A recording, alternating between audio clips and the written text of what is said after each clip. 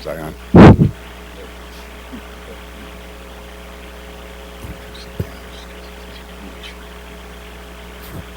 You ready?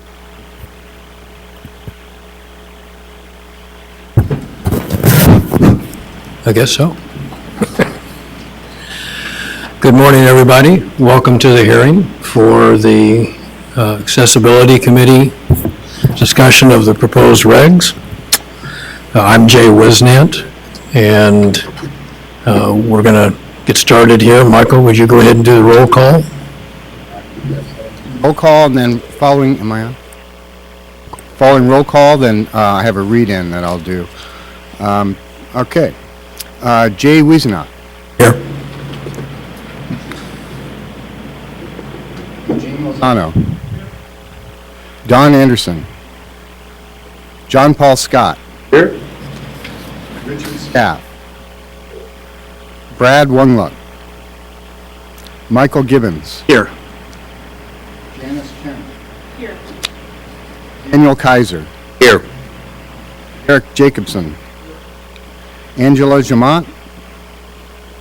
Carol Bertello Leffler.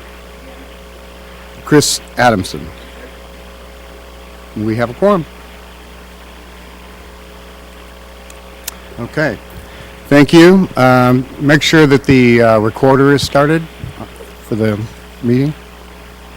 Good morning, everybody. Welcome to the California Building Standards Commission's Accessibility Code Advisory Committee review. I am Michael Neerman, Deputy Director of the California Building Standards Commission, and will be assisting the chairperson throughout the meeting. I would also like to introduce the other CBSC staff in attendance, as you see here. We're not going to go person by person. Today is February 11th, 2020, and the time is 10:05. Going to cover some housekeeping items, and then we'll get started. Please be advised that an audio recording is in progress. In order to have a record of the discussion, public comments, and actions taken. Please make sure to sign in at the front of the room. This meeting sign-in sheet is voluntary, but it helps us and gives us a means of receiving information for future actions on the proposed building standards being considered by the Code Advisory Committee today. We will take a lunch break around noontime, and the committee chairperson will decide on a good stopping point at the meeting as the meeting progresses. I'm going to add a little bit in here too. I know with the parking lot being full next door, I had this experience where I had to park quite a distance away and a limited amount of time parking. So we may want to set up our breaks and our lunch breaks around so people can get their cars moved if they have to. There are a couple places nearby for lunch, and staff has provided some information regarding eating locations. We've provided a limited number of copies of the agenda and comments received prior to the meeting on the side table as you enter the room. Copies of the comments submitted during this process for this meeting during the 15 days of this notice are also available. There are addendums for rulemaking packages up there that adjust the order that we're going to be hearing the items, as well as a couple of modifications that the agencies will be proposing. Please feel free to use these documents and follow along with the committee actions. So let's get started. This is an open public meeting of the California Building Standards Commission's Accessibility Code Advisory Committee meeting. The purpose of this meeting is to ensure public participation in the development of proposed building standards and to ensure adequate technical review of the proposed building standards submitted to this committee's review prior to the being evaluated by the CBSC commissioners for adoption. The proposed building standards are required to comply with specific criteria in the Health and Safety Code, Section 18930, commonly known as the 9-point criteria.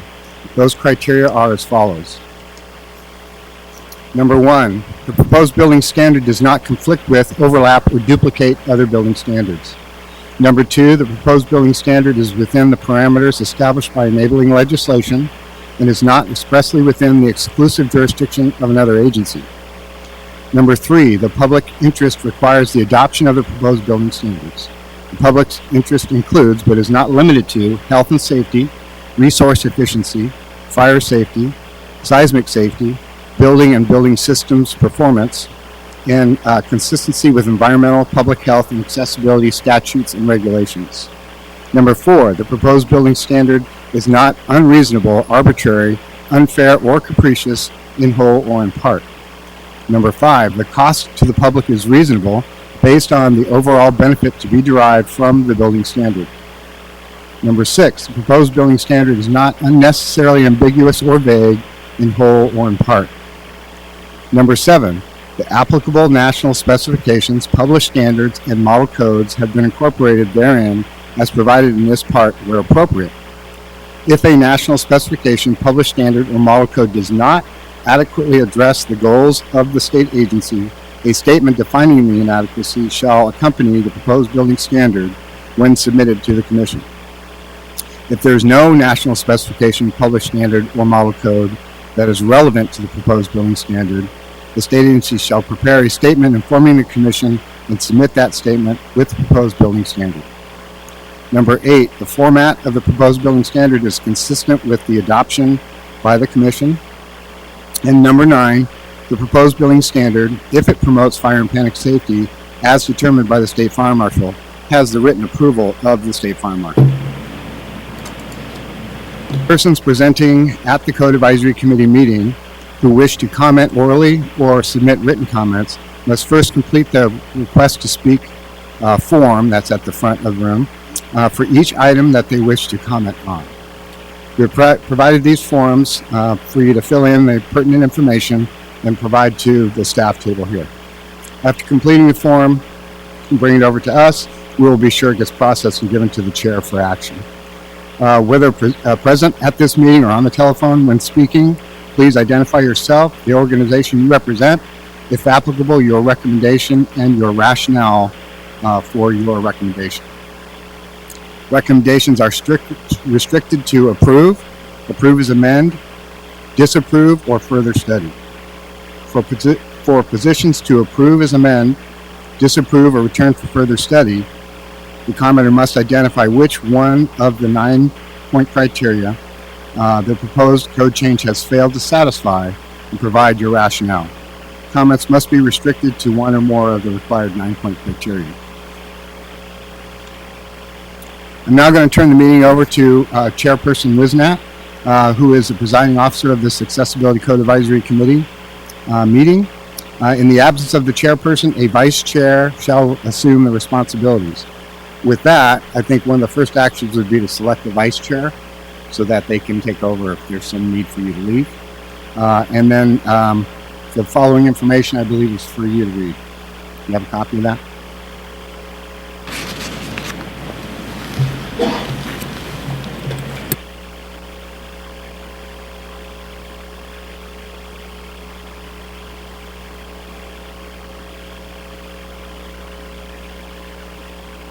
Better? There we go. All right, so we need a vice chair. Our newest member on the committee, I think, gets to do that, right? Anybody want to volunteer, vice chair? Outstanding, okay. Dawn is now our designated hitter. I'm leaving.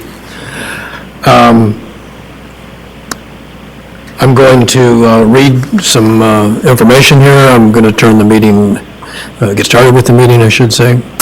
Staying on schedule, everybody's responsibility. Honor time limits when they are identified. I will call for the state proposing agency to address the committee, explain the proposed standard. Committee discusses each agenda item. Then I will call for public comments. I will call for public comments from the audience, those that are present here. That gives everybody on the phone line an opportunity to queue up, get ready, and then we will ask for comments for those that are calling in. Please try not to duplicate comments that were already made by others. You can just say we agree with the prior speaker. After the comments are finished, I will close that public hearing portion and call for a motion to discuss call for the committee to discuss it, and then we'll take a motion. This isn't written the way we usually do. One of the things I'm going to stress, please stay on the subject matter, be discussed, and so on. I've done this for a while.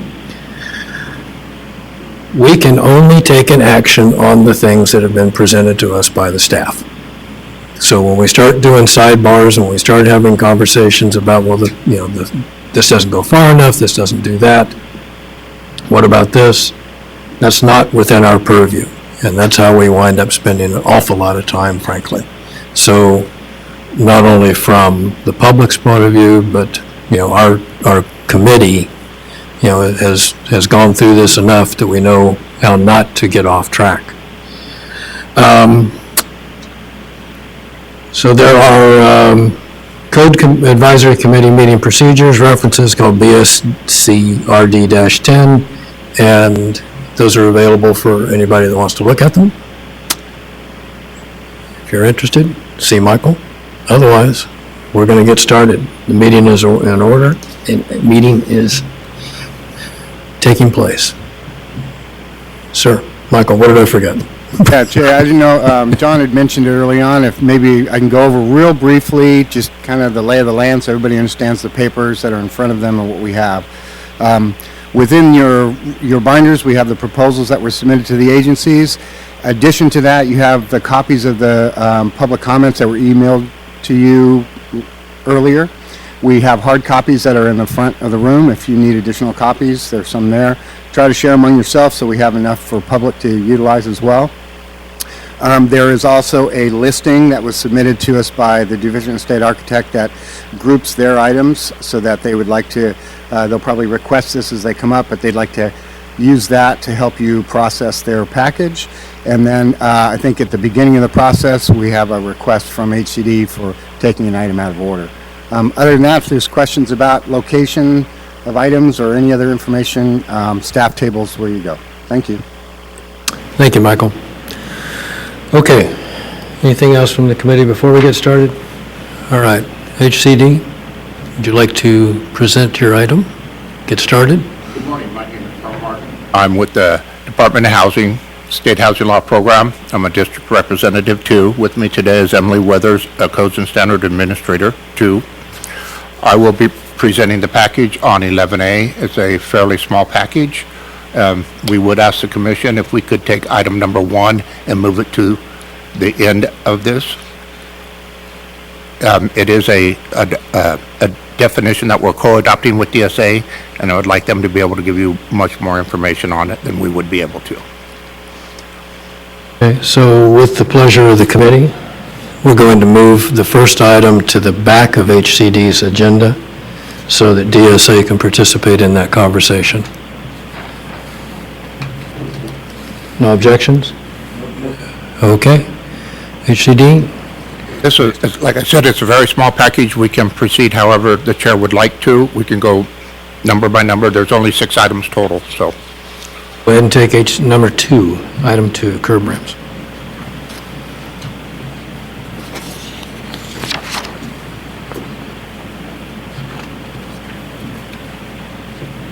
So on item 2, we're just changing a reference to a figure that no longer exists from 11A-3M to 11A-3L. We're changing that in 4 different locations in 2 sections. Questions of staff from the committee? Hearing none, open public comment. Mr. Raymer. Yes, Bob Raymer with the California Building. Okay. Bob Raymer with California Building Industry Association and the California Apartment Association. We support all of HCD's proposed changes, so just for the sake of time, we're in support. Thank you. Mr. Raymer. Anyone on the line for this item? You have 0 questions remaining. Hearing none, close public comment. Questions for staff or within the committee? Hearing none, motion requested. Motion to approve as submitted. All those in favor? Aye. Opposed? Motion passes. That was quick. Who was second?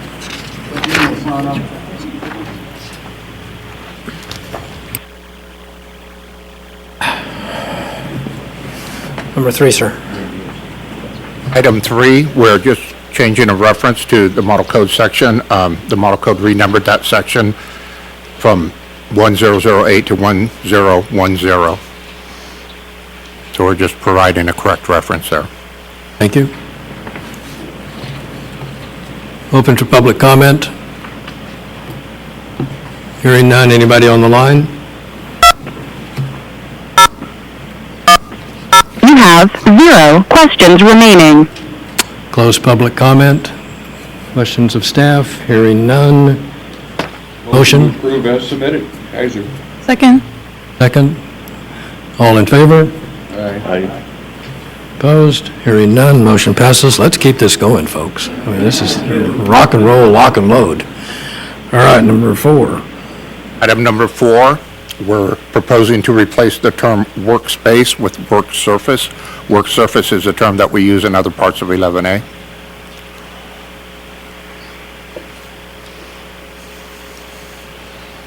Staff from the committee, Mr. Kaiser. Do you use the term workspace elsewhere in the chapter? I believe we do. I believe I think it's only used in one other space as work surface. So we're just trying to align those two terms, so we're not calling it one thing somewhere and then having other regulations. Other questions? Hearing none. Open public comment.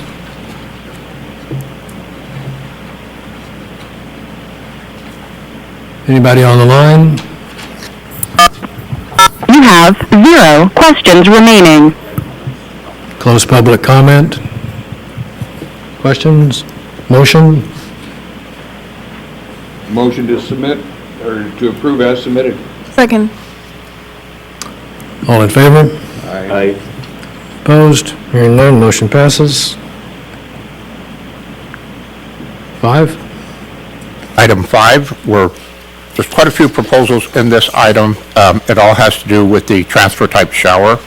The first one, we're proposing to put in the word shall. The sentence is not correct as it is written. It says shower stalls comply with, so we're just saying shower stalls shall comply with to make it grammatically correct. Then we're adding the transfer shower as a type of shower that's allowed. We're renumbering section 1.3 to 1.4 to allow for the new section to go in there. And then we're including the floor space for the transfer shower. And we've also changed the title of number 4 to reinforced walls for grab bars and seats.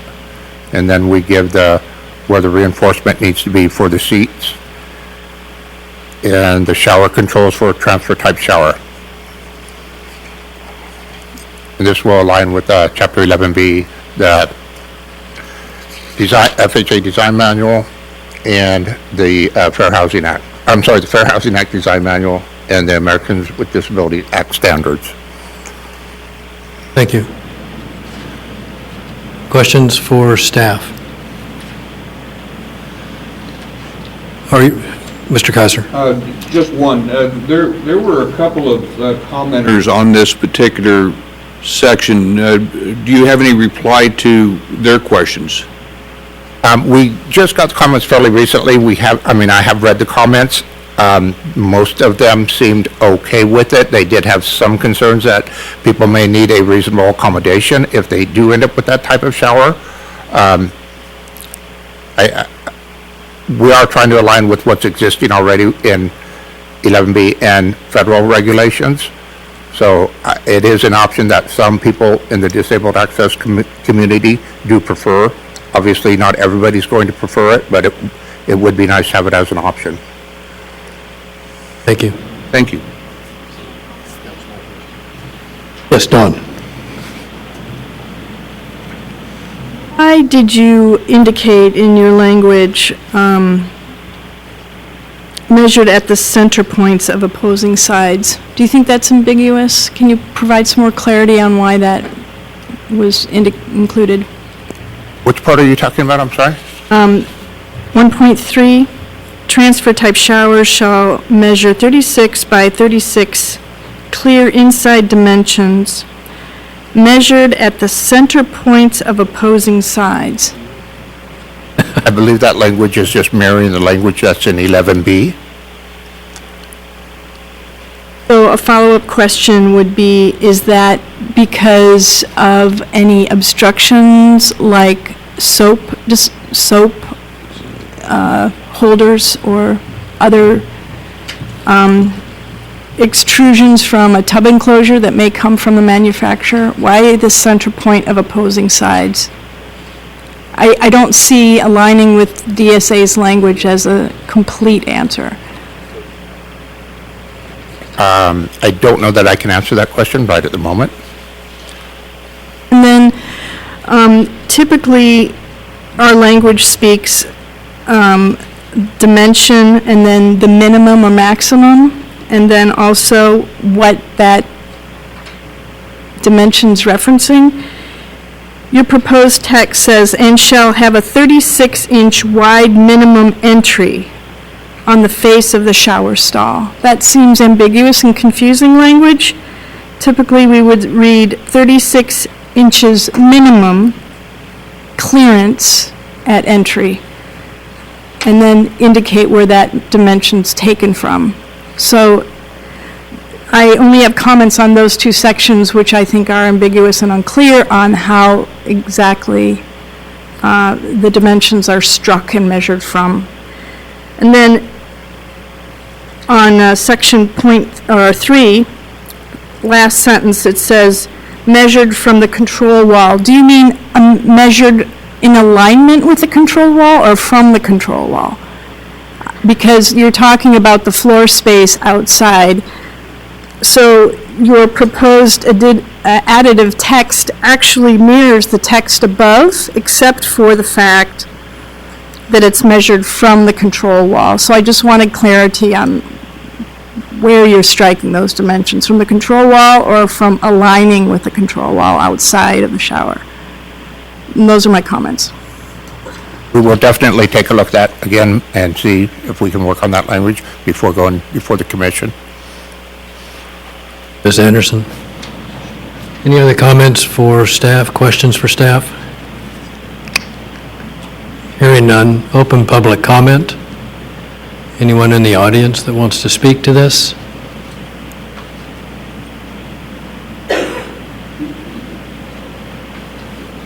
Please, sir.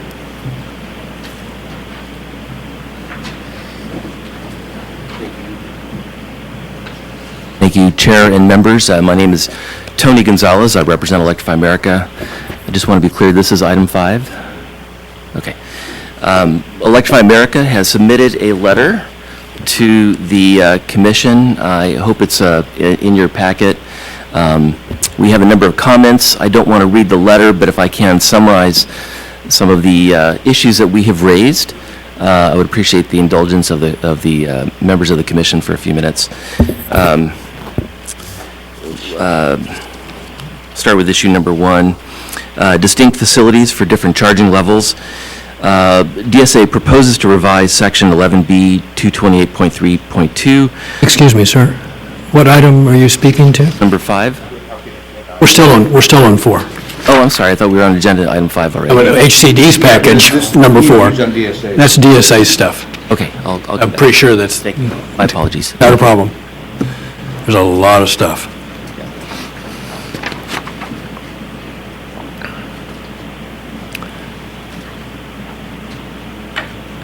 Morning. My name is Natasha Reyes. I'm here with Disability Rights California. We submitted written comments, and I'd just like to note that we brought hard copies and also sent an additional email because there are additional signatories. There are 13 signatories now, but none of the substantive written comments have changed. So with that noted, on this item, we strongly recommend further study. There are concerns that the addition of the transfer type shower at 36 by 36 inches actually reduces accessibility because this becomes an option that offers a smaller shower that is not accessible for many people, especially people using wheelchairs who cannot exit their wheelchair to use a shower. The code already includes accessible options, both for people using wheelchairs and for people who use wheelchairs and can exit them to enter a shower. The code's current options include showers or bathing facilities that have controls close. And it's our understanding that one of the reasons why this 36 by 36 inch shower was proposed is because people with limited reach may prefer to have controls closer, but the code already includes options that have closer controls. So for that reason, we strongly urge this committee to send this item back for further study to determine whether this actually does end up reducing accessibility for people with disabilities. Thank you. Don't go. Question, you're asking us to send it back for further study. Are you aware that the Chapter 11B and the ADA accessibility guidelines, or accessibility standards already permit this exact same wording? Yes, we understand that, and there are concerns that this shower type, whether in 11A or 11B, we're concerned that it does present less accessibility for people who cannot exit their wheelchairs. So if this becomes an option that becomes more widely used, then we find more people trying to enter adaptable units if they're under 11A or accessible units under 11B, who simply won't be able to use the shower provided if it's this transfer type.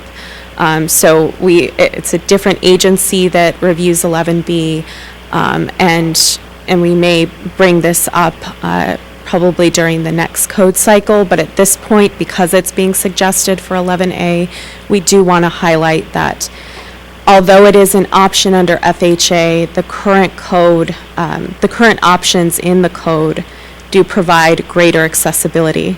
So offering this smaller shower as an option in 11A may end up reducing accessibility, especially for people who cannot exit their wheelchairs to shower. The questions of the speaker?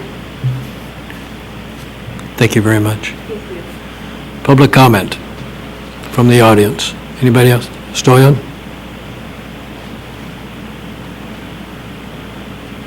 It's good to see you, sir. I was in Tom's shoes until a few months ago, so I'm not gonna be hard on him.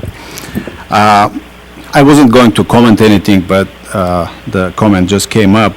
And I just want to warn, some folks that were making comments.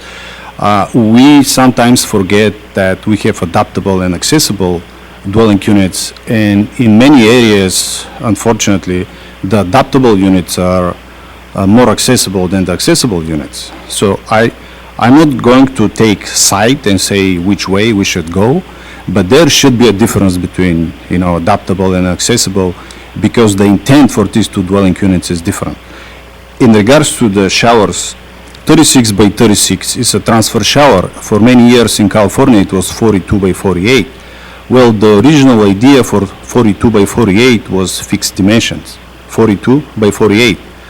Well, during the years, somehow it became 42 by 48 minimum. So you have all sizes that are not even close to accessible.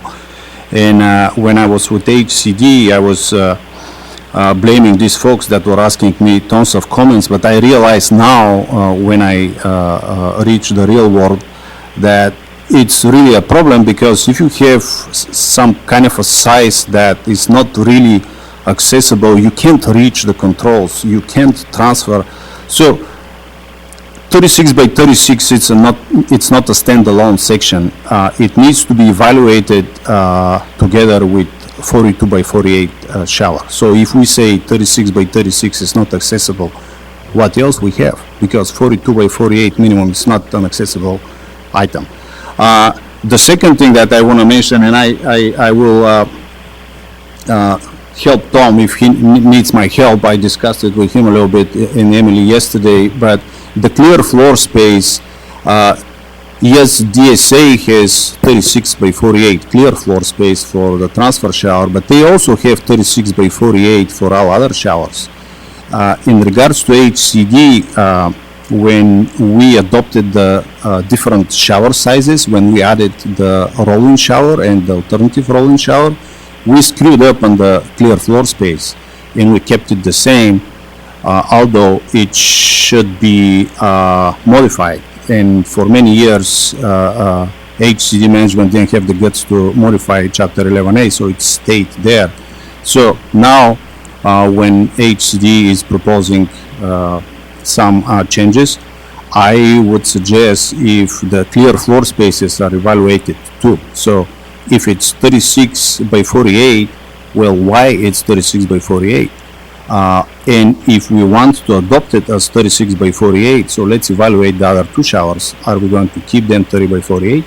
To me, 30 by 48 is really appropriate clear floor space for adaptable dwelling unit, and is a personal opinion. Yes, Ms. Anderson. No, for you, Yes. Mr. Stoyan. Can you speak to the adaptable units that you just described? Adaptable units being what is typically covered in 11A, and accessible units being in 11B. For an adaptable unit, then you could have reasonable accommodation for the shower. Is that feasible? Is it reasonable to convert a 36 by 36 inch shower to a larger shower or a different type of shower? Is that typically considered to be reasonable and an accommodation? I don't think you can convert 36 by 36 to 30 by 60. And why the showers are important, I'll give you an example with a project in, South. Many developers are using density bonuses, and in order to comply with the local requirements, they need to follow some of these requirements are the size of the dwelling unit. So if you have an average size of 400, for example, square feet for an apartment, well, you need to design very carefully, and if the language is not clear, or if 11A is more restrictive than 11B, then we're not doing any good to affordable housing at all. So I'm not against anything, I'm just saying that there should be a balance and there should be a discussion, and not adoption just because we need to adopt or we need to not adopt something. That's what I'm trying to say. So 36 by 36, I haven't done any study on it, but it's been in the national codes for many years, and it's already adopted in 11B, and I think it's a good option for a transfer shower. Thank you, sir. Is that good, Ms. Anderson? Other questions? Mr. Raymer? Bob Raymer with California Building Industry Association, and now I'm confused.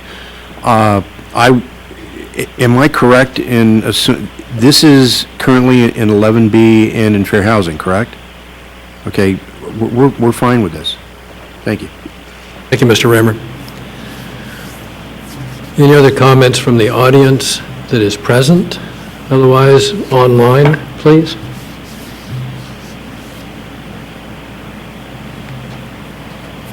Barbara Tressley with Building Standards. I'm just going to read a comment from YouTube from Richard Scaff, CAC member who wasn't present today.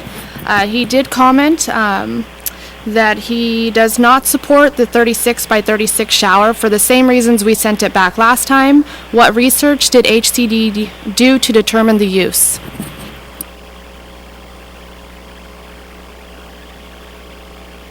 I think that's a question for HCD staff. I don't know that there was research done. It was more to align with what was already allowed by federal standards and by the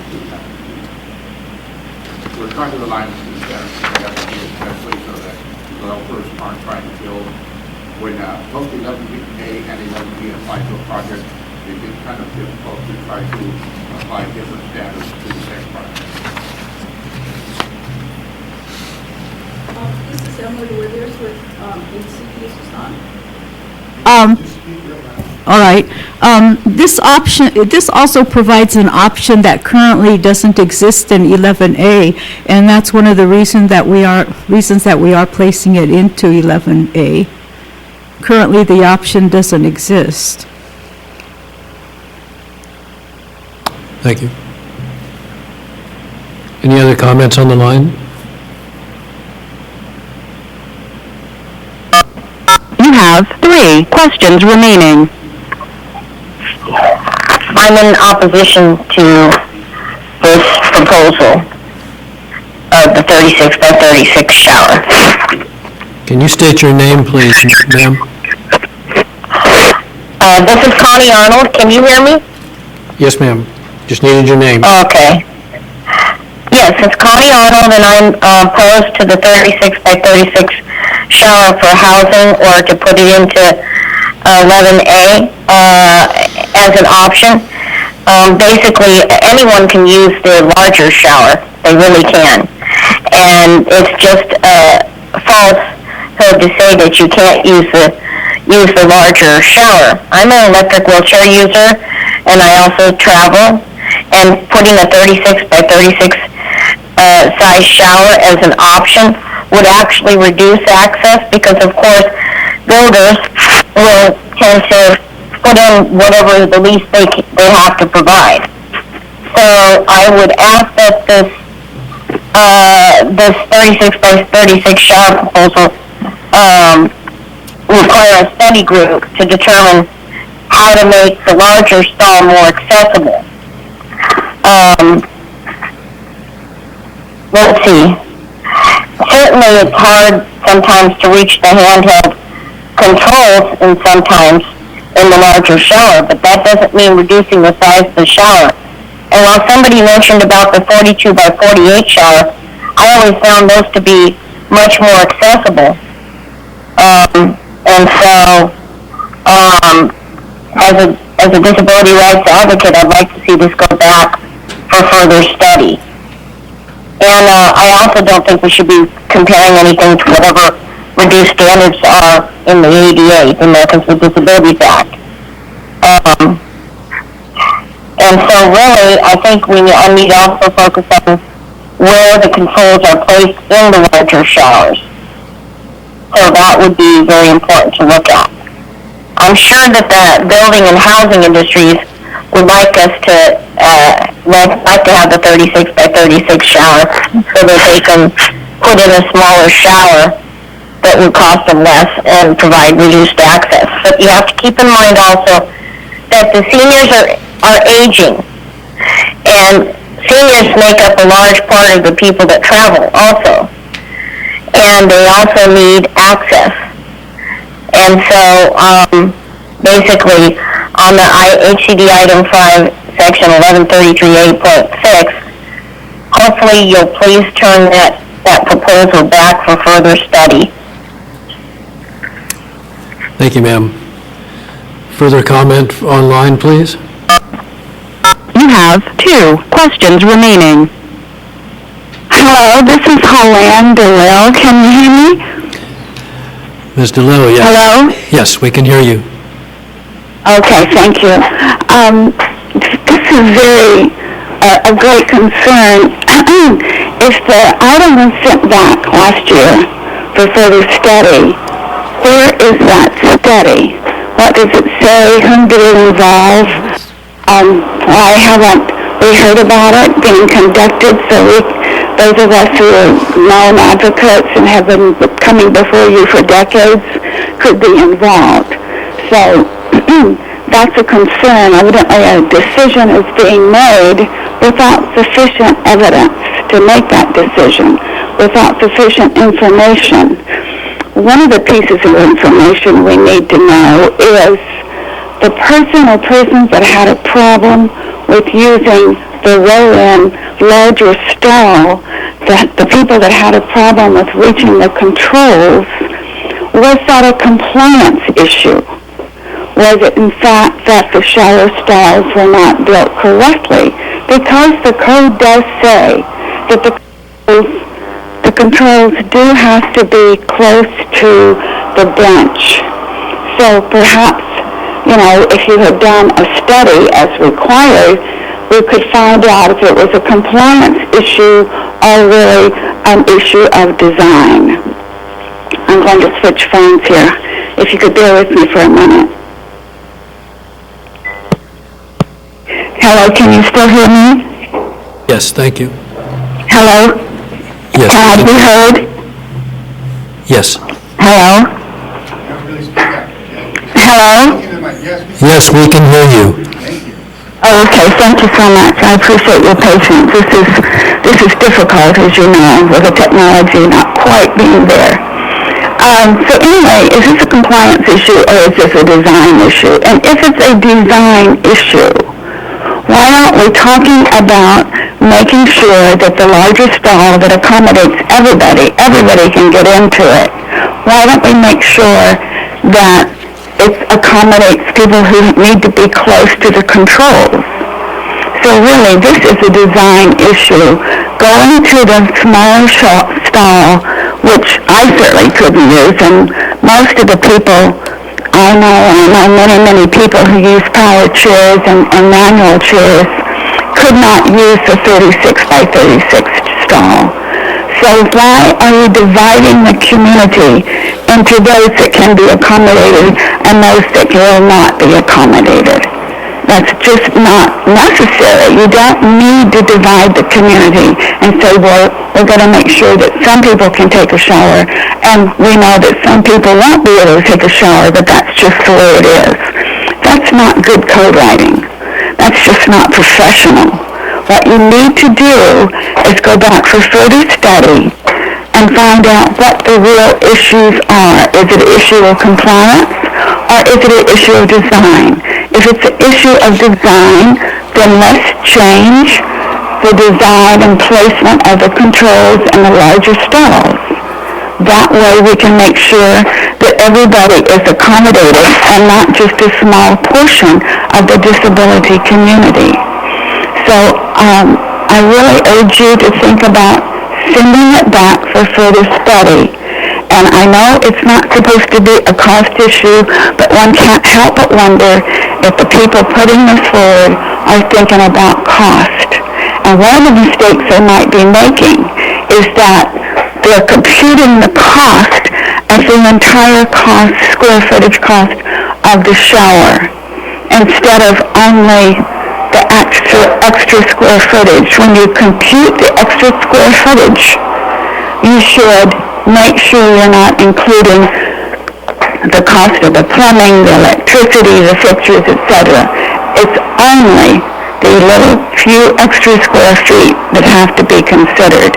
And however, of course, it's illegal to be considering the cost of it at all, but we know that's what's driving this. And the other issue to know for sure is that we do not have to lower our state standards to a weaker federal standard that does not accommodate everybody. The greater standard is a shower that accommodates everybody and does not divide the community into those who are more able and can use the 36 by 36 shower and those who are more disabled and cannot use it. That is not the purpose of any federal or state law. So what you need to know for sure is that the ADA itself states that no state standard has to be lowered to a federal standard if the state standard provides greater access. So please send it back for further study. I'll be happy to participate in the study. I know we can come up with solutions to the design that make sure that it can accommodate everybody in a larger stall.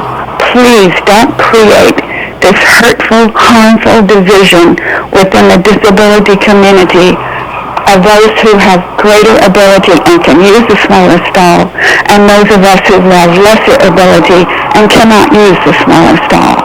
Please send it back for further study. I'll be happy to give my time to that and find other people that would have expertise to contribute.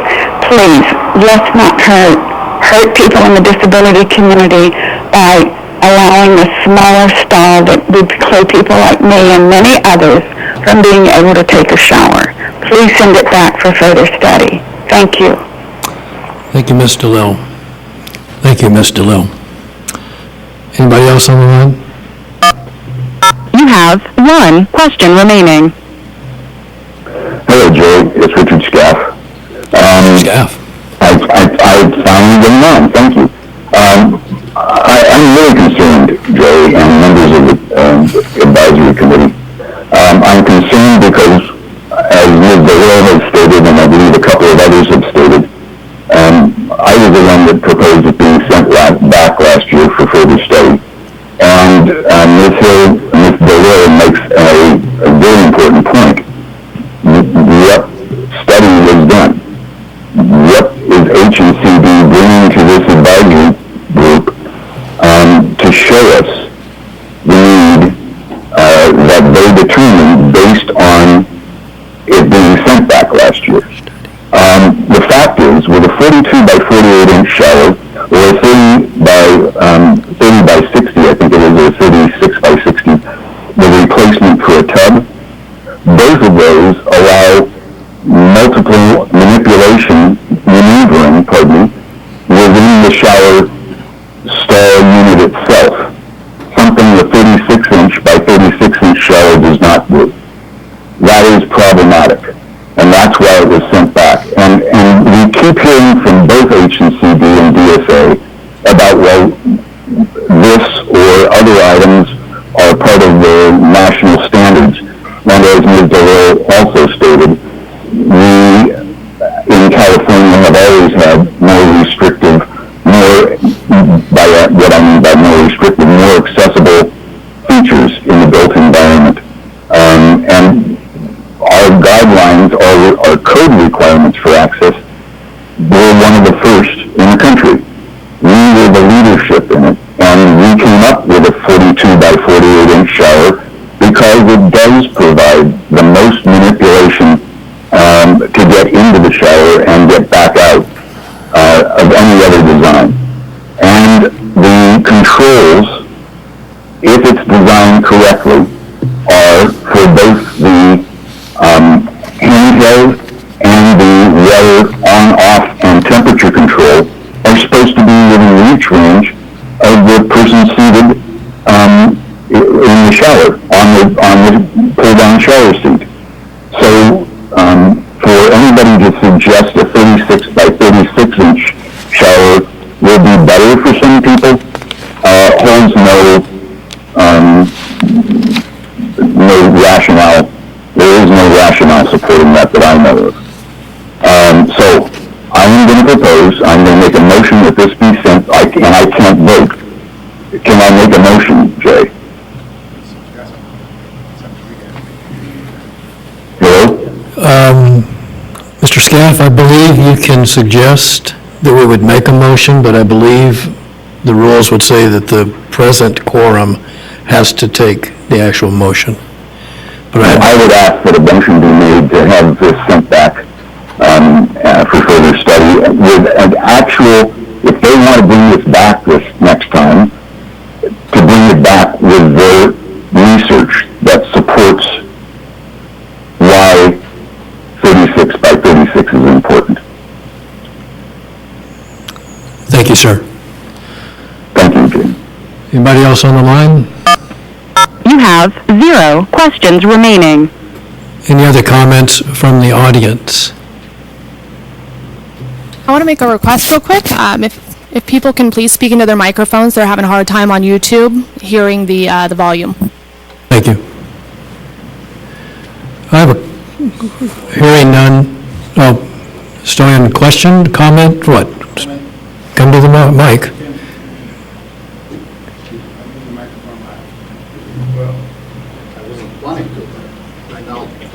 Nice to say it, so I will say it. Briefly. I was the person that worked on the showers when HCD adopted 30 by 60 and 36 by 60. And at that time, we were talking about 36 by 36 because HCD has tons of questions and complaints about 42 by 48 not being accessible for everybody. You know, again, I'm not against anybody, but at the same time, some folks, they they want to complain, but they don't want to get involved when HCD is working on their proposals. So DSA did the work for 36 by 36. They had dozens of meetings, they created a committee, they had the research. HCD haven't done any official research, but in the last 9.5 years, I was 9.5 years with HCD, it was a very common question, why you guys have 42 by 48 and you don't have 36 by 36? The truth is somewhere in the middle, but again, I don't like that because it's something new, we are not going anywhere. Okay? Thank you. For Stoyan? Yes. Okay, Stoyan? Stoyan, Excuse before me. you leave, please. Since you have the historical information, I'd rather that I pose this to both of you. Has this committee ever sent this section back for further review or further study in the last 10 years? Have you ever proposed this? And have we ever Proposed 36 by 36, no, when... Thank you. That's Thank it. you. That's it. Thank you. Well, it was discussed when we were working on this 30 by 60 and 36, and the idea was we'll go back to 36 by 36 and we'll propose it. Well, HCD never had a package. This is why for 5 years 36 by 36 wasn't introduced. Thank you. Thank you. Any other questions for HCD staff? Ms. Anderson? Oh, excuse me, just a second. Mike? There's nobody else on the line. Nobody else was there, right? I haven't closed the public hearing. So, You have one question remaining. sorry. Please. Go ahead, please. Yeah, this is Connie Arnold. I just want to concur with the other speakers in opposition to the 36 by 36 and shower stall. And it's critical that if you're returning this to a study, that you involve people with disabilities that use electric wheelchairs and can participate, because there are a variety of different shower commode chairs and situations that people transfer onto the transfer benches, and they need a certain set space. Sometimes they bring their own shower chair and try to fit it in the stall because it works best for them. And it's critical that you can't just make a proposal without involving the participation of a mock-up of what you're talking about. And I think it's also critical that you consider whether or not they're basing those complaints on if the stalls were correctly done in the first place, and where the shower stall handhelds are put and the shower spray is put. And, that varies. You go places, and a lot of places aren't accessible at all. They don't meet codes. And the shower wands vary also, so you can have a really short one, and you can't even use it because it doesn't even extend to even be able to hold it. And there's no reason why you couldn't put in 2 handheld controls also in the shower stall. Okay, Ms. Arnold? Yes. I'm going to take that you're in opposition to the 36 by 36, and you would prefer to have further study. So. That's right. Thank you. Thank you. Any other comments You for have public? one question remaining. Joe, this is Richard Scaff again. Did I just hear the representative from H&CD say it was, in the last 10 years, the question you asked, it has never been sent back for further study? Is that what I heard? This is staff for BSC. These are getting on topics that are not part of what's in front of the committee for discussion. Thank you. So, Mr. Scaff, I'm going to address that after public comment. Thank you.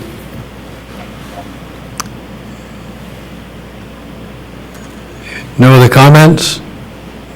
Close public hearing. You have 0 questions remaining. Close public hearing. I'm going to try and close the loop on something on this further study issue. I'll restate what I heard HCD say, is that HCD has never brought to this committee a proposal for a 36 by 36.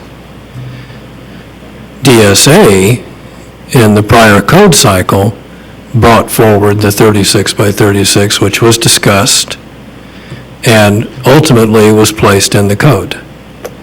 So right now, we have in 11B, a 36 by 36, excuse me, option for a shower design. Is that a good summation of the history? Anybody on the committee want to correct me? Okay, so, questions of staff from the committee? Ms. Anderson?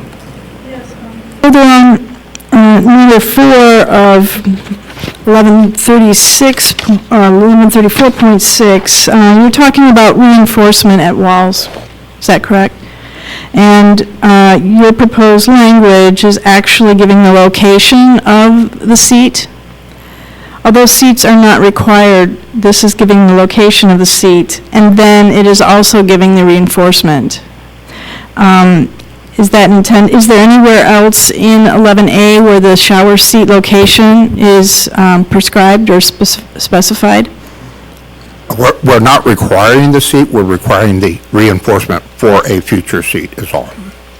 So the language reads, "The top of the seat, if installed, shall be 17 inches minimum and 19 inches maximum above the bathroom finish floor." So is that the location of the shower seat?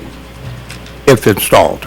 If installed. Is there any other language in the code that talks about locations of shower seats? In 11A? In 11A? No. Okay, so you're talking about the location of the shower seat, not the reinforcement. We're talking about the reinforcement for where the seat will go, correct? Okay, but if I wanted to find out where the location of the seat was supposed to go, I'd be looking in reinforcement. Is that correct? Okay, I just want to stress that because it's not a part of reinforcement for walls for grab bars. You added and seats and then included location of seats. I just want to clarify to everyone that that is including the location and reinforcement. And then if the top of the seat is required at 19 inches, then you're asking for reinforcement to 24 inches. Is that correct? Correct. So that's an additional 5 inches over the top of the seat? And then how much reinforcement is for grab bars? 6 inches altogether? I believe that's correct, yes. And then in item number 6, you talk about the future seat location. Does that imply that there will be a seat there, or are you just saying a compliant location of a seat?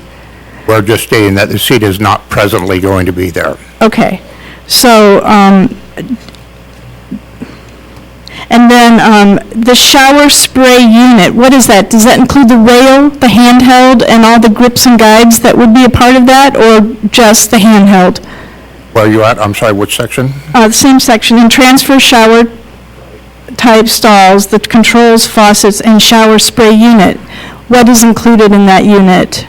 Because you're giving dimensions to that unit. I just wanted clarity because if we're trying to harmonize 11A and 11B, which I am in support of, 11B does have specific requirements for shower spray units and the heights of those. So again, I'm just harkening back and suggesting that this language be reviewed. We will definitely review the language. I'm pretty sure that it was taken straight from 11B, but we will check it to make sure. With that, Chairman, I'd like to make a motion. Any other, there's more discussion, yeah. Questions for staff? Yes, ma'am. Ms. Leffler. Oh, no. We're questioning the staff at this time. This Okay. is open mic. Might be out of line, and I'm not quite sure, but I find it challenging when the shower controls are on the same wall as where the toilet seat is, because a toilet seat occludes the ability for me to reach in and turn on the shower. And nowhere is that being addressed that I can see. We're talking about reach, and we're talking about, of course, the strength that's needed, but the accessibility is occluded by the location of where the commode, the toilet is placed. Thank you. I think that would be something that your comment will be picked up by staff for a further item. That's not part of this Correct. I'd like that to conversation. be addressed and Okay. included in there. Members of the committee? Yes, sir. Please. Wonder, with respect to the size of the shower, the proposed language for 1.3 for the 36 by 36 and the measurement from the midpoint of opposing sides, the Part 2 of the Building Standards Codes has to work with other parts of the Building Standards Codes, and in particular, Part 5 being the California Plumbing Code. And Chapter 4 does have requirements of how showers are measured. There is a minimum requirement of square feet within the shower, and there's also an inscribed circle that needs to be located within the shower. And I would offer as a comment that the measurement from the midpoints of the opposing sides would be far more consistent with the Chapter 4 definition requirements for shower construction than not. And so I applaud HCD in trying to keep the building standards codes consistent. And so thank you for that. And as you look at adopting maybe modifications to this, please consider the other parts of the building code, which this appears to do. Thank you. Thank you. Thank you, sir. As you speak, make sure you give your name so it gets on the record. So, Mr. Jacobson. Mr. Kaiser. This is Dan Kaiser. I just wanted to remind my fellow committee members that this is nothing more than an additional option. It's not a mandate. It's not there as a shall constructed size. This is simply an option for the building owner to work with.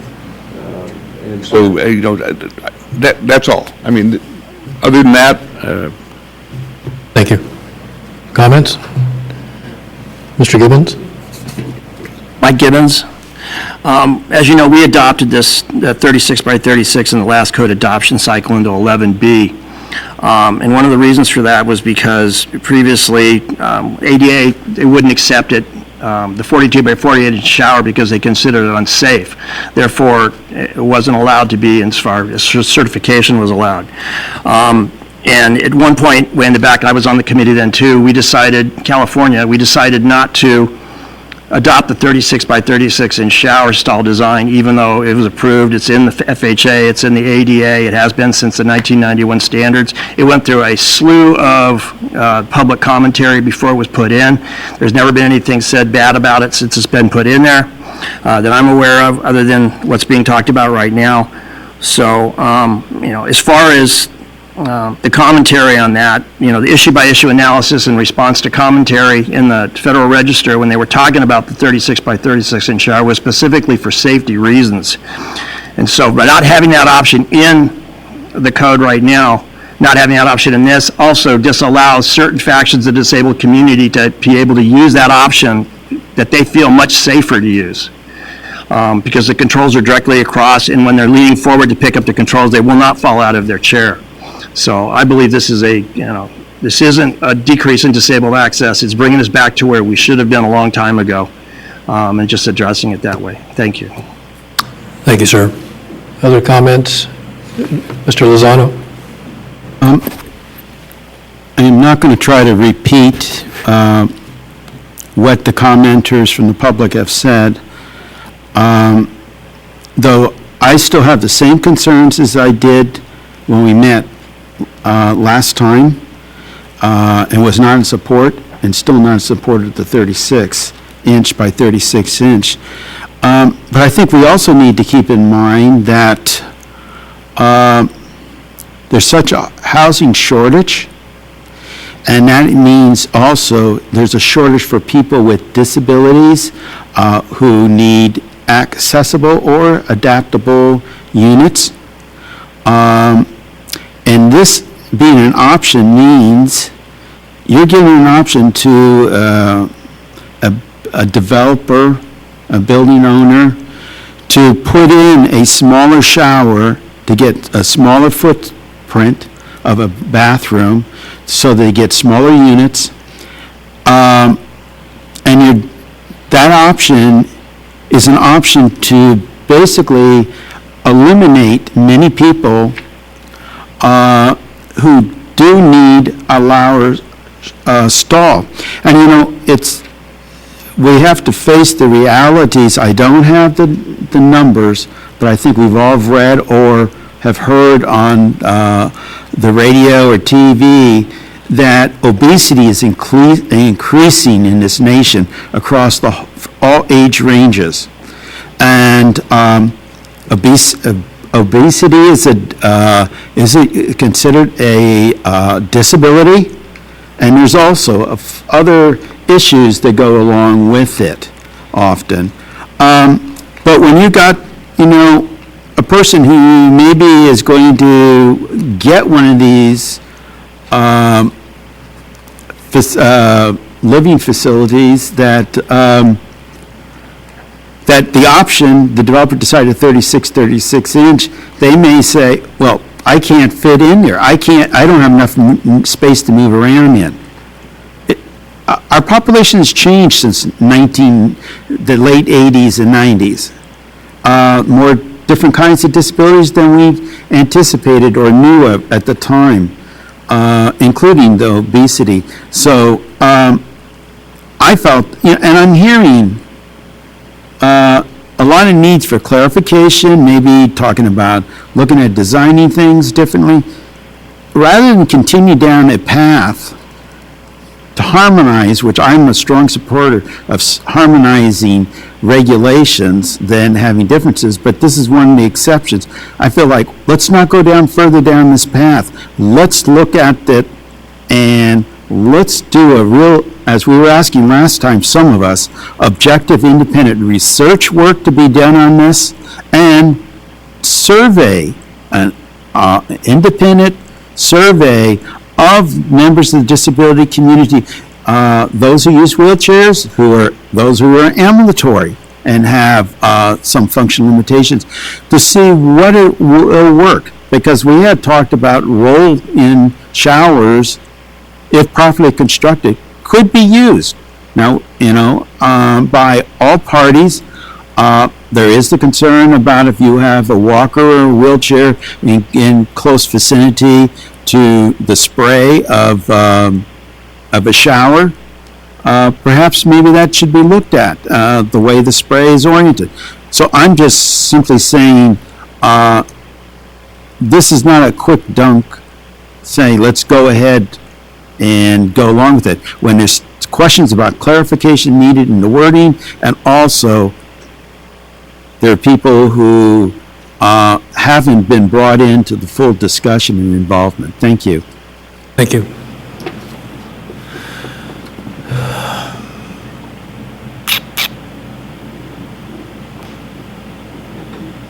We've been at this for a little more than an hour, or about an hour.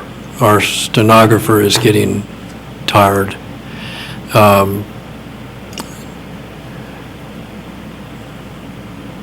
I'll entertain a motion from the committee to close this item, or do something with it. This is Dan Kaiser. A motion to approve as submitted with the note that the numbering needs to be corrected on your proposal. It shows item number 3 under 1134A.6, shows number 3. I believe that's supposed to be 1.3, and then following 1.4. But otherwise, motion to approve as submitted. Mike Gibbons, second. Gibbons, seconded. Discussion on the motion.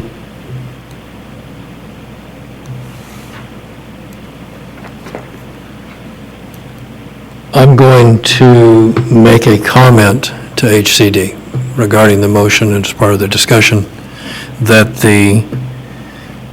the comments that have been raised are related, I think, to two sides of an issue. Consistency that we have to have between standards is important for everybody. It makes it good for the disabilities advocates to know when they go into a place that these options are consistent, and they're important to the rest of the community that regulates, designs, and builds this stuff. The discussion that we've heard over the years, and I have sat on this committee for pushing 18 years, 16 years,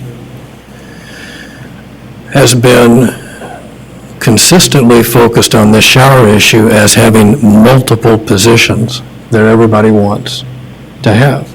It is a condition of one individual's approach to things. That tells me that the idea of having standardized options and then scoping controls to afford possible range of options that are required through regulation isn't necessarily a bad way to go. If people are concerned with a 36 by 36 shower as precluding access, that can be a scoping situation that within a particular project, you have multiples, just like we do parking spaces. That's not what's on the table today, but it is something that I think would go a long ways towards addressing some of the comments. I know that HCD and I know that DSA entertains everybody's comments in bringing these things to the table. So I am not going to be in agreement that this has been done in a vacuum. So, motion is seconded. All those in favor? Aye. Aye. Opposed? No. Mr. Lozano and Ms. Anderson, opposed? Motion passes. Take a break.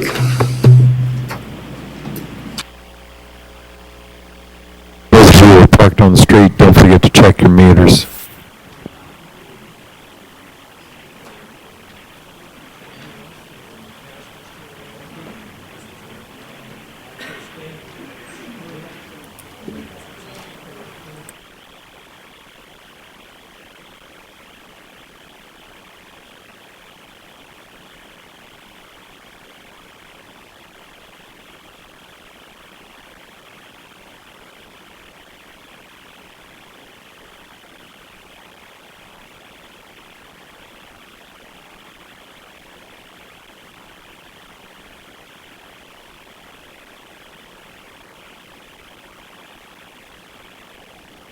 Yeah, I was just looking, your printed material has it correctly, however, what was sent out online doesn't. Okay, okay, so we are. So, yeah, what you have there is good. What you sent out electronically, or what they sent out electronically, missed it. Okay, perfect. That's all, yeah. You know, it's a non-substantial,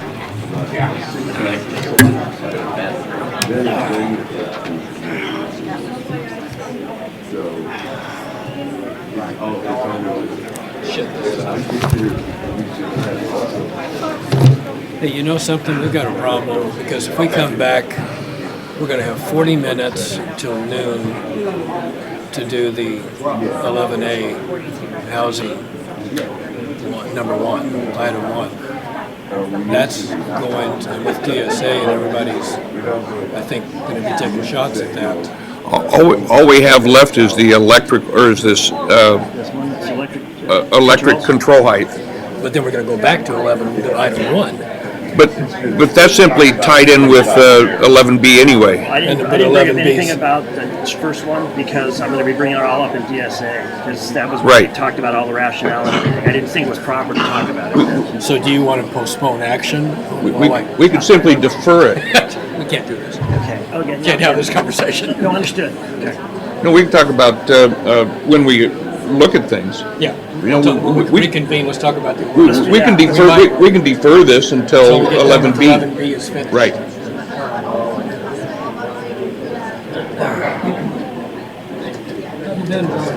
I'm good. I retired from the city, my city position, and completed my consulting. And they're doing a lot of travel, vacation travel.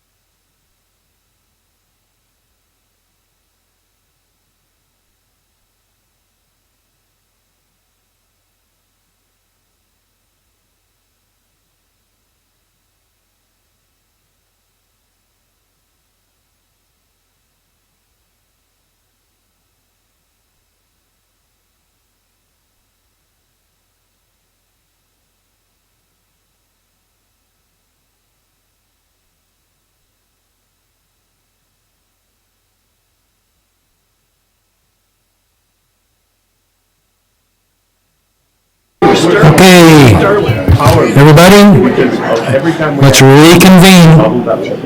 We have a big day. Literally on a computer, she was on Google, in the middle of the hearing. Well, I was getting on the stand, doing questions like, then she waited 6 years to get to make a decision.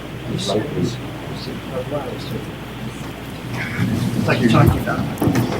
This is for number 5. I didn't say that. The electric vehicle.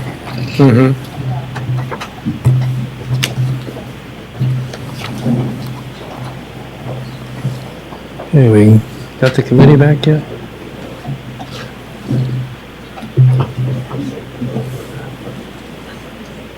Okay, members of the committee,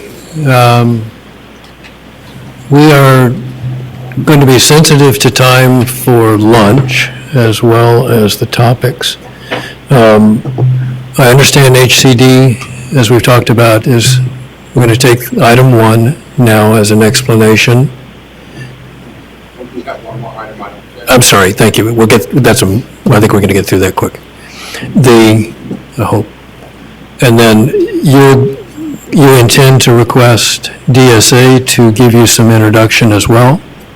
If the committee agrees, I would like to take those introductions for that item and then not take an action, have lunch, come back, take DSA's package with the housing item first, take all of the action, including item 1 for HCD when we're completed with DSA. They're integrated, they're tied together. It appears that DSA's got considerable history on this. Does that work with the committee? Okay. HCD, you're up for your intro, and you want to invite Mr. Shaw or whoever to come up and...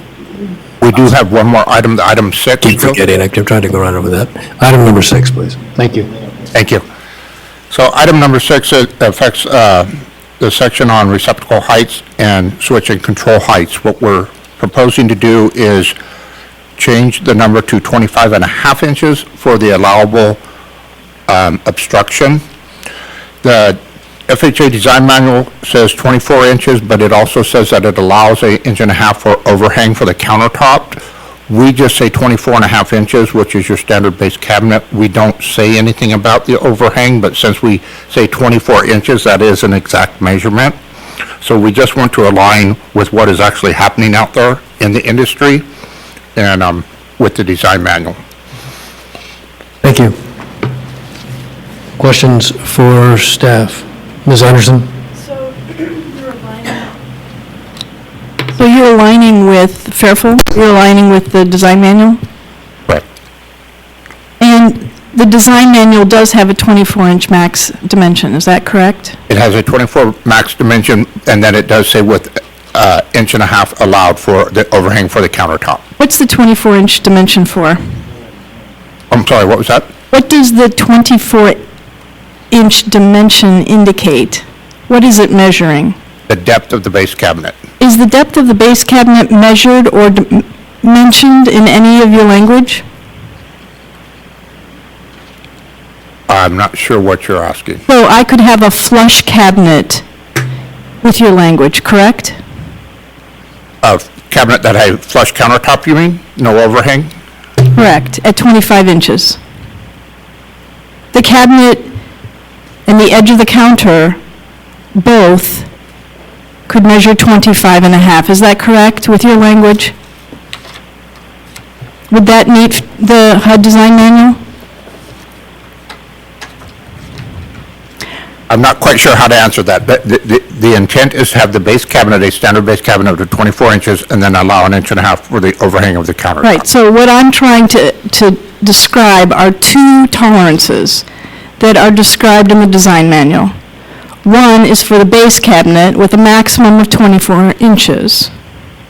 And the other is a 25.5 inch dimension to the edge of the counter, allowing 1.5 inches overhang.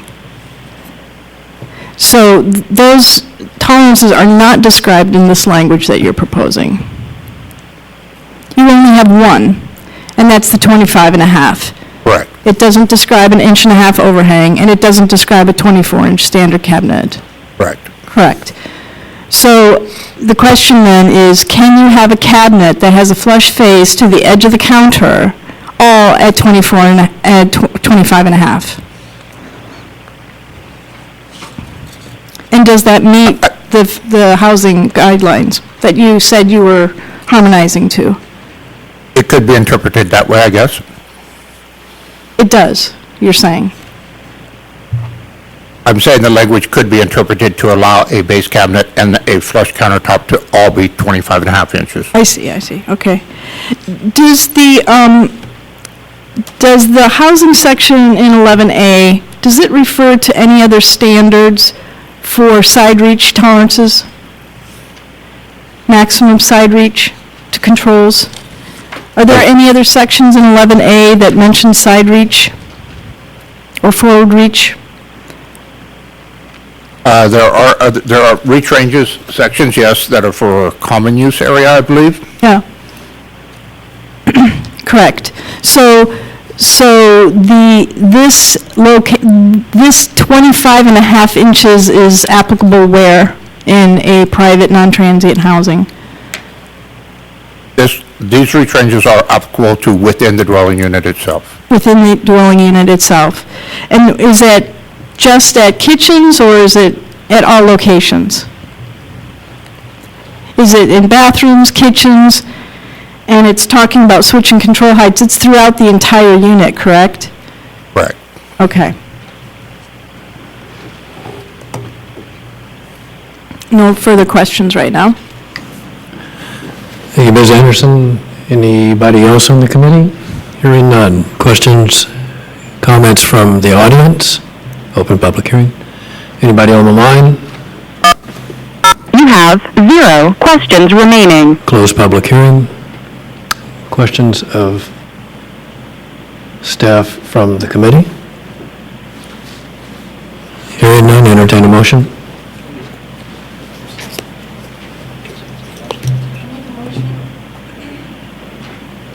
Make a motion to disapprove based on an inconsistent application of a document that they've referred to as a national standard. That would be item number 7 on the 9-point criteria.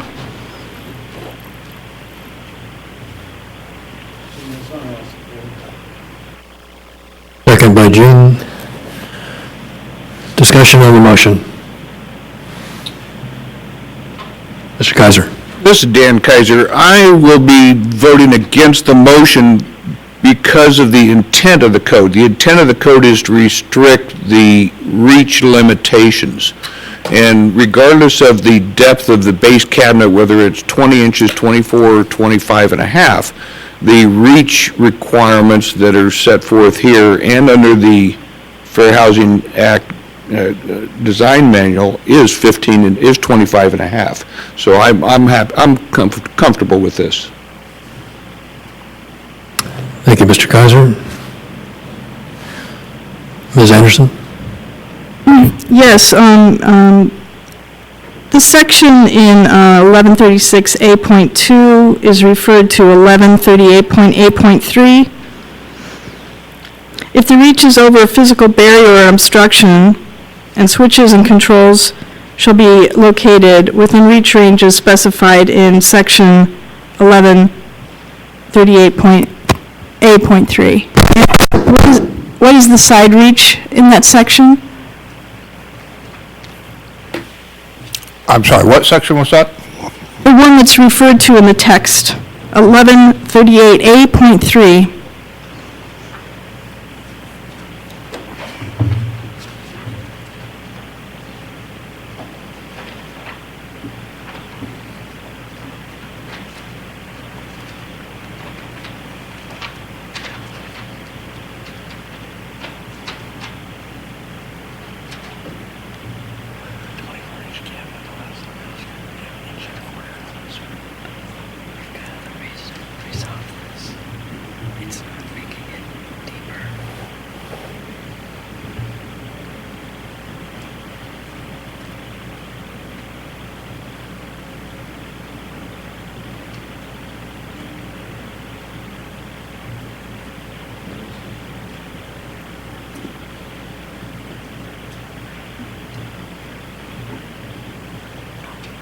1138A.2.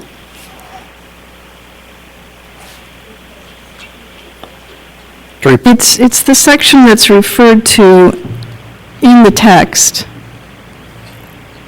So in 1138A.3.2, side reach,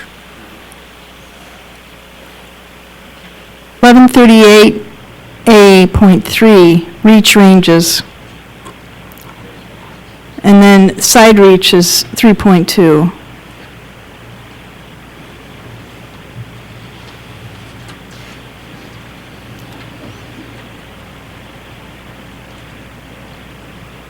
so on the side reaches, it says when a clear floor space allows a parallel approach to an element and the side reach is unobstructed, the high side reach shall be 48 inches maximum and the low side reach shall be 15 inches maximum above the finished floor. I'm not quite sure. The obstructed high reach shall be 24 inches maximum. The depth of the obstructed high reach shall be 24 inches maximum. Correct. 24. So I'm just wanting to understand clearly, because you refer to this section in this language, and you're adding an additional inch, or a half inch, excuse me. So I just want to provide clarity. Again, to review the points, you do not show the 24-inch cabinet depth that's delineated in the federal guidelines.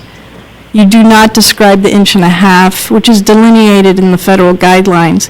And the sections that you cite within this text are in conflict because the maximum side reach is 24 in 1138A.3.2. Okay, thank you. So you would, if I'm correct, you would prefer that we have a exception for the countertop being 25.5 rather than just saying 25.5 for the obstruction? Would that? I want to find clarity and consistency, and if you're referring to the guidelines, a close match of the federal guidelines you're attempting to match. I'm finding that this language that you've introduced by creating another half inch of depth over an obstructed side reach is creating a more inaccessible condition, not an accessible condition. Okay. I would argue the 25-inch, but that's not what is being argued today. That's not the language you've proposed. I'm just Okay. pointing out inconsistencies in the texts, which goes to our 9-point criteria. Thank you. Let's take it back and clean it up. Let's take it back and clean it up. See what they say real quick. But we're okay with taking. Okay, so we have a motion to deny further comment on the discussion. Hearing none, take an action on the motion. All those in favor of denying the proposed change?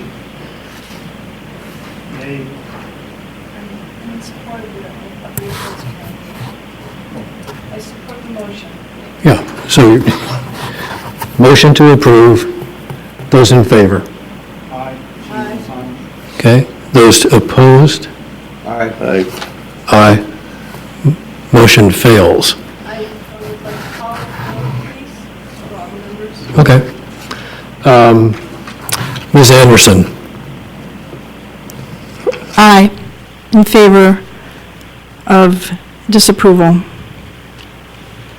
Mr. Gibbons? Abstain. Geiser? No. That was Mr. John Paul Scott. Ms., please. John? Abstain. Okay. Mr. Lozano? You're in favor or opposed to the disapproval? motion. Favor of the motion. What's the count? I think we've got 2-2. 2-2.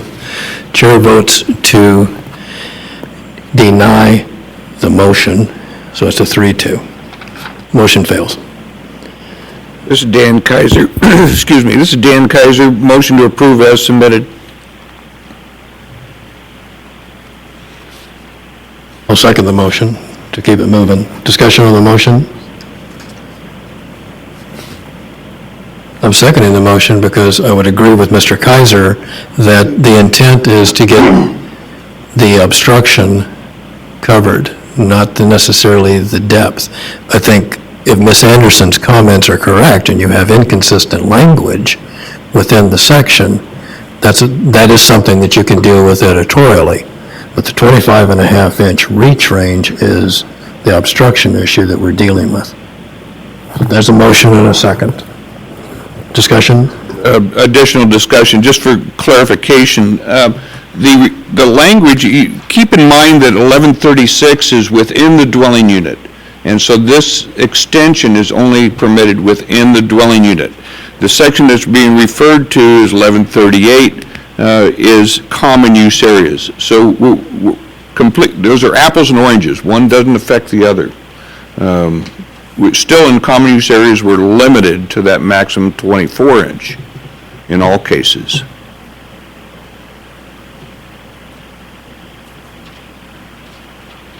Okay. Any other discussion? All those in favor of approved as submitted? Aye.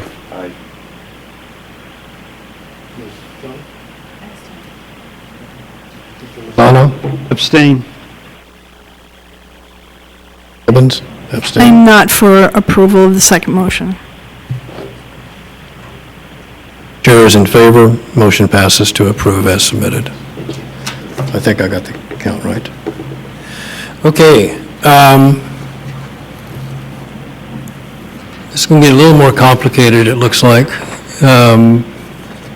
because we have some people on the phone that want to comment on item number 111A that do not want to wait till later. So I think what we're going to do is have 11A introduced by HCD and briefly maybe summarized by DSA.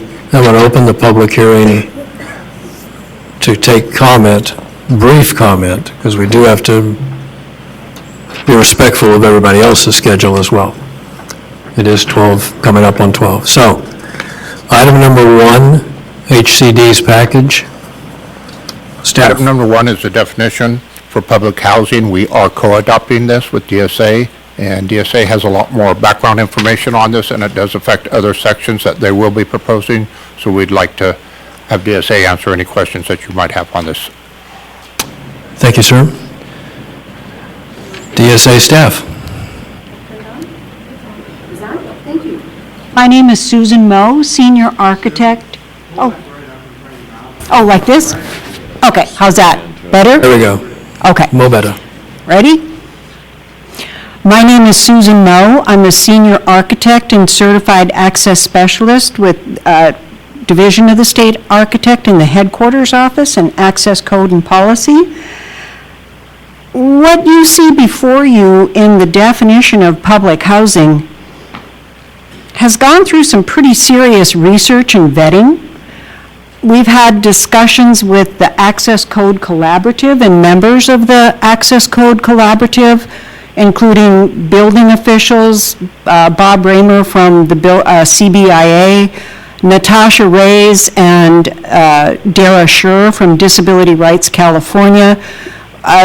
We've also discussed this issue with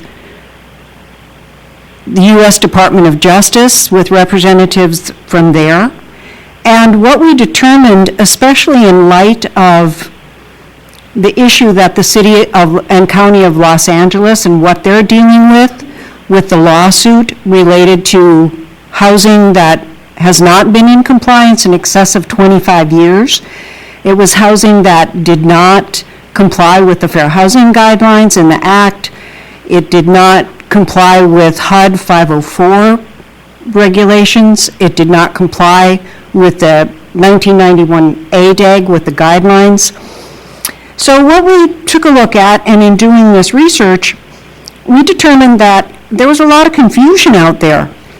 And people are still thinking that public housing is only impacted when you receive public funding. Well, in the research that we did, whether you look at the Fair Housing Act, or if you look at HUD Section 504, or if you look at the 2010 ADA standards, those regulations are not based strictly on the receipt of public funds. What we realized is it depends on what that housing program is. And when you look to the 504 regulations, they actually give some description to what their programs, services, and activities are. And one of the things that they talk about are programs to provide housing. In our discussions with Department of Justice, they made it very clear that the ADA and the standards are not only impacted by the receipt of public funds. They use a different metric. They use significant assistance. So in doing all this research, we realized that we really needed to do some work on our definition of public housing. So what you're going to see there when you read through that definition, at the very opening paragraph, what we refer to is the Code of Federal Regulations, 28 CFR Part 35, Section 35.102A, which gives clarification on program, services, and activities of a public entity. That was the issue with Los Angeles. For whatever reason, maybe they didn't realize that their redevelopment authority, when they had these different housing programs, that actually triggered compliance with the ADA, that was their housing program. So then it did trigger compliance with the standards. So the other thing that we realized when we looked through this, through our definition, we didn't need to, an item by item, repeat publicly owned and or operated. So we got rid of that redundant language in every item. The other thing that we took a look at, if you take a look at if it's a public university, if it's housing at a place of education, if it's housing that is on or serving a public school, public college, or public university campus. In our research, what we found was that housing did not have to be on a university campus. So what we're saying there is we're proposing to repeal campus in that item, and then we're just renumbering those items because we're getting rid of item number 3, which is just basically is reserved. So in doing all this research that we've done, what I realized is, you can say that it's a public entities program that provides housing, but it seems like there's another starting point that precludes that statement. So what we determined was that we needed to provide a note.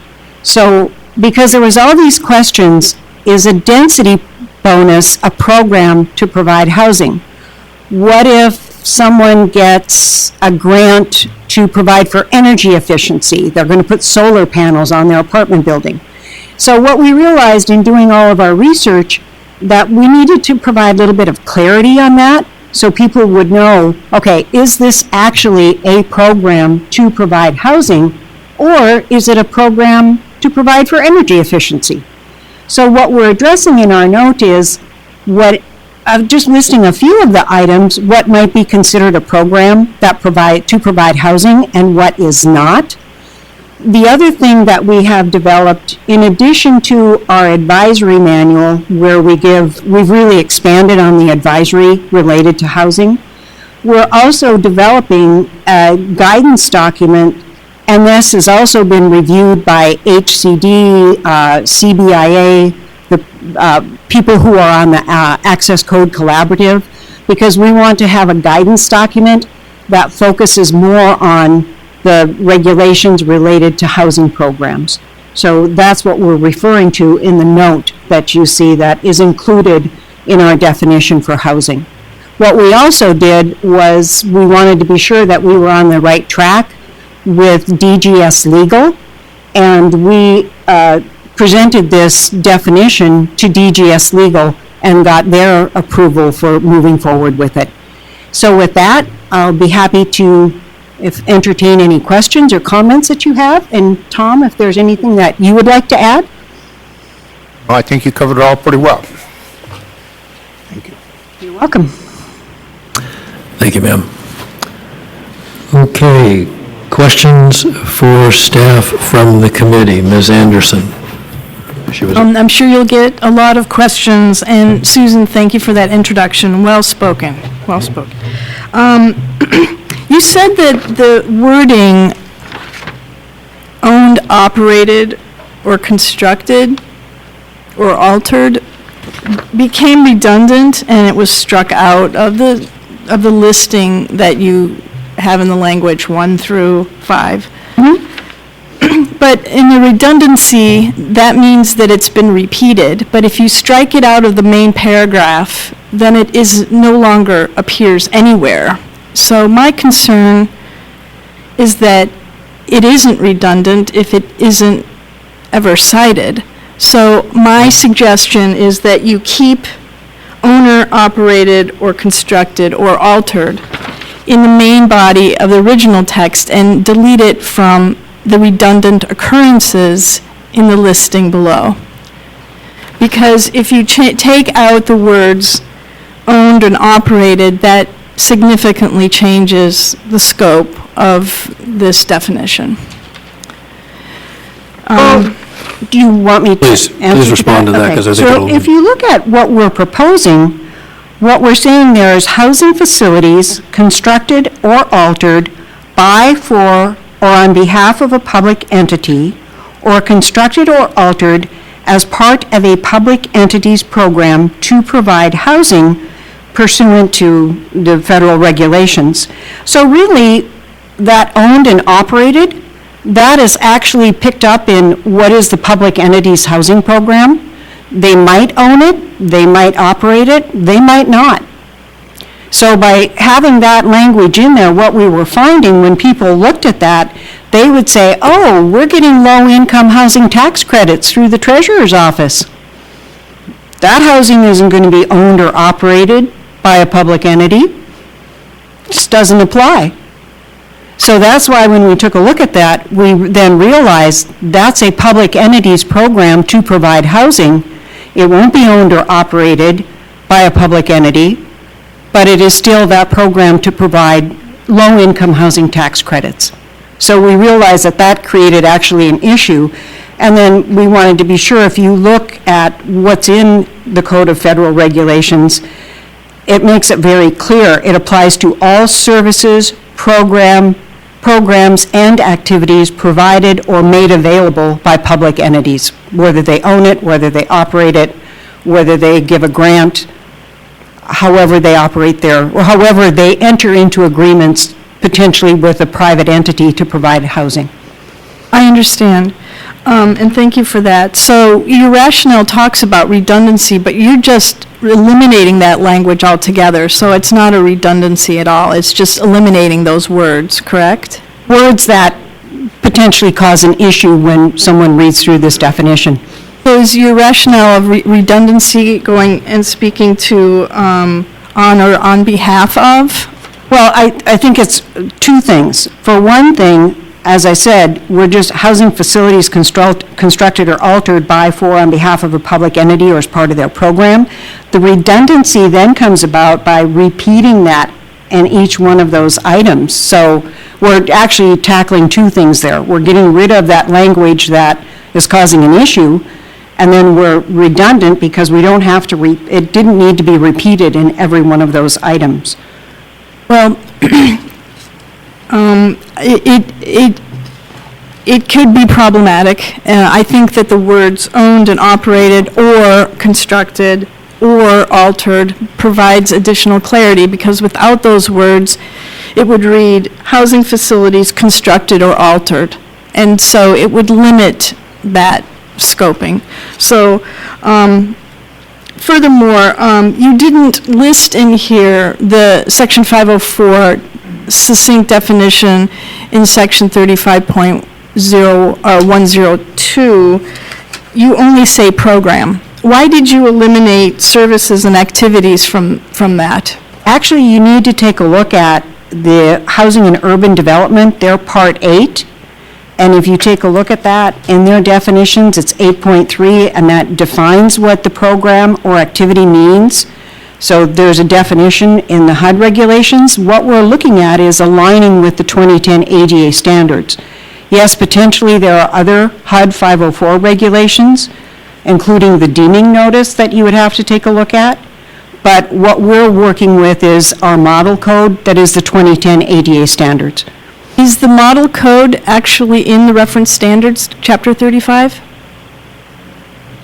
You mean is the 2010, is the 2010 ADA standards listed in? Yeah, I'm just wondering why you're saying it's the model code. Because that was determined back in 2011, that when DSA did the major rewrite of Chapter 11B, that we would use the 2010 ADA standards as model code. Okay. In lieu of the International Building Code or homegrown language.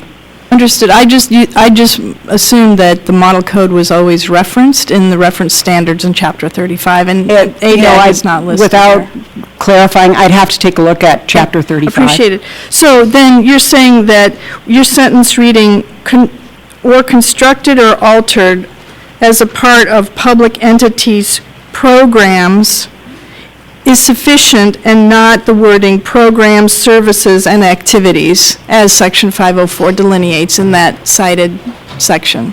Yeah, and in discussions that I've had, and really the person that I had the major discussions on this item with was John Rodach, who was the author of, basically, of the standards. And we talked about program, services, and activities, and he said, it's very broad for a reason, that statement. So, like I said before, that public entities program, it could include ownership, it could include operation. It's a very broad statement. So that's what we rely on when we refer to Section 35.102, when it states programs, services, and activities. Agreed. And so I support this citation very strongly, and I appreciate it in there, but I'm just wondering why the wording didn't read program, quote, services and activities in your California text. Well, that's why we refer to it in that section. I mean, we don't need to repeat it, because we're referring to it in Section 35.102A. But not including it might be perceived as a different interpretation of that language, so I think it's important. And the reason I bring it up is because we see the type of misapplication that you've described so well, and we see it in contractors that do activities and services for and on behalf of the city that are supported by the city. So it is not just the program. It is services and activities do have very discrete application, and furthermore in environmental and built environments. So I think that having those two words in the language, especially since you've cited it, would be very strong application and a better understanding of the coverage you're thinking of. Thank you. And it is actually applicable by reference, because we are referring to that particular Section 35.102A. The other comment I have is the reservation from number 3. Did this listing actually come from a document at a previous time? Because the reservation is null and void, right? Because it was never reserved from ADAG or the standards. Right. Right. Correct. So I just wanted clarity on that. I appreciate that. My other comment is on item number 7. It's completely struck. Correct. And this list is voluntary. It is not from any standard that I know of. So it is helpful to the reader and the person using the code to understand the scoping of this definition. So I think that item 7 is very significant that it was struck entirely. And this is where we find a lot of misapplication of public, especially services and programs and activities in privately owned property. And if you go to HUD's, DOJ's questions and answers on their website, they make an explicit mention of private buildings that are owned and made available to public use. I understand your rationale with the word use and that word is confusing. But I think by striking the entire example, I think it's a disservice. So I'd like to see the item 7 kept and perhaps using a different word based on your rationale that describes the public use in a better application. Because we do see private-owned housing made available for public use. Scattered Sites is one program that gets discrete funding from federal that is all privately owned. And Section 8 is mentioned by HUD as well. So that is a comment to consider as well. And then in terms of the note, I think the note's intent is excellent. I think that the clarity that you described in your explanation is very good and further describes these instruments of incentives and financing that the federal government has made very clear to us. But I'm wondering if there's other resources that could be made available. I tend to try and bring notes into body of text instead of putting in as footnote so that they read stronger and have more application. So my suggestion is that the note be carried up into the definition and read into the definition and not be a side note, which could be interpreted as not enforceable. That was actually discussed when we went through and put together this definition, and it was determined that that was not a viable option, that we're just providing some direction there, and we're not going to include that in the body of the code itself. There are other notes within other portions of various chapters in the code, and that's what we're replicating with that note. And it's important to understand, too, as we talk about this definition, there are 2 other sections that play along with this definition when we look at public use as housing. Part of the confusion that arises here, you really need to understand that there are programs that provide affordable housing. So that's one category of when we look to public housing. There are other categories of housing, whether it's housing at a place of education, social service center establishments, and homeless shelters that are covered not only in this definition of public housing, but they're also covered as a place of public accommodation. So potentially you could have a private entity that operates that type of housing, and it's still going to be covered because you have to look at those 2 definitions. Yes, I think that what you just said could be brought up in perhaps additional examples. So my comments are finished, and I appreciate the patience of the council. Thank you. Walking down the line, Mr. Gibbons. Thank you. I have a couple of questions. You had mentioned that the last time on our committee, when we talked about this issue, we moved it forward for further investigation with specific for you to go to General Services Office of Legal Services to get some kind of an opinion on that. Well, actually, that was not for that was not for this section, because we didn't bring up the definition of public housing in at the last Code Advisory Committee hearing.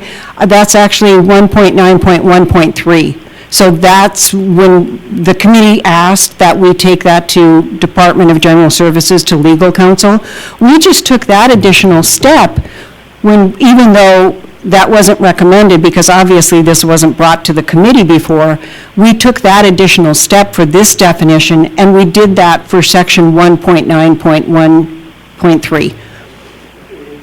Finish. We were talking about, from my recollection, we were talking about you removing section 4450 and referring to section 12955.1. And at that point, too, we weren't looking at changing the definition of housing. And they were supposed to, because I had problems specifically with that reference, and I have no problems with the definitions I don't think there's big problems with the definition between what constitutes public housing and everything like that. And so you mentioned that you got something back from Office of Legal Services that indicated that they were in approval of this particular, that's what it specifically says in your rationale. It says, the rationale for this amendment is largely, it said that you approved, Division of State Architect requested an opinion from Department of General Services, Office of Legal Service, and received the following analysis and conclusion. Well, that's not for this item. That's item 1.9.1.3. it all relates back to what we're talking about here right now. Because we're specifically changing all of this. And this all goes along with item 1 point, with this particular item, the definition of public housing. Also, and I'm just still asking questions. And then the next thing was, you mentioned in here that this is referred to in the ADA, 2010 ADA standards. I didn't find it referred to in the 2010 ADA standards. There is no definition for public housing in the 2010 ADA standards. All there is you're making reference to the requirements under Title II for program access, and then trying to bring it in to a regulatory text in the California Building Code. Yeah, you're correct. There is no definition for public housing. There isn't one that's provided by HUD, and there isn't one that is provided in the, by the Department of Justice. Okay, so that statement is incorrect then, so that there is no reference to in the 2010 ADA standards for that, correct? There is none. Not specifically for public housing. Not specifically, thank Right. you. Okay. Well, that's the end of my questions. I've got other stuff I want to talk about when we get into this, but. Okay, Mr. Kaiser?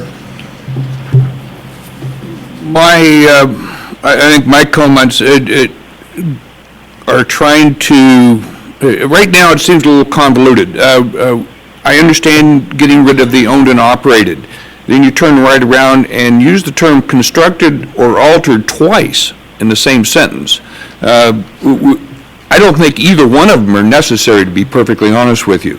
The comment on or behalf of a public entity or the entity's program covers it. We don't pick up this code unless somebody has altered it or constructed it. So it's unnecessary. This is already addressed back in Chapter 1 of the Building Code. Completely unnecessary to use the terms constructed or altered. Something I've been a long-standing critic of is putting notes in the code. I think the appropriate place for our notes, you've got a great document for that. That's the California Accessibility Compliance Accessory Reference Manual. That's where these notes should be. Doesn't have anything to do with code. I don't think you really need a comment, just to take it as is. Okay. Mr. Scott? Yes, John Paul Scott here, Atlanta. There. Are there other sections where in the code where a note has any sort of regulatory force? Is it an advisory note like what occurs in 2010 ADA standard? This is Mike with the Building Standards Commission. Notes are not regulatory. They're, as Sue had mentioned, they're really more provided as guidance to give the reader additional information that they can then go research. It's not intended to be a regulatory section added.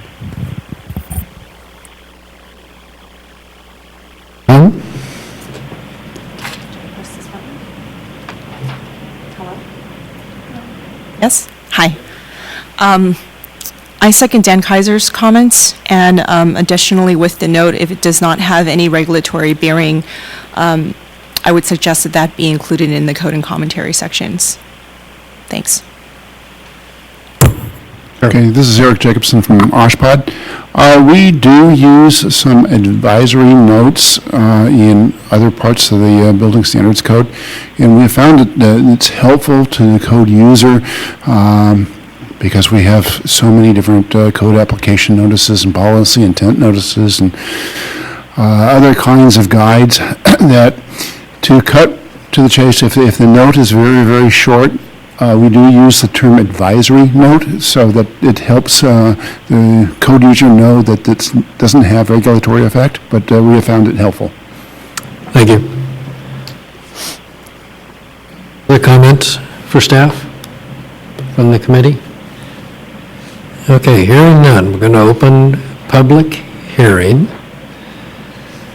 And I'm going to, since we've been on the line here, these people have been on the line for a while, have we got people queued up already? You have one question remaining. Okay. I want to support this. This is Richard Scaff. Thank you, sir. You have 0 questions remaining. didn't catch, did Mr. Scaff drop off, or did he have a comment or in?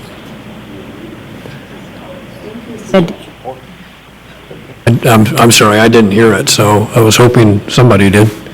Yes. Oh, thank you. Okay, members of the audience for comments on this, and then we're going to take a break and then come back after lunch.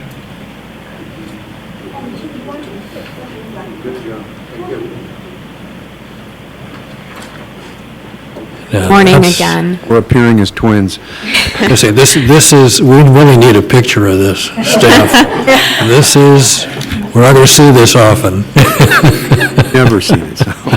And congratulations, we applaud it, thank you. So thank you for your recognition. For the record, my name is Natasha Reyes. I represent Disability Rights California and 13 other signatories to our comments. I'm here speaking alongside Bob Raymer of the California Building Industry Association. We are both strongly in support of this proposal. And, Sue did a great job of explaining the history of where what we did to get to this point of bringing you this language. And I'll highlight some additional points. Essentially, this language is nearly identical to what this committee unanimously agreed to in the last code change cycle. Last time, what held this up and kept it from moving to the Building Standards Commission was that HCD had not signed on to the language. So this time when we come to you, HCD and DSA are presenting the same language jointly. So we really want to highlight that not only are DSA and HCD in agreement on this language, but you have disability rights advocates, members of the disability community, code enforcement folks, and the Building Industry Association all coming together, agreeing on this language and supporting moving forward with this language. I want to address some of the points that came up during discussion as well. Specifically, the language about whether, I want to point out that the definition before you tracks the federal language. There was some discussion of whether programs and program services and activities should be added. And the idea here is really to zoom in on what is covered under this code. So programs to provide housing, as was discussed, anything that's constructed or altered is what is covered under this code.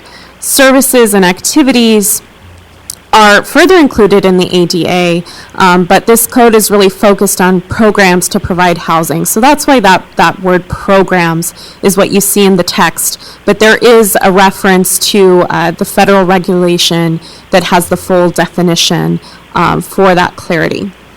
The other piece that I want to address is the note. That is incredibly helpful information for code readers.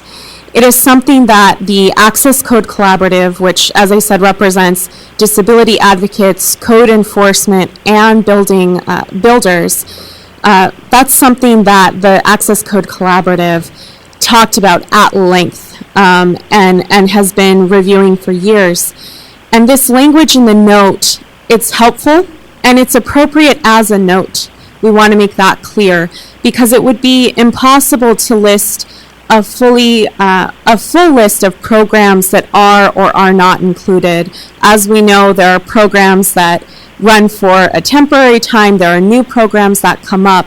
It would be impossible to make an exhaustive list in the code itself. So this note is helpful guidance so that code readers have some examples and then additional references to look to beyond the code.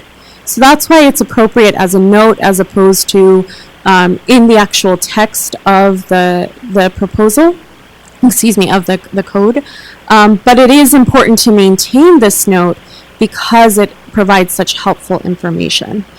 And last, I really just want to emphasize that this is something that help so many Californians with disabilities. We had folks here from the Public Interest Law Project and the Western Center on Law and Poverty. They had to leave before public comment opened. They were going to speak about how their organizations represent people with disabilities who cannot find accessible housing. This clarification in the code will make a huge difference to many Californians with disabilities and make affordable, accessible housing more available to them. With that, I'll turn it over. Thank you. I'm Bob Raymer, Senior Engineer with the California Building Industry Association, and today I'm also representing the California Apartment Association. And to just reiterate strongly here that most of you are quite aware that there's a 30-year history to this issue, at times more contentious than others. But over the last 3 years, many of us in this room have been focused like a laser on this. It's not being overly dramatic to say that individuals in this room and some who aren't present today have each spent hundreds of hours on this in the last 3 years. It was an important issue to deal with. I have to say that this time last year, things were getting very contentious. And as we approached the end of the summer of 2019, it still looked difficult. But I'll speak to three particular issues, which makes it significantly different than the last time that you saw this. Number one, as Natasha already mentioned, 8 CDs on board. And that was a huge plus for this. Number two, a big issue that CBIA had was that originally the proposal had housing program, a term that's undefined, that was mentioned, and while to many of you that wasn't going to be a problem, we knew that in much of the field application of this, an undefined term such as housing program could be problematic. Towards the end of the summer, DSA came up with a far more eloquent way to deal with this, and that is how you see public entities program to provide housing, and then the reference to the federal standard. That was beautiful. And it gets the point across, and all of a sudden things kind of the dominoes started falling, and given the work of the ACC, that then leads us to the note.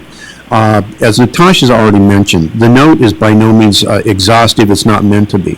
But I can say that while I agree that you don't usually want to see a note in the code, there are useful exceptions. The Green Building Standards is one where we see a lot of notes. It's somewhat new, but when there's a lot of confusion, the note helps guide the code reader, particularly those that might not be familiar with the 30-year issue, 30-year history on this. And in this particular case, the note does a couple of things. Number one, it tells the reader the general area where things are public housing, and many of the very common examples that would arise where it's not public housing. And that right there is going to reduce a lot of contact calls to DSA or HCD trying to figure out, what is this? Not a whole lot of people have the level of experience that many of us in the room have. So with that, I have to say that we really appreciate the patience that in particular DSA and HCD have provided for us. We worked long and hard with this on the ACC. We're here to answer questions, but wow, here we are, and like I said, how often do you see us sitting at the same table together like this? So with that, thank you very much, and happy to answer any questions. Questions for Mr. Raymer and Ms. Reyes? There we go. Looking for the last name. Mr. Kaiser. Just if you can briefly, without, what is are there or is there a negative impact to the industry if we don't approve this today as is and send it back for more review or deny it, whatever? What's the impact? Well, here's one of the longstanding concerns we have, and one of the reasons why we so strongly support this now.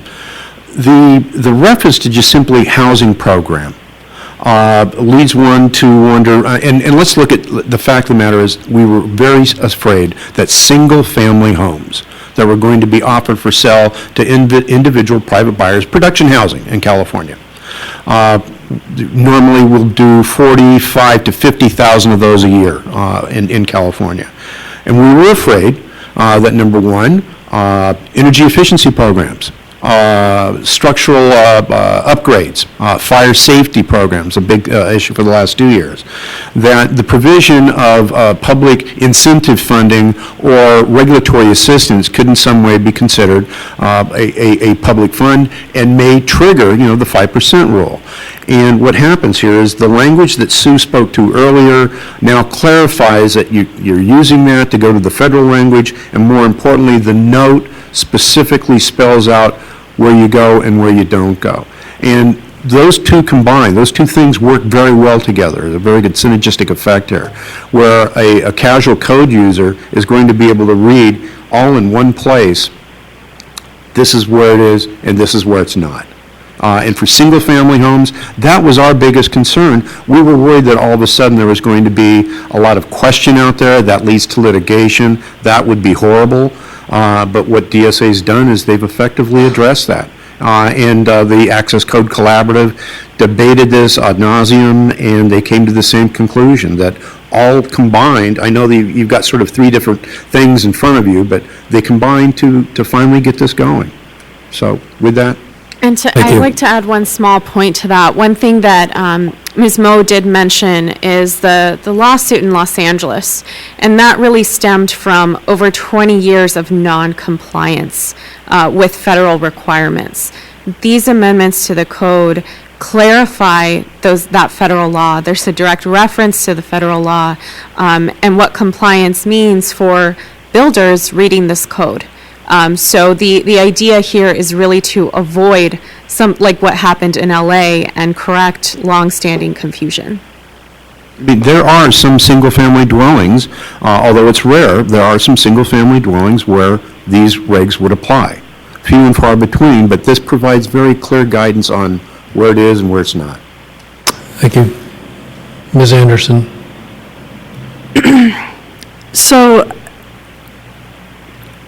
the jurisdictions in California do not interpret or enforce federal regulation, is that correct? There was an AG's opinion in the 1990s that looked at this. And the fact of the matter is, under both 17,000 series of Health and Safety Code and the 18,000 series, the Attorney General ruled at that time that local building officials, cities and counties, are effectively directed to enforce what's in Title 24, in this case, Part 2. And that was it. That doesn't mean that cities and counties neglect the federal code. It means that building officials are required by law to enforce the California building standards. The reason I ask is because when the 2010 California Building Code came out, we had some language about Section 504 in it. And it was an attempt to do what this is doing, and it was struck. And the argument at that time, if I recall, is that we don't really want to cite federal law in the California Building Code because it could be interpreted and enforced by the local jurisdiction. So this section, actually, that's cited is a single sentence that could be written right in. It doesn't have to have a citation in the code. So I guess I appreciate that you're here, but I'm hoping that it doesn't create more confusion and have jurisdictions, the 600 that there are in California, going to the federal law and then now interpreting and enforcing the federal law. I understand what you're saying. In response to that, there's numerous places in the energy efficiency standards, in the green building standards, and of course in disabled accessibility standards, where we do cite federal statute and federal regulation. The important point here is this is simply providing the reader where, hey, if you're looking at the federal standards, this is where you can find some important information. The bottom line, though, is you've got everything you need right here that's in front of you. Right, I really do want to emphasize that this was drafted with the idea that the code reader, that builders who will be able to understand what their obligations are by looking just at this section. Thank you. And one more comment, thank you. There's also citation in Chapter 1 and Section 1.9, I believe, for DSA, where the statutes are cited for compliance for DSA. So that is another place that it can be cited. So there are places in the code, especially under the jurisdiction of the standard setting agency, where these codes can be cited and more clarity cited for enforcement. And in response to that, I think it's important to have this citation here in this code. Again, just emphasizing that the code reader can look directly to this section. Part of what you'll hear in other sections today is the idea of lessening the need to flip back and forth across the code. This section includes the federal reference. It includes a reference directly to it's a pinpoint, a pin site. It directs the reader to the exact section that they should focus on, rather than to another chapter of the building code that then references a federal regulation. Thank you. Any other questions for Ms. Reyes or Mr. Raymer? Anyone else in the audience that wants to speak to this item? Thank you. Thank you very much for your time. Hi, I'm Suzanne Hemphill, a policy specialist with HCD. I also just wanted to echo some of what Bob and Natasha were saying. Hundreds of hours went into considering this language. As far as if there are issues that we're seeing in the field for HCD's programs and some of the jurisdictions that access our funds, we are hearing different reports of confusion. And so a lot of work went into creating one place for folks to look that creates certainty. There have been, there's confusion around different funding sources. We know that housing projects get more complicated with the housing crisis. Folks are throwing in different funding sources. They might throw in low-income housing tax credits. They might have bond funds. And hopefully, this provides clarity and reduces liability, quite frankly, for different jurisdictions, for public entities, and creates more certainty in the development process as well as for design professionals. I'm personally newer to California, learning that a lot of folks go to the California Building Code first and foremost, so making that clear seems to help design professionals along the entire development process. Thank you. Anyone on the line? Just check before we close public. You have one question remaining. Please. Hi, my name is John Coden. I'm a pro wheelchair user with ALS, and I fully support the change in public housing definition. I think it's really it will help increase the housing stock of units for people with disabilities like me, and I think California should be leading the way for things like this rather than trailing behind.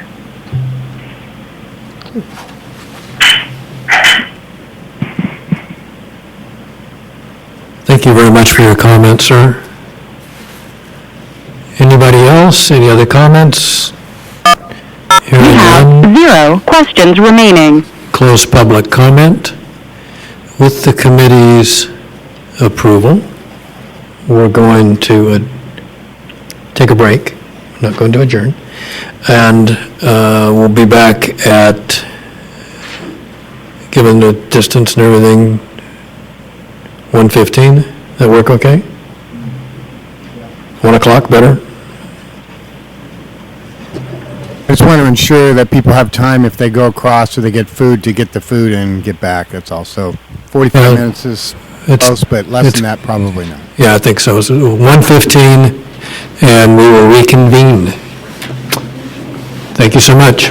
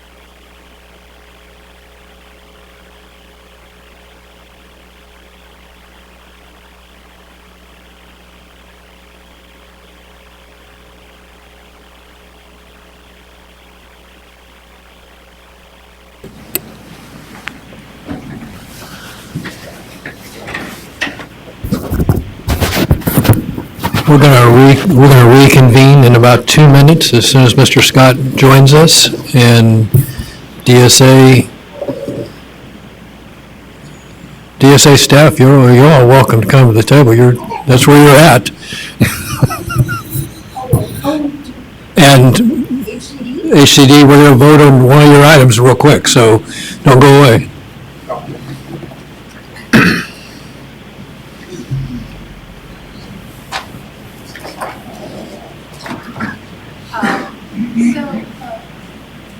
I have to open everything. I just wanted to give you guys a chance to come in. We have an opening statement for our provisions, but I don't know if maybe we want to address how do we proceed? Okay. No.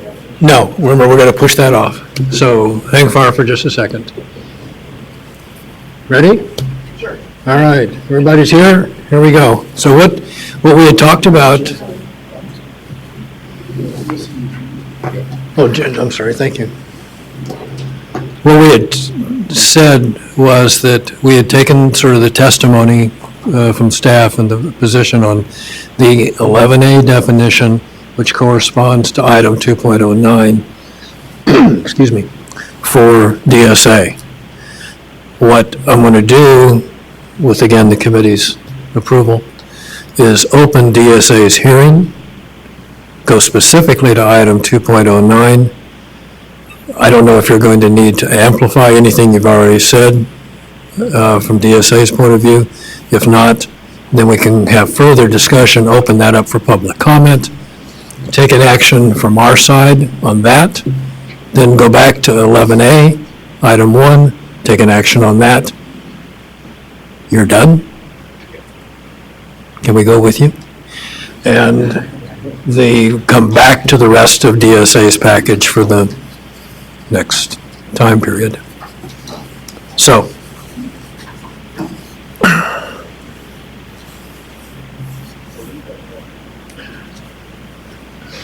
we're technically not open hearing. We're waiting for Gene to come back.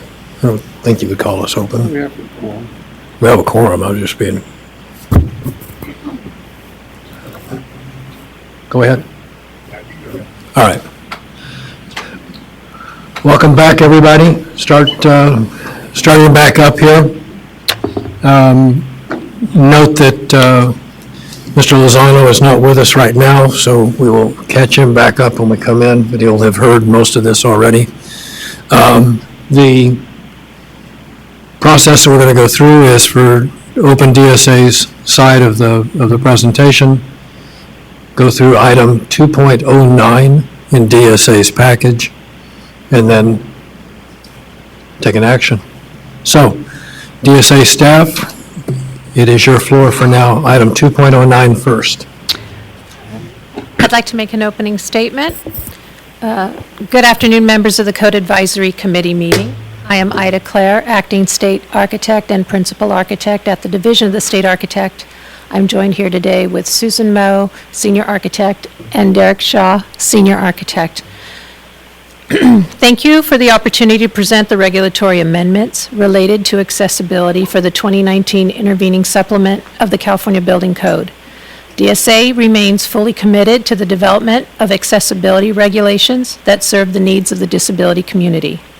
To ensure that proposed and amended regulations will meet these needs, DSA conducted an extensive outreach program of 5 sessions from January to May 2019, when we assembled a task force of stakeholders to address amending scoping regulations for detectable warning surfaces. Stakeholders included the blind and visually impaired, disability advocates, individuals who use wheelchairs, design professionals, and code enforcement entities. These discussions are the basis of the proposed amendments to the regulations for detectable warning surfaces that are being presented today. All our proposed and amended regulations were also presented and discussed with DSA's Access Code Collaborative in 4 all-day sessions from May through October 2019.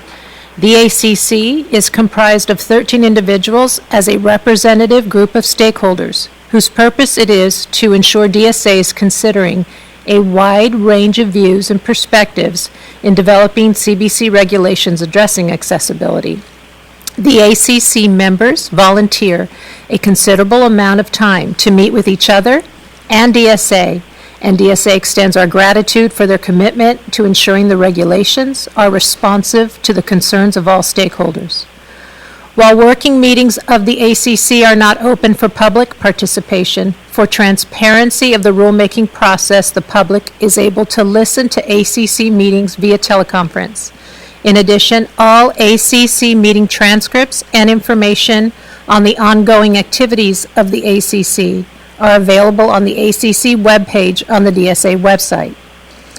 DSA also convened a series of meetings with a focus group of ACC members and the Department of Housing and Community Development to specifically interested in the public housing amendments that will be presented today and were presented this morning.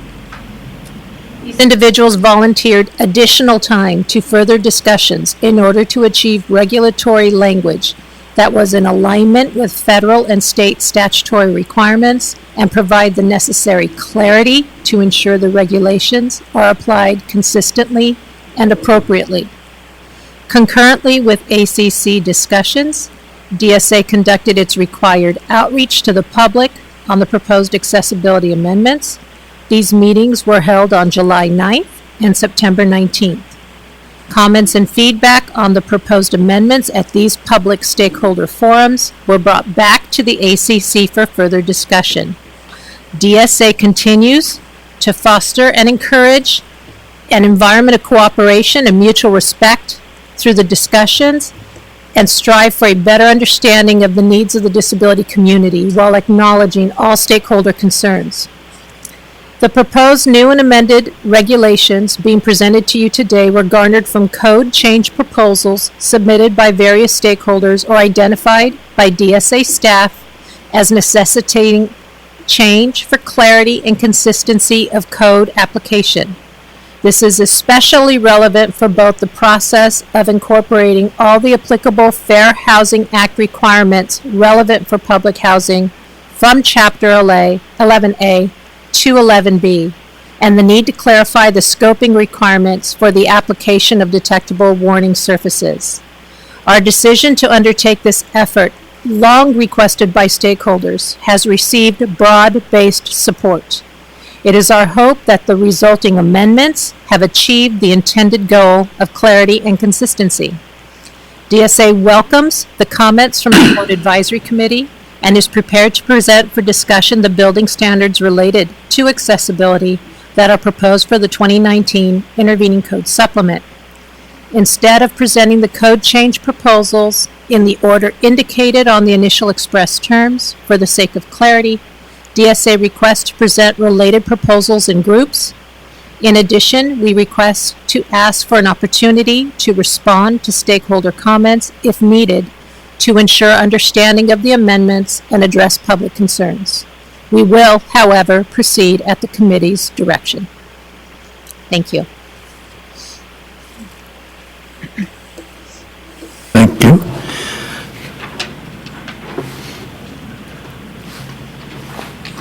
Any comments from the committee for the opening statement? Context? Okay, hearing none. Opening the public hearing for staff to present item 2.09. Ms. Mo? I think we've covered everything necessary in our public housing definition prior to going to lunch. So if there are any other questions, any other comments that you would like for us to address, but I think we've pretty much covered everything that we hope to discuss regarding the definition of public housing. Okay. Open the public hearing. Those of you in the audience that would like to speak to DSA's item 2.09, the definition. Continue to support. Record show that Mr. Raymer supports.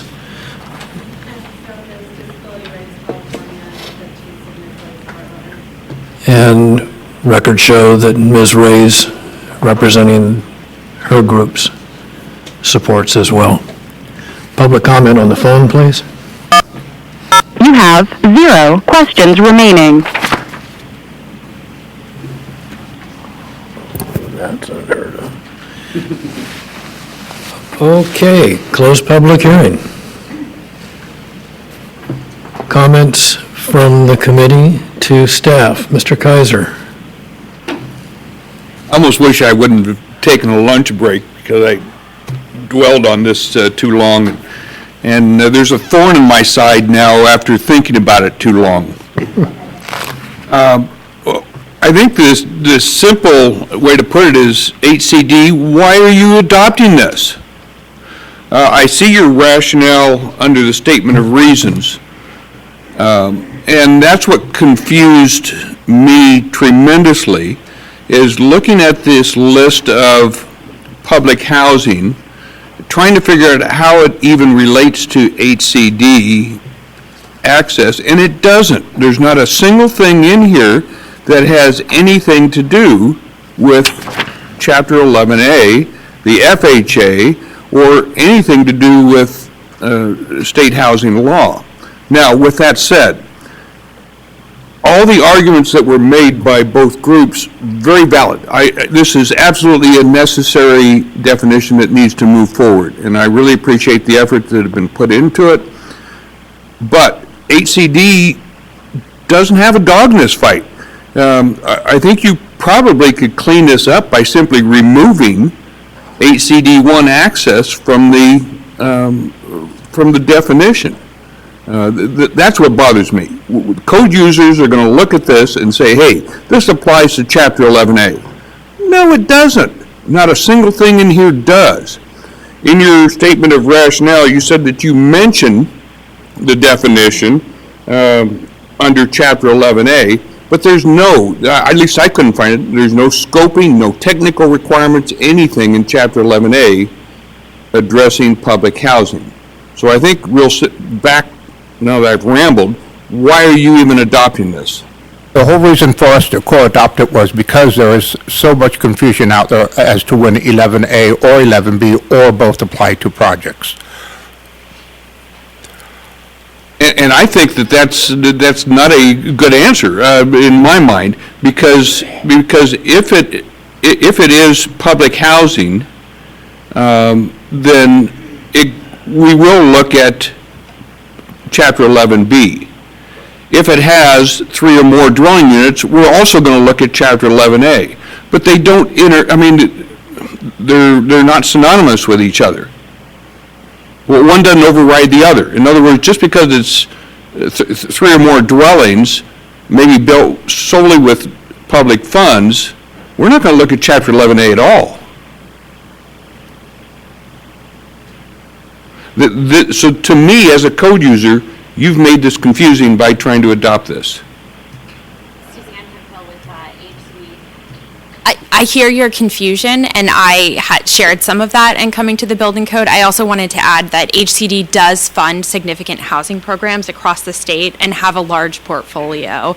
We fund lots of jurisdictions, affordable housing developments, emergency shelters, a lot of things. So HCD codes and standards has a specific role in this with 11A, and I think that the goal is that the definitions align to create clarity across the building code. HCD also administers housing programs and has housing stock and has a role in making sure that housing stock is compliant with the building code and that there's no confusion. But all of those programs fall under Chapter 11B. Has nothing to do with Chapter 11A. Correct. And that's where the not so savvy code user is going to be confused. We've been confused for years because of this co-adoption. So, were you finished, Mr. Kaiser? Yes, thank you. Yes. I'm confused enough. Mr. Gibbons, you had your hand? Okay. Thank you. I totally understand HCD's desire to pass this item, and I agree there needs to be some reliable resource that actually does define, what constitutes public housing, or more accurately, publicly funded housing. because it's something that comes up a lot. Except I don't believe that this resource, in my opinion, should be in the CBC, especially not the way it's the way it's set up today, which I'll go into a little bit more. I was intimately involved in the litigation against the city of Los Angeles. And it had absolutely nothing to do with the definition of public funded housing. It had absolutely everything to do with them not doing anything that they were required to do for a staggering period of time. Sorry. It had everything to do with them not doing what they were required to do for a staggering period of time. They just ignored their requirements. So, I look at this and I look at what we're talking about doing about publicly funded and the definition, and I don't see that addressing it. I see it completely, actually something that I believe needs to be defined more, but the stuff that's in here needs to be identified better in a different resource. But the language that we have in the code right now specifically tells you to a level that it has what does and doesn't deal with it. And one of the issues that I'm really adamantly against is any reference by the state or anything to get involved in single-family homes. And that's what's going on here, is that when this gets adopted the way it is, even though it's being stated that it's only a small percentage of how it's going to be affected in the future, it's going to be affected. And it doesn't mean that it's not going to be added on to later in the future. So as something that that's something that needs to be talked about that I don't think people are really understanding. This is going to start involving single-family homes. And the other issue that I'm a problem with is that we have requirements that are in the code for scoping and technical standards that are in the California Building Code. But we as code users have an obligation to understand not only those to the best of our ability, but we also have to understand the legal requirements that temper how those standards are supposed to be utilized. It's a responsibility we have. And I understand that when you talk about that, it says, I think it said that,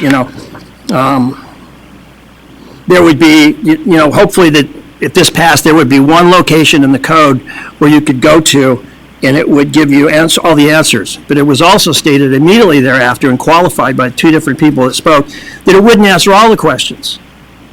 So even though it may feel better in your mind, it's not going to answer all the questions. It's not the proper place to put it in the code. I really want to do this, and I would do anything I could to help in trying to get this part of this clarified, but I just don't believe, and I strictly am against this proposal of putting it in this particular area in the code. Thank you. Thank you. Ms. Anderson, you had a question? Okay. Other members of the committee, questions for DSA staff on item 2.01?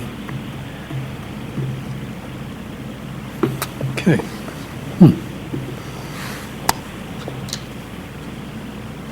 Entertain a motion. This is Dan Kaiser. Motion to send back for short-term review and hopefully bring it back with everything we've discussed and re-looking at it. And even, I'm comfortable that even after re-looking at it, if you're comfortable with moving forward the way it is, then this is one of those important things that we shouldn't throw everything out just because there's a lot of little things that we may be concerned about. I think there's room for improvement, but this is a start. I trust you're collaborative in putting this together. So I'll send it back for short-term action. A motion. Do we have a second? I'll second for the discussion. Do you want to give a little bit of direction on what they're going to study in the short term? This is clarity for language, like we've been talking about? Or? I think you've heard a lot of concerns here. You've heard concerns with references to the federal law, not just the standards, but the federal law. You've heard comments to whether HCD should even be adopting this. You've heard comments that the notes aren't appropriate in the code, but are very valuable and need to maybe exist in the advisory manual.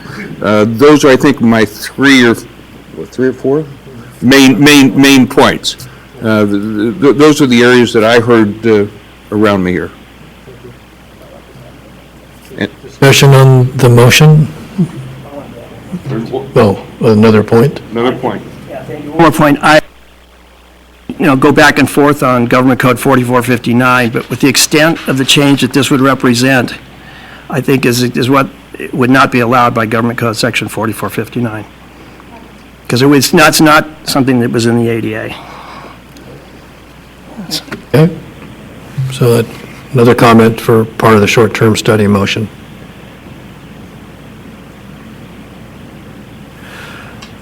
Okay, we're going to, staff, would you like to comment on the direction that you've received through the motion?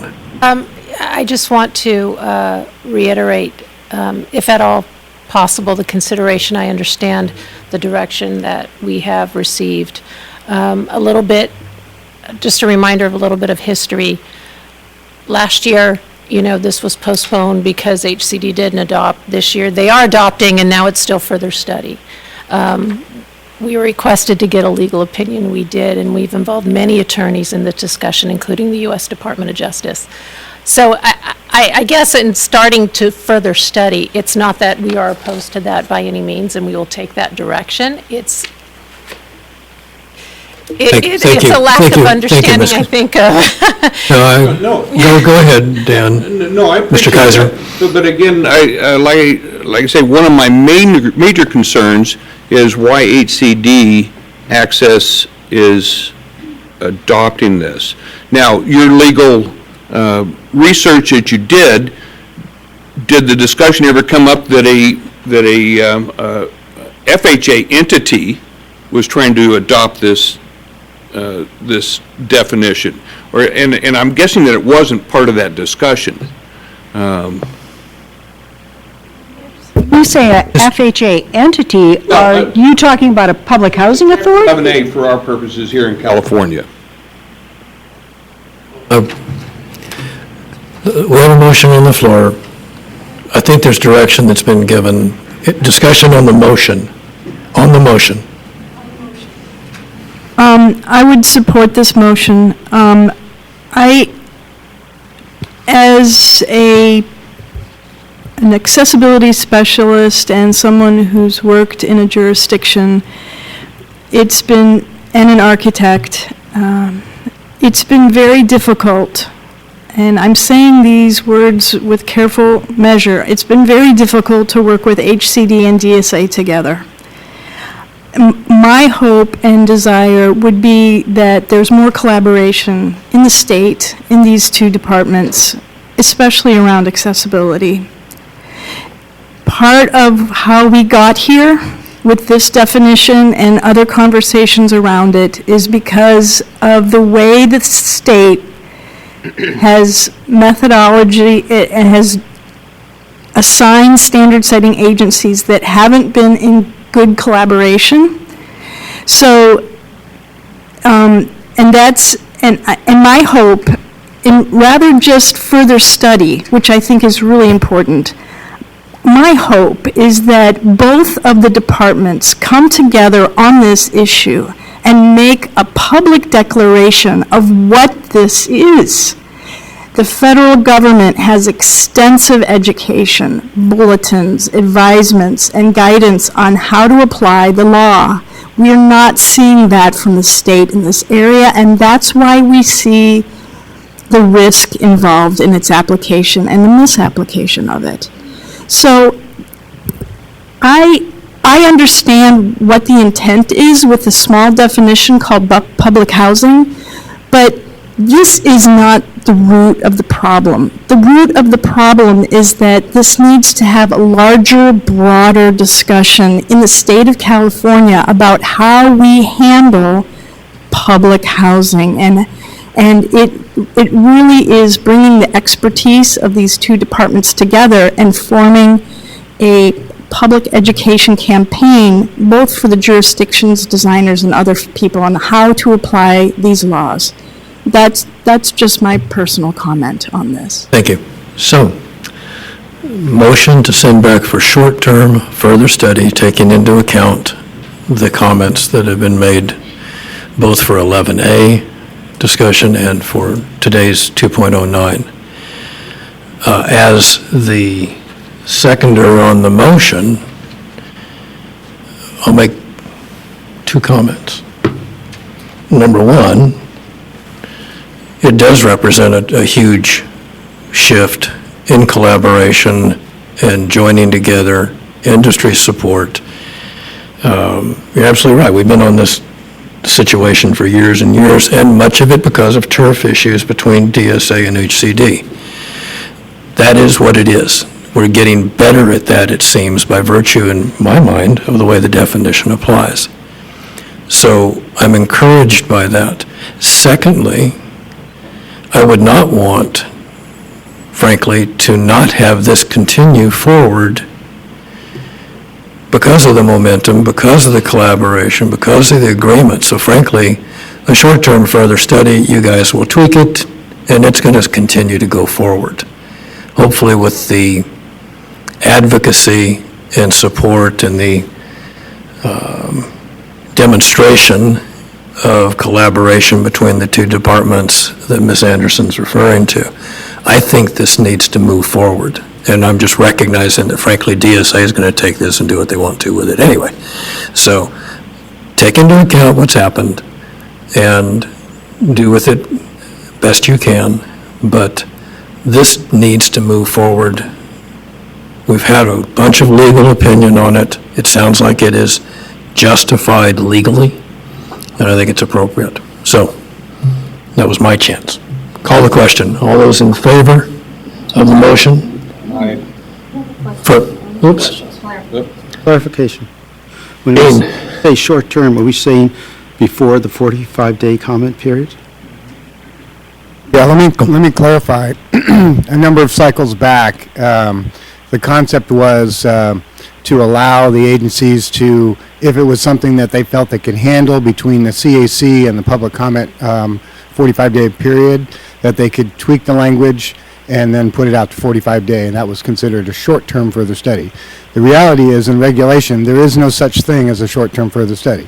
However, the further study that is there specifically allows the agency to make a determination if it is something they can handle between now and 45-day, they can do that, and if they don't feel they can, then it goes to the next cycle. So you can say short-term to allow the agency to understand your intent, but it isn't going to get registered that way. It'll just be a further study. So, thank you.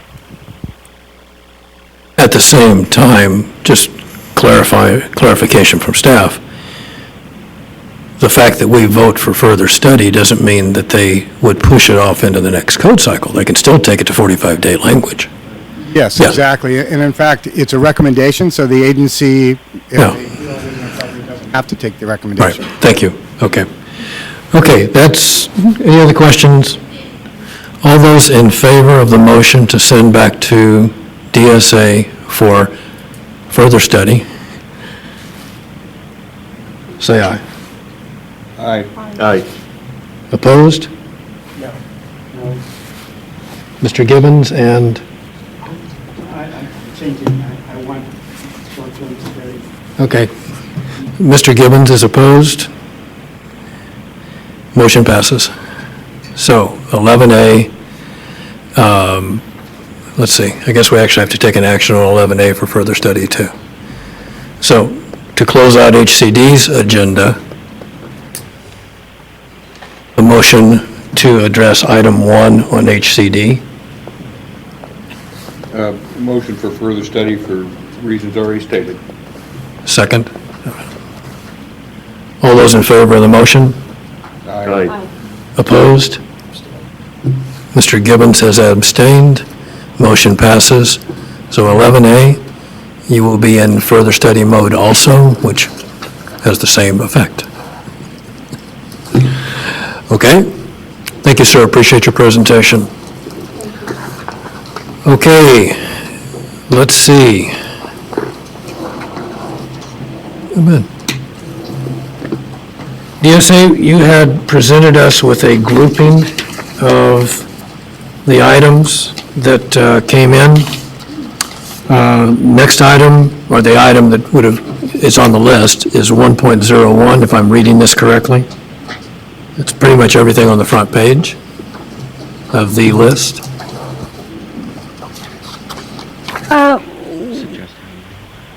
Yeah, what we're looking at here when we take a look at this entire package of, let's see, how many items do we have? 58 total. So, you know,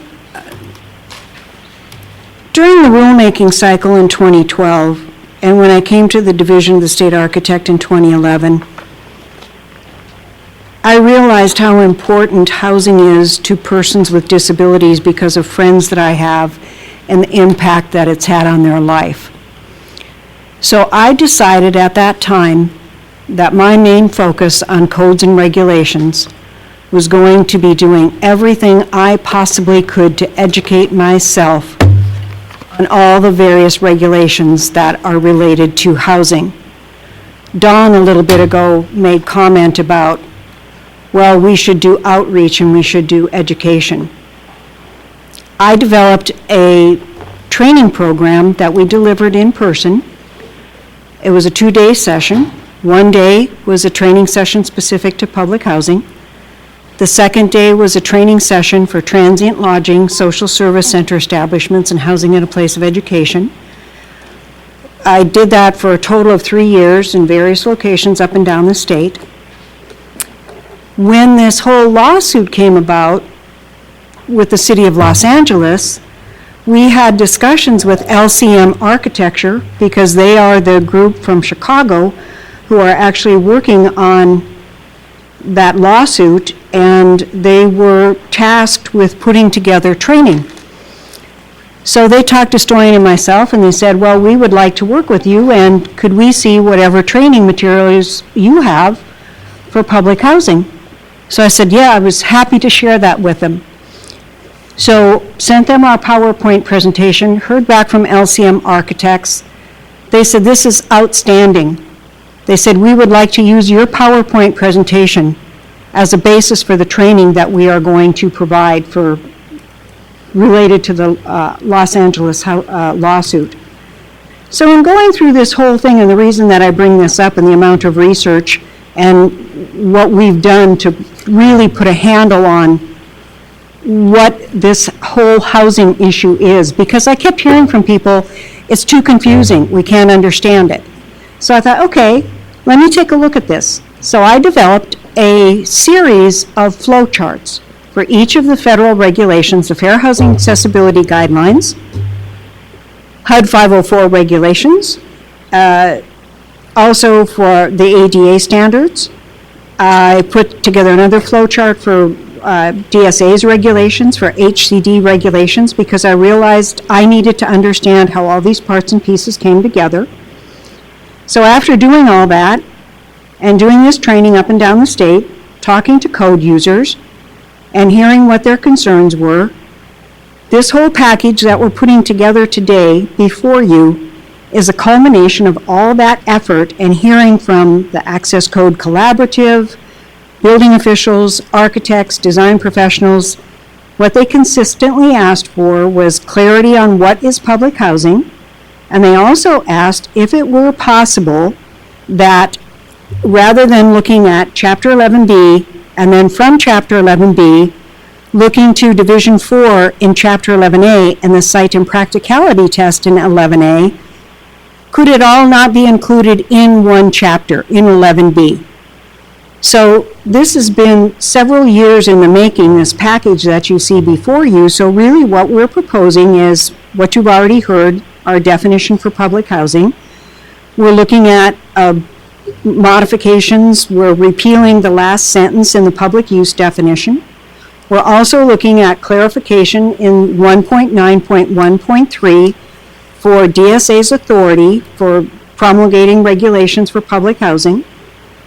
And what you will see in this package is what we've actually done using Division 4 from Chapter 11A for the features within the dwelling unit. I used that as a starting point and took a look at what 11A required. I also compared that with the Fair Housing Accessibility Guidelines and the Design Manual just to see if there was anything that needed to be incorporated from that. and put together its division, it's 809.6 through 809.12, which is all of those characteristics of those dwelling units, put all that together. Then I also took a look at the site and practicality test that you'll find in the Fair Housing Act and the design guidelines and also in Chapter 11A. We had portions of that already in Chapter 11B. So what we've done now is we've incorporated everything from the site and practicality tests, the Division 4 dwelling unit features. We also have all the scoping for what's required for ground floor units over and above the 5% of the units with mobility features, the 2% with communication features.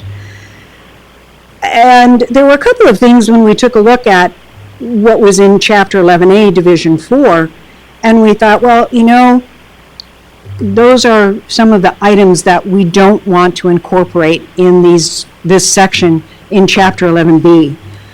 One of those items has already been discussed, and that's the 42-inch minimum by 48-inch minimum shower compartment. I didn't incorporate that into 809.6 through 809.12 because in talking to HCD, it's just as Storian explained earlier, there was issues with that shower compartment because now you've got minimum dimensions.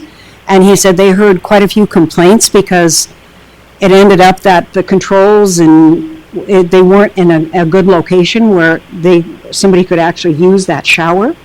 In addition, that isn't a shower compartment that you're going to find in the Uniform Federal Accessibility Standards that HUD 504 uses.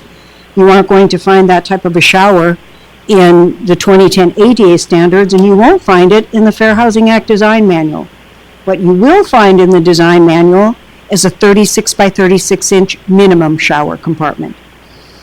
Then I also took a look at, there's a provision in Division 4 of Chapter 11A that is the repositionable countertops, and there's an exception there that you really don't have to provide those countertops depending on the material that you use, whether it's stone or granite. There were several different materials.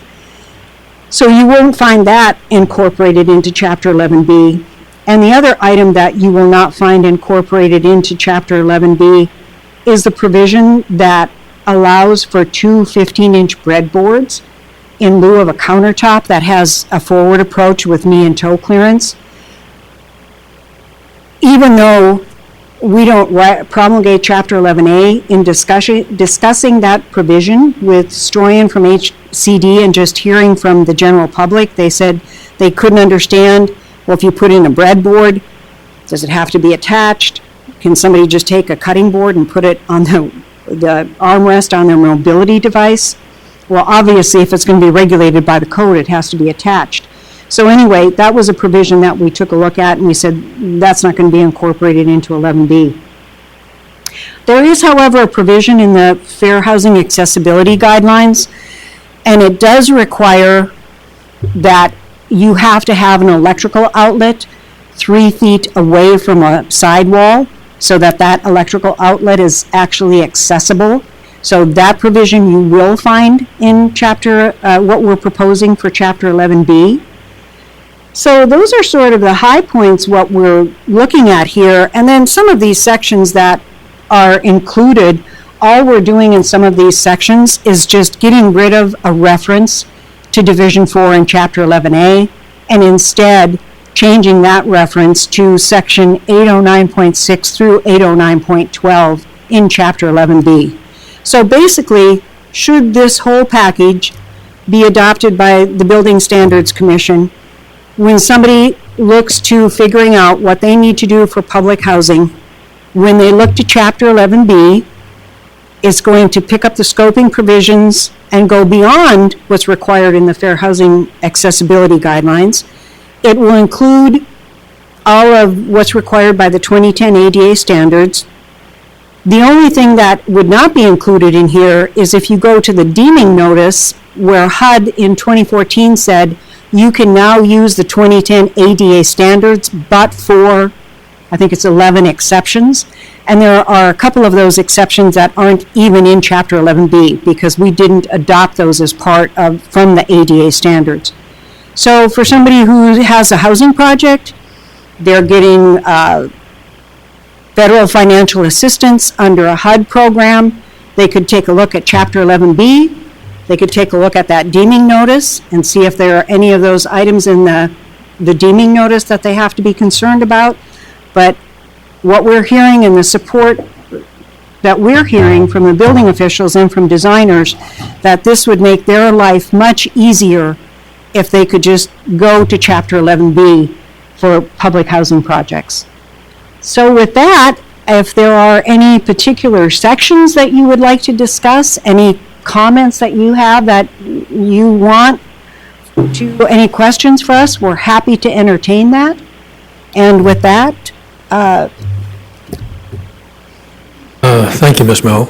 If I'm going to tell you what I think I understand from what you were going over there, is that you have investigated this for years, that this represents essentially transferring from 11A into 11B, the requirements for public housing within a dwelling unit.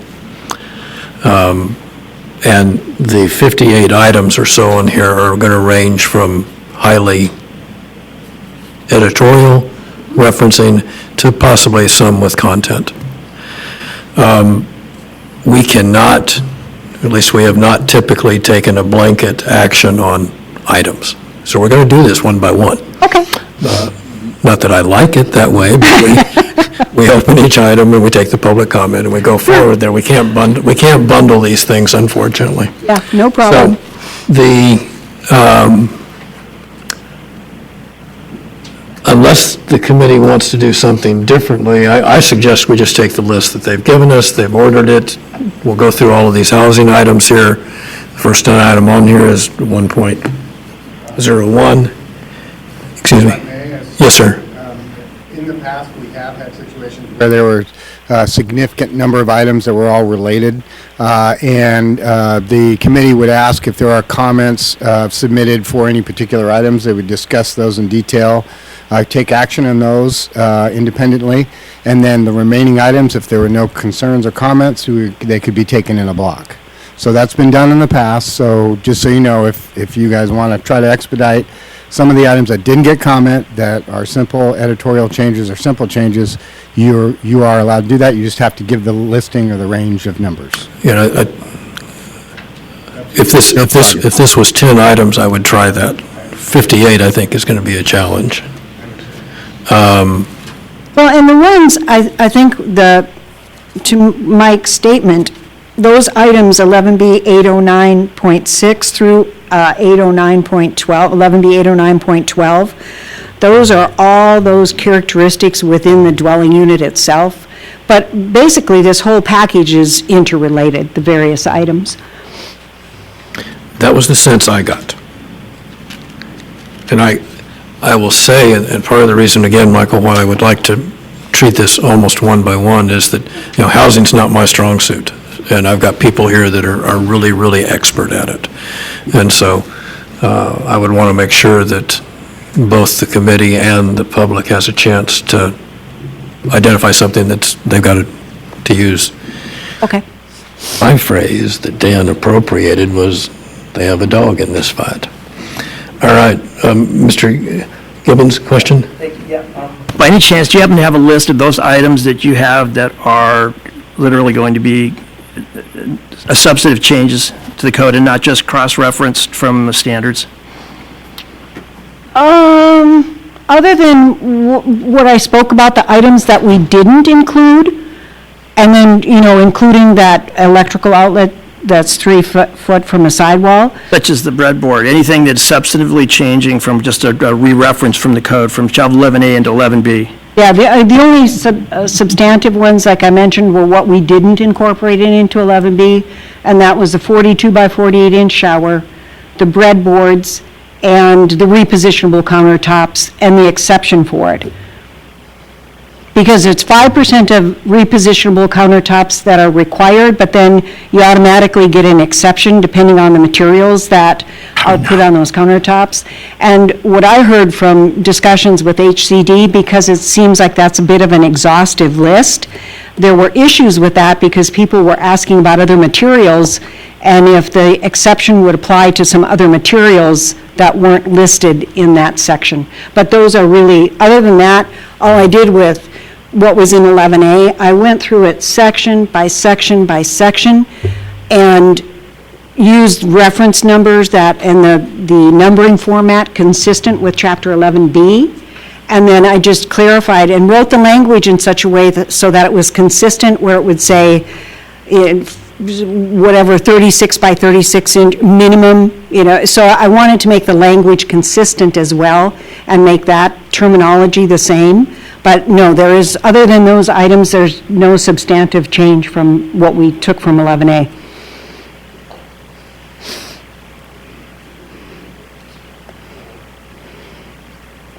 Other comments? So did you want me to start with, Start with 1.01. Okay, so we can start making some progress here. Okay. Okay, so, item 1.01. We actually brought this before the committee last code cycle, and at your direction, we did proceed with talking to DGS Legal and got a recommendation, or an analysis from them, because what we were finding, when you look to Government Code Section 4450, and it talks about public funds, it's true that if public funds are used as a public entity's, as part of a public entity's housing program, that could be one component. But as we said before, and when we talked about the definition of public housing, that could preclude certain projects that would have to require, or would have to comply with the ADA and the standards, because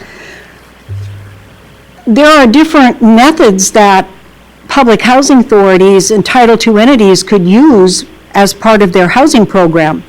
They could use low-income housing tax credits, could be from the Internal Revenue Service, could be from the Tax Credit Code Allocation Committee.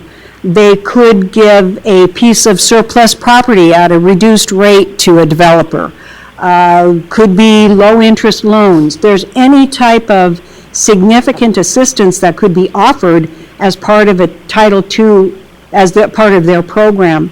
And there were two people from the Department of Justice that set me straight on this, because when I asked them specifically about publicly funded, they said, you better read the rule, because they said there is no reference to public funding. It's program services and activities of a Title II entity, and it's significant assistance.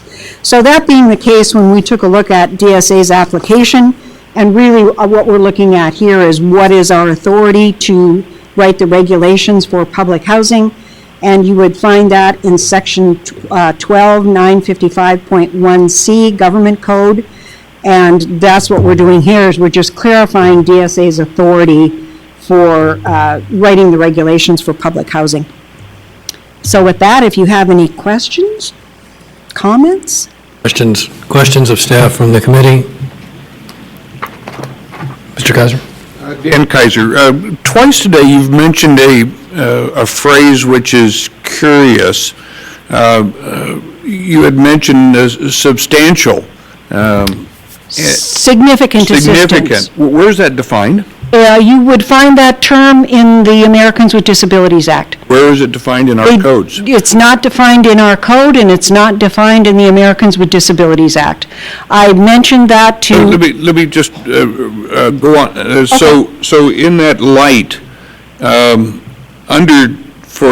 far as the state of California is concerned, $1 would trigger Chapter 11B, $1 assistance.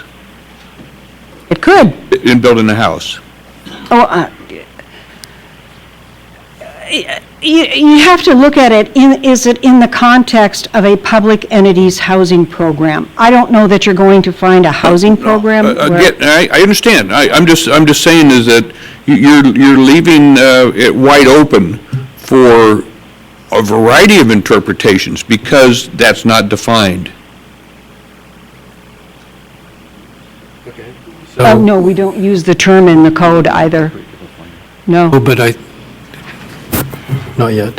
You done? Yes, Mr. thank you. Kaiser? Mr. Gibbons? Mr. Gibbons? Let somebody else talk first, then I gotta. Ms. Anderson?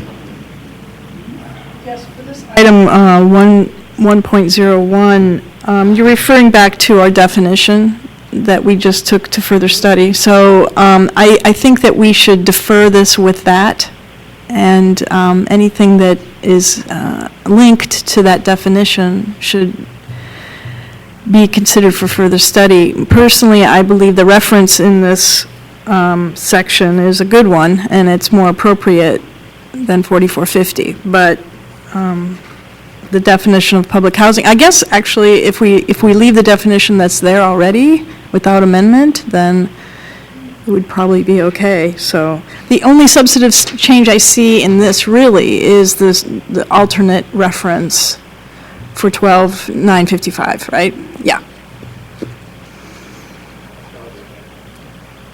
Okay, Mr. Gibbons? I don't see any problem with the definition as exists in 1913 and its reference to 4450 and 12955.1. See, it's very clear to me, and it's clear to every code user pretty much that I'm used to. I know that people have different, but you have an obligation to understand the provisions. That's the job you have. And I don't see how you trying to clarify some of this stuff, it's going to confuse more things to me. I mean, I'm waiting for some of this stuff to get out into the public once it's changed in here and see what actually is going to be happening, if it does. I am really curious to find out who you spoke to at Office of Legal Services at DGS, because as part of my due diligence, I contacted them. And what's put here in this analysis amendment isn't, I couldn't find anything, and they wouldn't give me anything that even, it doesn't reflect, they've deferred to not talk about this. And then one of the things that I questioned specifically on here was whether or not if you did provide that, like you stated to them, for a legal determination, that if they also knew that at the time that it was being done, that you had proposed to change the definition of public housing and not just the provision for the reference from 4450 to 12955. And they also were completely stopped on that. They told me to refer back to the Division of State Architect. I could show you the actual string of emails for that. So I'm very curious as to the rationale on here, because I don't see it comporting with what legal standards would be actually correct in this kind of application you're talking about. I would most certainly.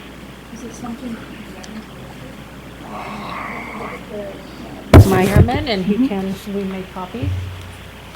I don't think we have access to. Oh, we brought a bunch.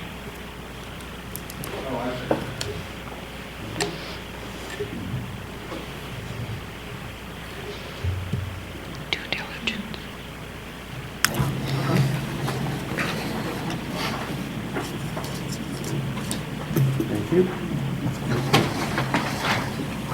Thank you.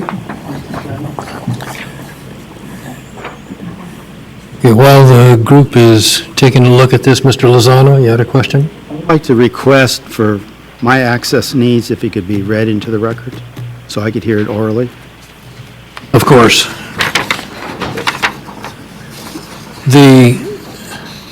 Before we do this, before we read this into the record, though,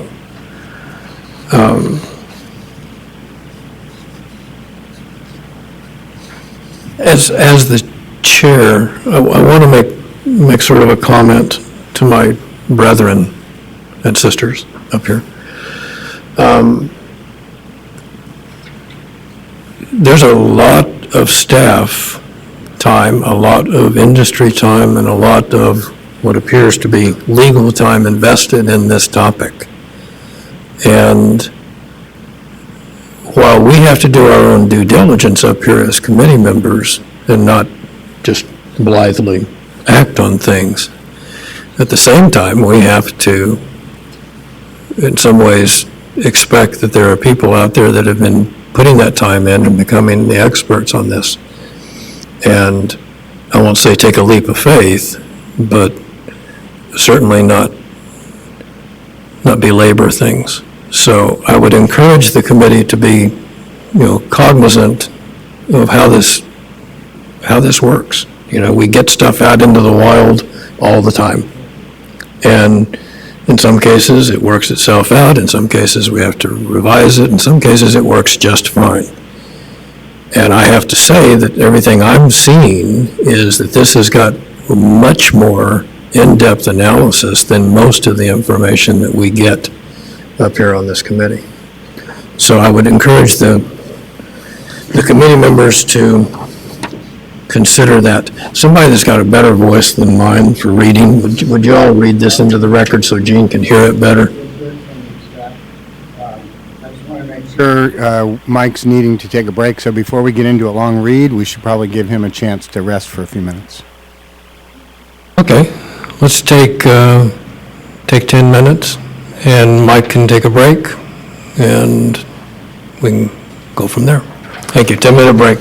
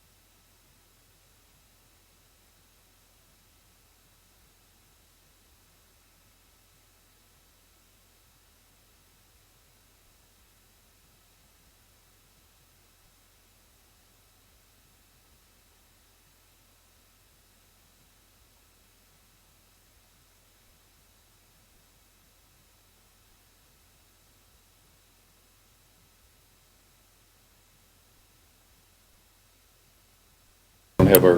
I know, yeah.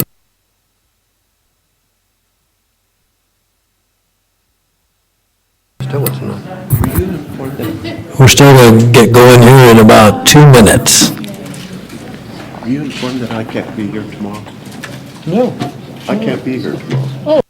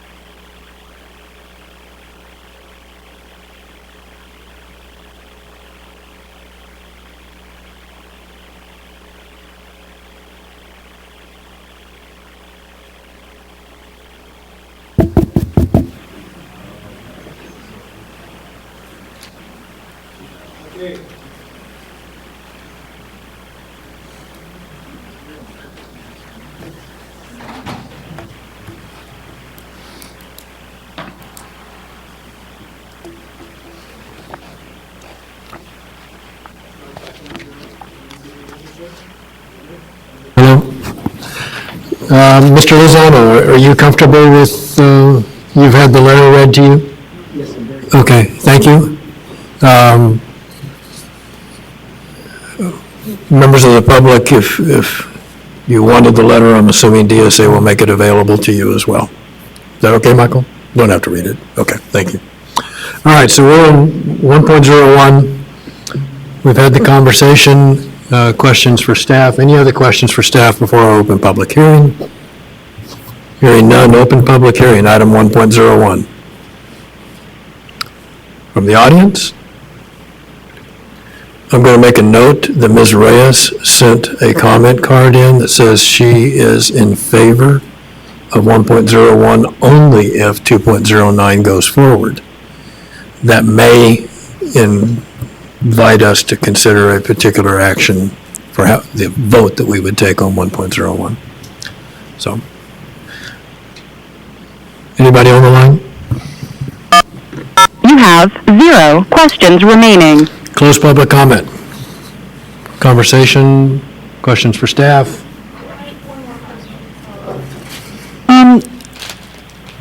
We're seeing a lot more daycare in housing, and daycare in housing would be a public accommodation within a public housing. So those units that are dedicated to daycare, that would be not exclusively a public housing. So I'm more inclined to keep the 4450 reference because of the mixed use and uses of housing as public accommodations to a certain extent. And I think that 4450 addresses those overall applications, just as an example. Thank you. May I comment? Please. So, in understanding a little bit about the application and 4450 and 12955.1C, in both, whether regulations are proposed for building standards law or they're proposed for the office administrative law, which are administrative regulations, the agency is required to cite the authority that gives them the authority to write the regulations. This section is essentially clarifying where our authority is coming from. In 12955C.1C, it specifically says our authority to write regulations is for public housing. That's what our legal opinion came from. In 4450, it specifically states that our authority to write regulations is in 4450. And so, for public accommodations, commercial facilities, and public buildings. That's the spirit and essence of the clarity that we're making, is what gives DSA the authority to write the regulations, and that's in 1.9. Sorry, my reference is off. 1.9.1.3. Okay? In understanding, we have our legal representation. Through that legal representation, with all due respect, we are afforded attorney-client privilege, and so that's likely why they had declined to give you that information, because they are our attorneys. I do, however, want to let you know that you are always welcome to reach out to us with that question, and we will provide that question to you. Our process is transparent. And that you are also all welcome to participate in our code development process. Some of you have. Mr. Lozano has. Ms. Loeffler has. They are very well aware of these regulations because we have worked on them so extensively with our stakeholders, with HCD, with Disability Rights California, with individuals with disabilities, with CALBO. Part of the requirement of being on our membership on the ACC is that those 13 individuals are required to actually reach out to the constituent groups they represent. So the CALBO representative is required to reach out to CALBO. The architect representative is required to reach out to members of the AIA, and we can show you documentation that they have done that. That's part of the charter. And so I just want to call this to your attention because there's a lot of staff hours work here, a lot of volunteer hours work here, and while we respect the comments that are brought forth by the commission, sincerely we do. It is a little problematic sometimes that you're questioning our process and our judgment right now based on everything that's on paper. And I just want to let you know and inform you that we are an open book. This process takes 2 years. We have all our transcripts on our website. You're welcome to all that information, and if you need any information in advance, we just ask you that you ask us, because it's here to share with you. And I just wanted to put that out there, because we have come a very long way working with our constituent and stakeholder groups, and I think I have stated that in our opening statement, and I think our stakeholder representatives are here and they can attest to that, and I think that needs to carry great weight. And as the building standards regulations state, that you do need to give deference to agency in some of those comments. And I just want to call that to your attention. Thank you, Ms. Claire. Okay. We have no further, do we have any further questions for staff? Hearing none, call the question on item 1.01. We need a motion. Would you like this memorandum read into the record before? No? Jean has it. We don't need to put it in the record. You'll make it available on request. This is Dan Kaiser. Motion to approve as submitted. Second. Okay, Mr. Lozano seconded. Discussion on the motion. Hearing none. All those in favor? Aye. Opposed? No. Mr. Gibbons opposed. Motion passes.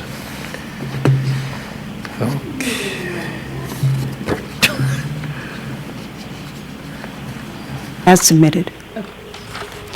The next item up is the definition of public use. And this follows along with the item that we just looked at, the amendment to 1.9.1.3. And what we're doing there is proposing to repeal the last sentence in that definition. In the context of public housing, public use is the provision of housing programs by, for, on behalf of a public entity. So all we're doing there is proposing to delete that last sentence. And what the problem is there, it just, when you start talking about public use, people start conflating that with a place of public accommodation. So we're just proposing to repeal the last sentence in that paragraph. Thank Thank you. Questions of staff? Hearing none, open public hearing. Item 2.10. Ms. Ray, I'm sorry? We're good? Ms. Reyes? We're going to need a, can you, how about that end? No, you're going down here.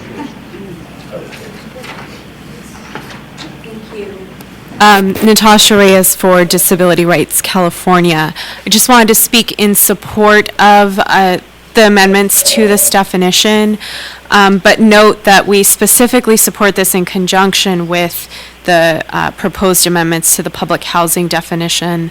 These issues are related, and we feel that they work especially well together, but we do support the changes to this public use definition. Thank you.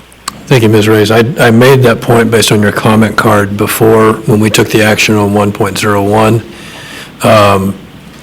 I think it'll be incumbent on us. We have a further study on that definition, and that is an action. The rest of these, further study may catch up with that if as these are being approved or what action we take. So I understand your comment, though. Thank you. Anybody else? Public comment? Anybody on the line? 2.10? You have 0 questions remaining. Close public comment. Discussion? Motion?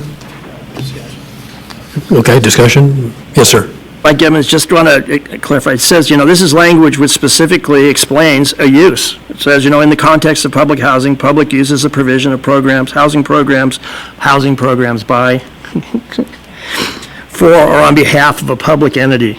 Okay, that's really great. It's explaining it. Why do we have to remove it? Why does it have to be changed? Because we're going to change something else. We're going to keep on making more things. I'm not sure it's going to be clear. Staff? Well, as I mentioned before, hearing from code officials and designers, architects, when it says for public use, like I said, they immediately think about a place of public accommodation. And this whole idea of what is public use in the terms of public housing. So again, it's just an item to clarify all of these provisions as it relates to public housing.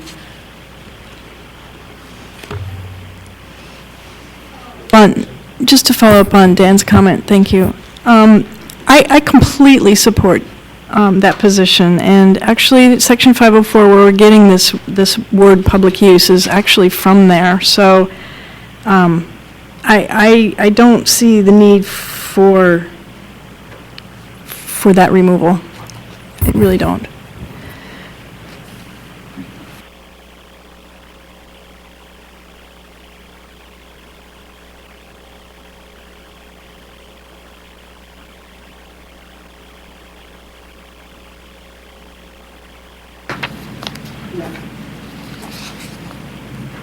Any further comment? Mr. Kaiser?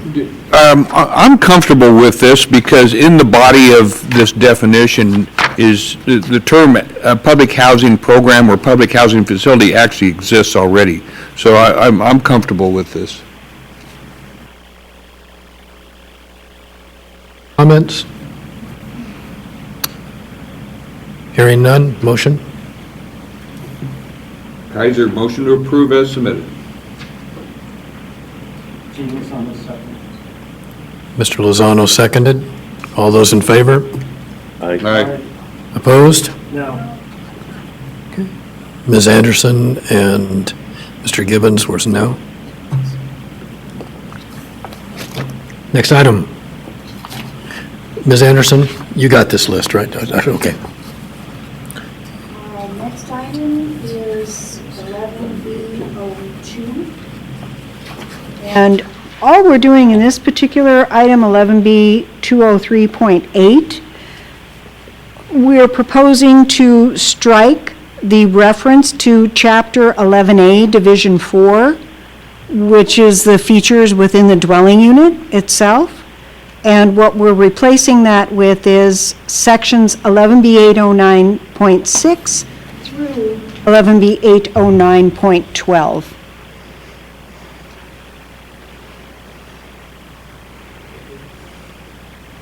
Questions for staff?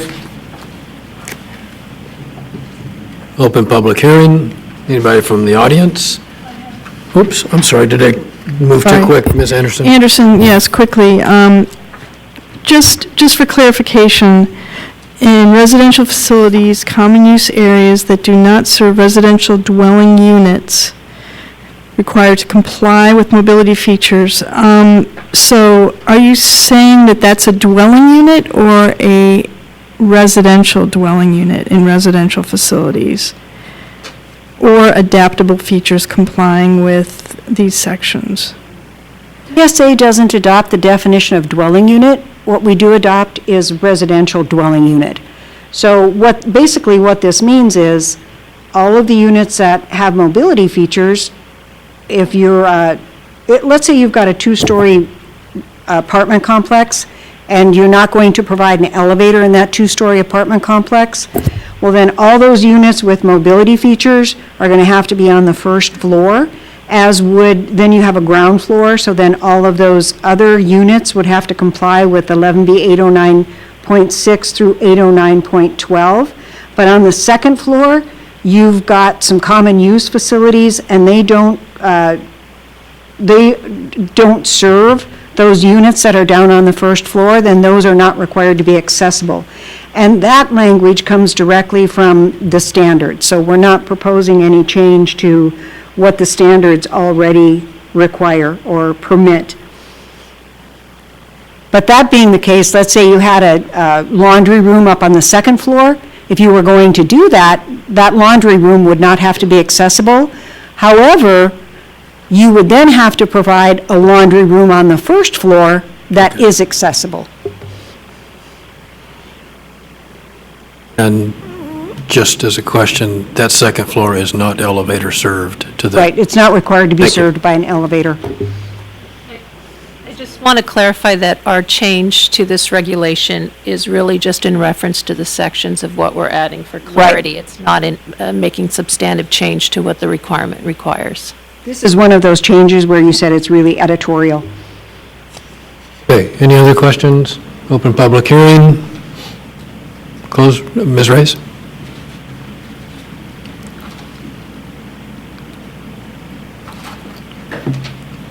I'd like to make a few general comments and then actually specifically address Committee Member Anderson's comment. So in general, DRC and our signatories are in support of DSA's great efforts to create consistency between 11A and 11B by bringing the language and eliminating these cross-references. So I want to make that clear. We also recommend across the code using the term public housing or public housing facilities in place of residential facilities. DSA has made that change in many of the items before you, but this is one item where that change was not made, so we recommend changing residential facilities to public housing facilities. More specific to this item in particular, and getting back to Committee Member Anderson's question, we think that there is a simple grammatical change that could be, that could clarify this piece. Right now, it reads, residential dwelling units required to provide mobility features and adaptable features. We suggest residential units required to provide mobility features and residential units required to provide adaptable features. That way it's clear that it's units featuring units with mobility features and units with adaptable features. That to us reads more grammatically clearly. Thank you. Just, okay, so that would be information, just for everybody to remember, that's information that is going to go to staff as a possible, but we don't rewrite that here. We don't rewrite the code proposal. So, thank you very much. Anybody else?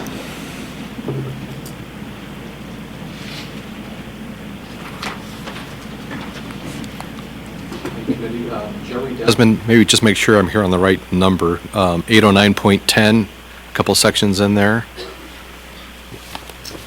No. I'm really sorry. You know, we're 11B.02. Come back. I'll come back. Thank you. Good thing I didn't say it. I think I'm going to start putting the number and the title of the item, because this is going to be confusing to staff. Open the public hearing to people on the line. You have 0 questions remaining. Close public hearing. Questions of staff?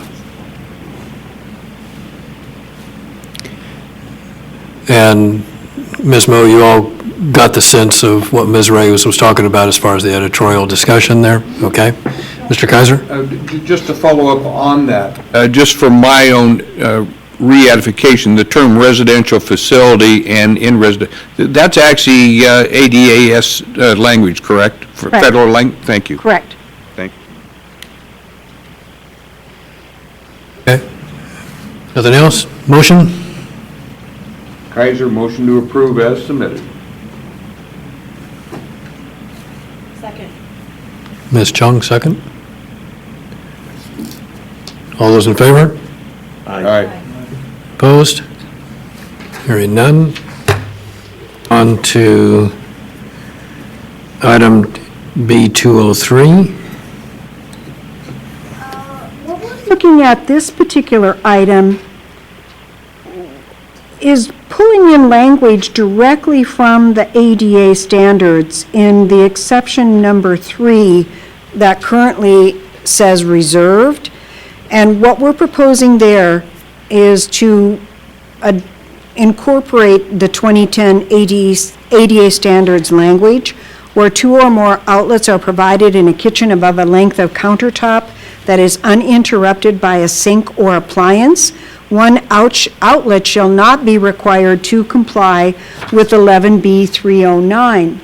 And really the issue that we're addressing there, if you look in the appendix document on page 31, actually it's on the last page, it's on page 33, what we saw was there are issues with complying with this and then also complying with what's required by the electrical code.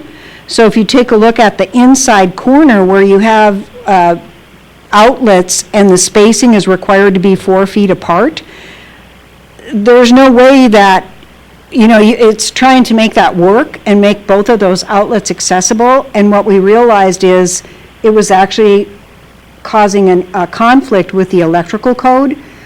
Now, potentially, I guess a building official could just say, well, it's technically infeasible. But at least in this situation, you can see that we can afford compliance with the electrical code and then still maintain accessibility for these electrical outlets. So really, that's what we're doing here. We're just proposing to incorporate what is permitted in the ADA standards for those electrical outlets in a kitchen above a length of counter. Thank you. Questions of staff? Mr. Kaiser? It appears to me that we're actually reducing accessibility here from what we currently have. And even though it may exist under the ADA standards, it has a lot more implications than if it's your intent just to work this into adaptable dwelling units. It has a lot more implications than that. By putting this back in, it applies to every structure, every kitchen area, commercial kitchen area. It applies everywhere now. That's what this section does. It doesn't. This does not limit it to housing. This does not limit it to any specific use. It just says kitchens.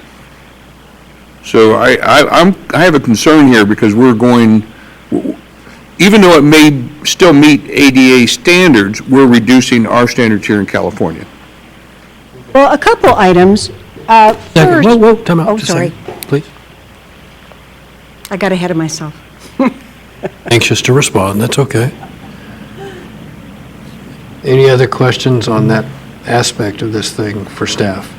So that she can cover it all at one time. Hearing none. Ms. Moe? Alrighty, so a couple of things. First things, if it's a commercial kitchen, or if it's a break room, that there's no requirements for, in a commercial facility, you can put your electrical outlets wherever you want to put them. There isn't the same requirements for these locations in electrical outlets that are specific to residential facilities. So that's the difference there. When you look at what we're showing in this diagram here, this floor plan, that is specific to residential facilities. Like I say, in commercial construction, you put your outlets wherever you want to put them. May I, just to clarify that, I mean, your diagram is obviously written around a kitchen. That's fine, but following up on what Mr. Kaiser says, if I do a break room or a lounge or anything, there's no limitation on where I place that outlet under the electrical code. There is a limitation that it has to still have a reach range condition. Correct. And I think what Mr. Kaiser was getting at, if we're not careful, when we say one would provide accessibility, but not all, we would be reducing the potential in that staff break room of limiting accessibility or reducing accessibility. Well, and I think when you read through that section, and it says where 2 or more outlets are provided in a kitchen above a length of countertop that is uninterrupted by a sink or an appliance, one outlet shall not be required to comply with 11B 309. So in one of my MOBs, I will routinely have 10 or 12 feet of counter with a sink at one end because we'll get parallel approach on that. And we'll have half a dozen outlets scattered across the top of that. Are you telling me I only have to make one of those accessible? No, it says one outlet shall not be required to comply. Okay, one outlet does not have to be accessible, 5 do. Right. Why would I not make all of them accessible in that situation? I guess this is the only thing I think that Mr. Kaiser is getting at. I'm concerned, in this scenario here, we put in one outlet on that counter. Now it doesn't have to be accessible.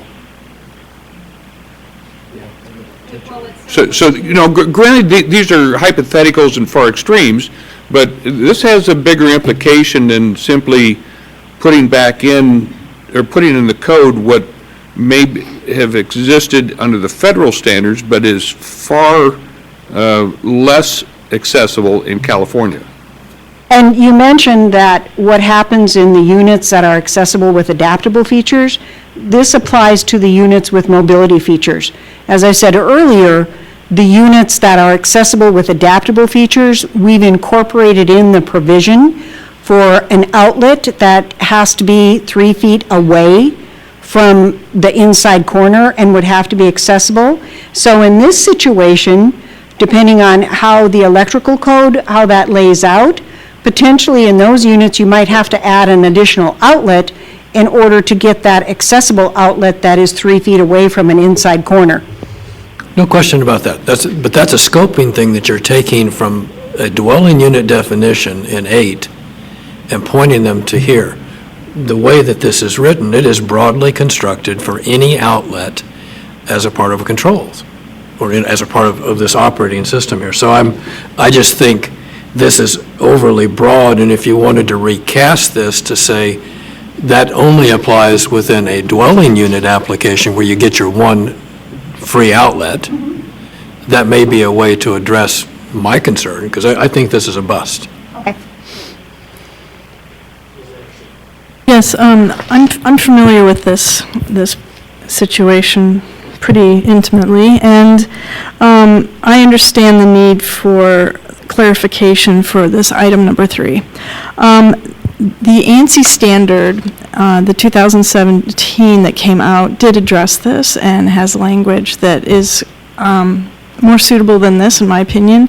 It specifically talks about corner situations, and it uses a square footage of the corner and then determines an outlet that could be inaccessible at that corner situation. So it's very nicely written, and it's good language, and it talks specifically about the corner language, corner condition. And That is a standard that does have DOJ and Access Board participation, and it was recognized as a problem.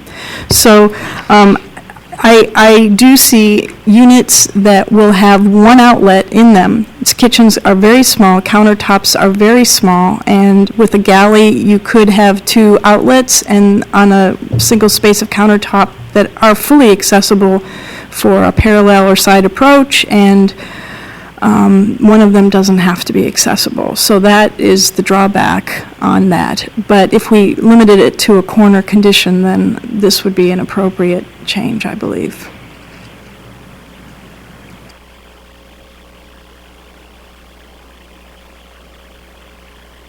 Open for public comment on item 2.10.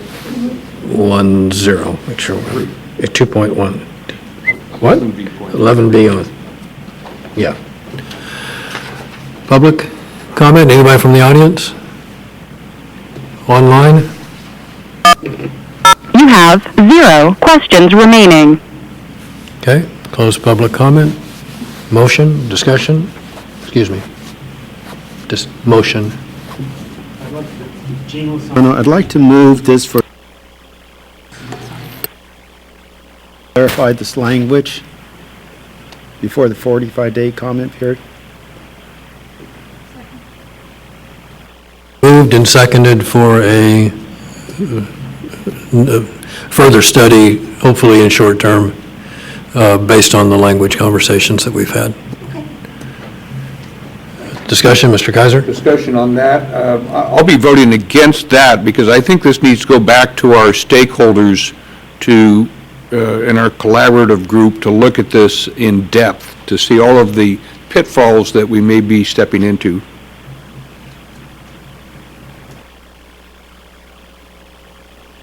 Motion for further study.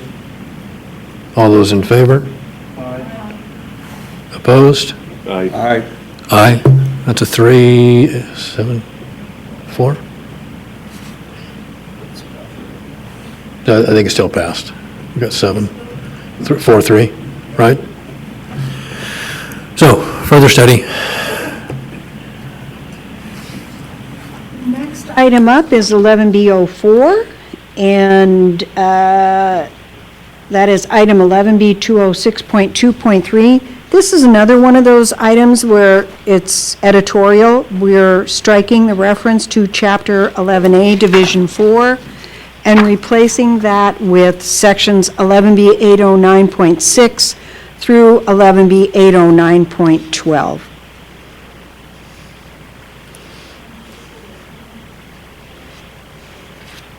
Anderson? If we have not reviewed these sections in 809, and is it appropriate to approve the referral to them in other sections? I mean, are we going to be adopting this language? And if we don't adopt those sections, that's my question. I understand the question, but I think this is really a roadmap. Whatever we do on those sections we'd still be pointing to it. So we have agreed that we are getting rid of 11A and we're moving all of that content into 11B. That's been agreed upon by this council? Passed a motion for further study. And that may have effect or not.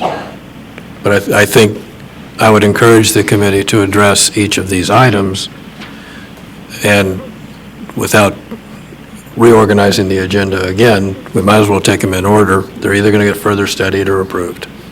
Just so it's noted that these references may depend or change depending on final outcomes in those sections, because I haven't heard that these sections are actually going to be copied verbatim or what that presentation will be.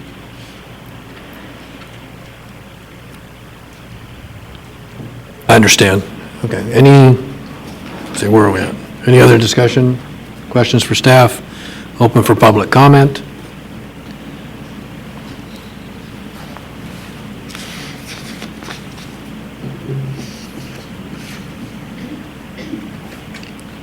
Thank Thank you, Natasha with Disability Rights California. Just a quick comment here, reiterating that we are in support of DSA's work to incorporate language from 11A into 11B and support this reference here. We also, again, encourage change from the term residential facilities to public housing or public housing facilities in this section. Thank you. Thank you. Anybody on the line? You have 0 questions remaining. Out of curiosity, does it have a little blinking light that tells you that there's somebody there? You have to actually click the line. Okay, so I'll have to keep asking you. Sorry. All right. Close public hearing. Any comments for staff? Motion? Kaiser, motion to approve as submitted. Second. All those in favor? Aye. Opposed? Mr. Gibbons, abstained? Oh, Ms. Anderson abstained. Motion passes.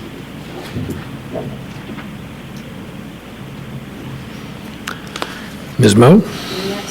Up is 11B05. And again, what we're looking at here is just that editorial change, removing the reference to Chapter 11A, Division 4, and replacing it with sections 11B 809.6 through 11B 809.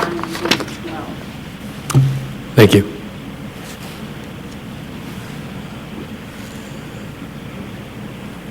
Questions of staff? Okay.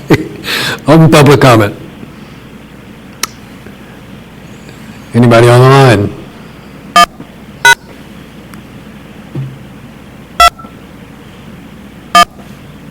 You have 0 questions remaining. None. Close public comment. Motion? Kaiser, motion to approve as submitted. Second. All those in favor? Aye. Opposed? Ms. Anderson and Mr. Gibbons abstain. Motion passes. Item 11B06.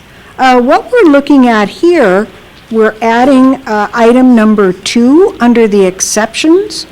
And what we're saying there, in public housing facilities, electric vehicle chargers are permitted to be installed at an accessible parking space assigned to the resident.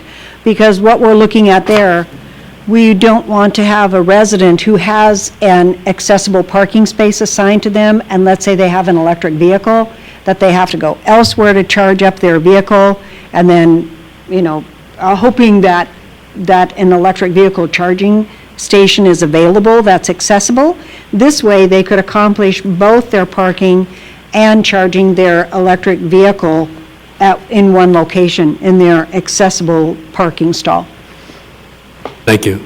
Just a quick comment to those in the audience that have been trying to get in on electric vehicle stuff. This applies to electric vehicles, but I don't think it's the charging station issue that you're looking for. You might want to read the topic. Okay, Mr. Kaiser? Question, why are you limiting this exception to public housing? So a privately funded housing facility doesn't get this same benefit? That would be up to HCD to make. No. We don't regulate privately. We only have the authority for regulations for public housing. Okay, thank you. Good, okay.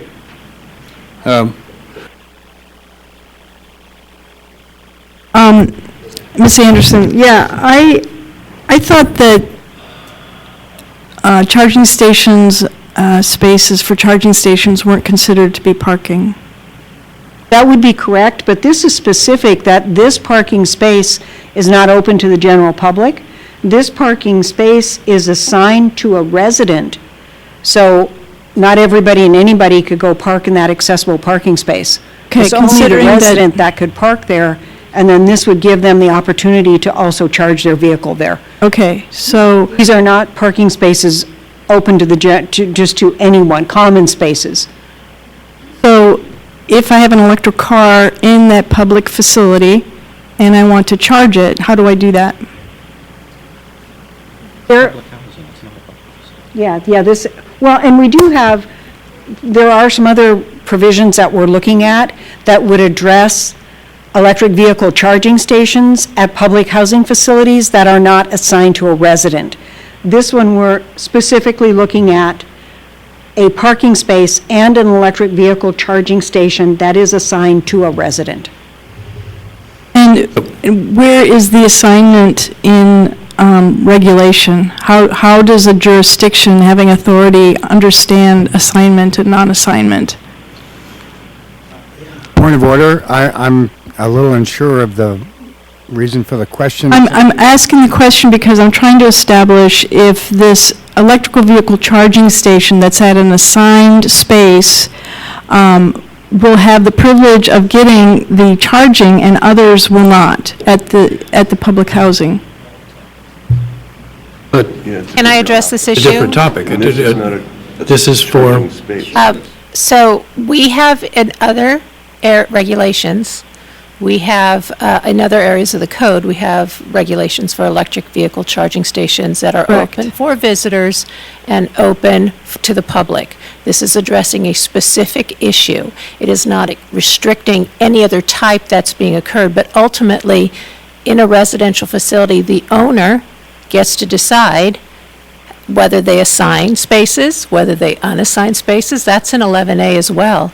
And how they choose to provide charging. They may choose to provide charging only for themselves, and they may be an individual with a disability who needs to install it at their assigned accessible stall. They may choose to only provide one for the manager. They may, those are options and choices that are made. There's nothing that imposes a requirement to install more charging than not, except for the Cal Green Code, which is new. This does not take, which is applicable to new facilities. This does not take into consideration whether facility is new or not. It's a specific regulation that allows for assigned parking to have someone not have to go somewhere else to charge. It's not making any reference if there is public charging available, whether in visitor or not. It's basically saying that if this person who has an accessible stall also needs to charge, and maybe there's only one provided, then it's provided for that person and it's assigned. It's permissive to have that charging occur for that individual who's assigned an accessible stall if they also have an electric vehicle. is it fair to say that the reason you've put this in is because of the language that is in the preceding charging paragraph, which says a parking space is not, electric charging station is not a parking space. So in this particular application, you have to permit this in order to meet all the other requirements that are imposed by the parking space. True, and most public charging is opportunity charging. At residential facilities, when you are charging, it is usually for overnight charging. You're charging for your own space, unless it is offered to visitors. Okay. But there could be other assigned chargers with assigned spaces. This is not a shall statement, this is an allowance. It's not mandatory. It is just, it's An permitted. exception. It's so, you don't have to have one there either. So am I missing something? So I just don't understand how the application, first of all, the parking space, second of all, why if there's only one charger in the entire public facility, it's going to be inaccessible to all the other residents. I see this as being problematic. Perhaps wording that would say above and beyond what is required, or something that would say accessible parking shall receive whatever it is you're wanting to give them as this amenity that may not be available in another area of the facility. If I can add to Ida's comments on this, and as far as they go, they're perfectly spot on.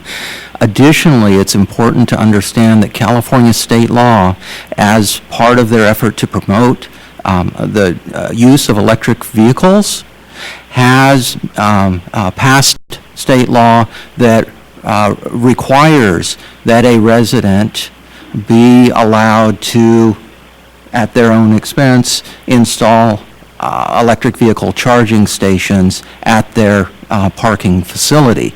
So, when you understand first that an individual who needs to have an accessible parking stall has already negotiated or made the arrangements or is already utilizing an accessible parking stall at their place of residence, and in combination with state law that gives that resident the right to install electric vehicle charging stations, there's no need for that resident to go looking for other vehicle spaces in order to install a charging station.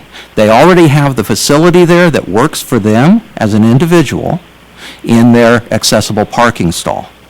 We see state law that says they can have an electric vehicle charging station there. This exception to the general prohibition against locating electric vehicle charging stations within parking stalls, or is not a parking stall, is very narrow, it's very specific, and it is entirely permissive. It is permissive to allow the resident to exercise their rights under California state law to have an electric vehicle charging facility for their use. Now, we have other regulations for electric vehicle charging that address public areas at residential facilities, public housing.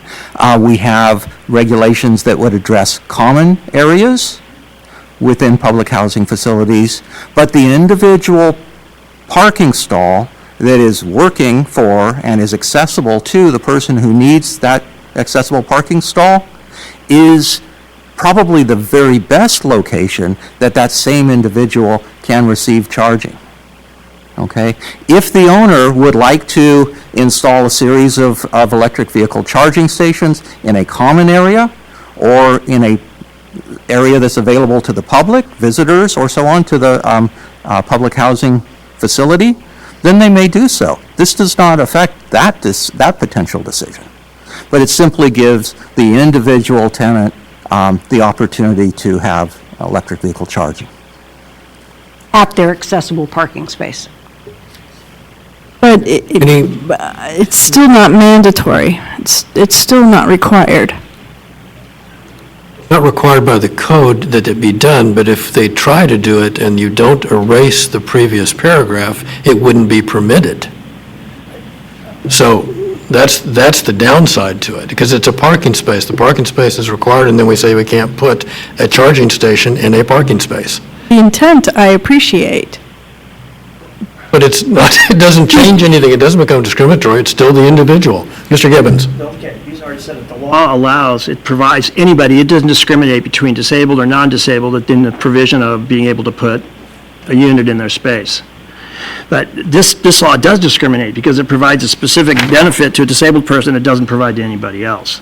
So what it's doing here is it's saying that, the section that you're referring to in the code in regards to section 100.204, reasonable accommodations, in the Fair Housing Act, which says that if a person wants to, benefit, in the public and common use areas, 10203 and 204, it's 203, that says that, they can have a space for themselves in that area, okay?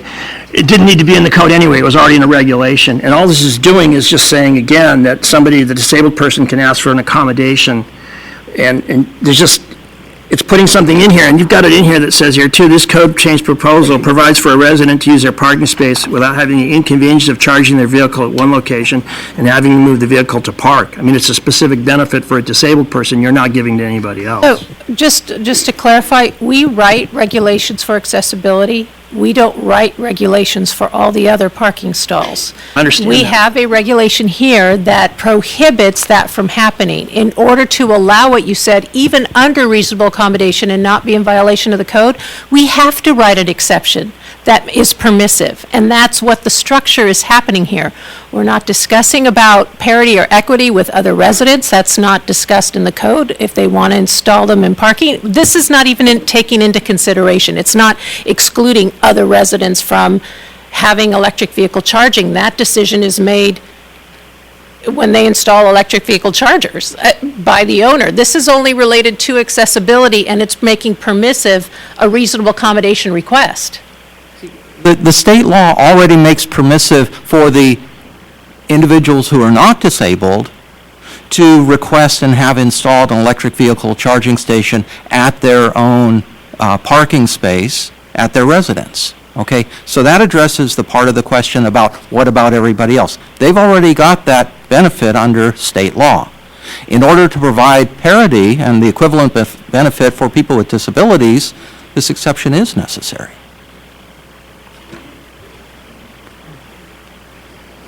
And just to clarify that parking, other than accessible parking, is not really addressed in the building code. It's addressed by planning and zoning ordinances. So you also have local ordinances that address, so you have state law, you have local ordinances that address, we have Cal Green that if it's a new facility requires a certain number of stations to be installed.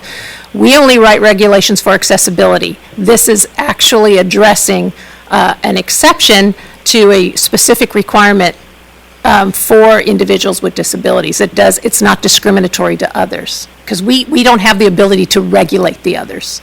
Okay. Federal law allowing it.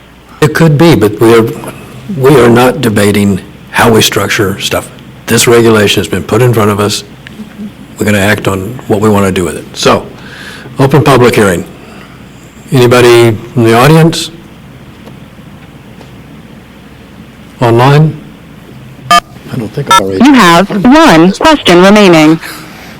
This is Richard Scaff. I'm just a little confused. In one place, we say these are not parking spaces, and then we're going to be, you first said there's state law now that says that multifamily housing residents can add a charger to their parking space.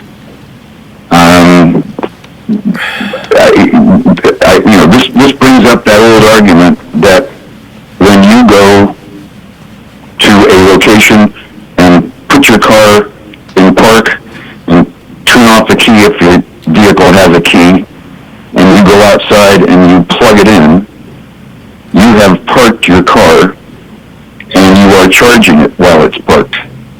So maybe we ought to revisit that whole interpretation of whether an electric vehicle parking charging station location is a parking space or not a parking space. I appreciate that, Mr. Scaff. However, that would be a question for a motion on further study. Any other comments from the public? You have 0 questions remaining. Close public hearing. Discussion by the committee. Further discussion by the committee. Look, if it's non-assigned parking, and there is one space where you can allocate accessible parking, which is very common in residential public facilities, then, and it's unassigned parking, and there's electrical charging in the facility. So I really want to stress that if it's unassigned parking and you have a accessible parking space, anyone can use that parking space and anyone can use the charging station, but oftentimes the charging station won't be in an accessible space. So this, I think, is trying to serve 2 purposes. Number one, force the resident manager to assign the accessible parking and provide the amenity of having the charging and a 2-for-1, and allow for other individuals to park at their individual spaces. So, and have charging there. So I just think that it would be enhanced if it was a shall, and that at designated accessible parking spaces, whether they're assigned or unassigned, the amenity of a charging station should be provided. Just a little bit of clarity, Dawn. When you say a shall, and I'm just trying to understand, this would read, in public housing facilities, electric vehicle chargers shall be installed at an accessible parking space assigned to the resident. Yes? Done. It's accessible parking space, period. So if their electric vehicle chargers are installed at an accessible parking space, when it's a shell, it's requiring a charger to be installed. I'm unclear as to why we would compel a charger to be installed at an accessible parking space.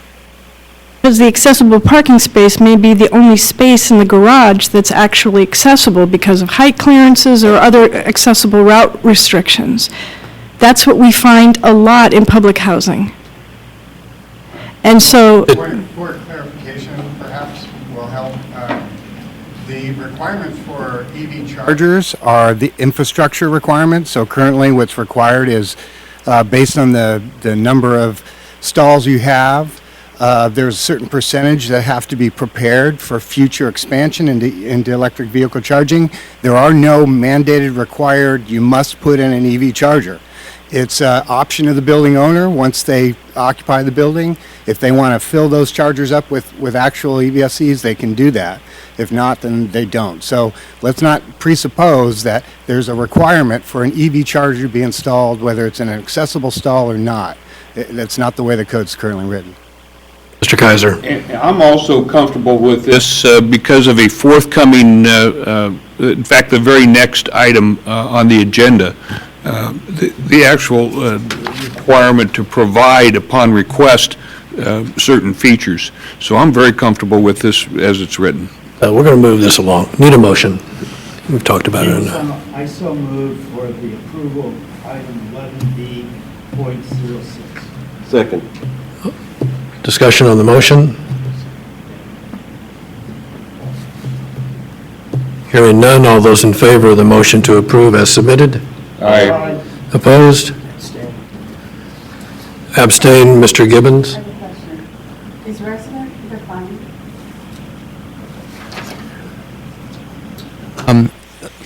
I don't believe resident is defined, but under the building code, all words are defined. It's just that if it's not explicitly listed within the building code, that you are directed to utilize the ordinary meaning in a college-level dictionary. Some agencies cite a specific manufacturer or publisher of dictionaries.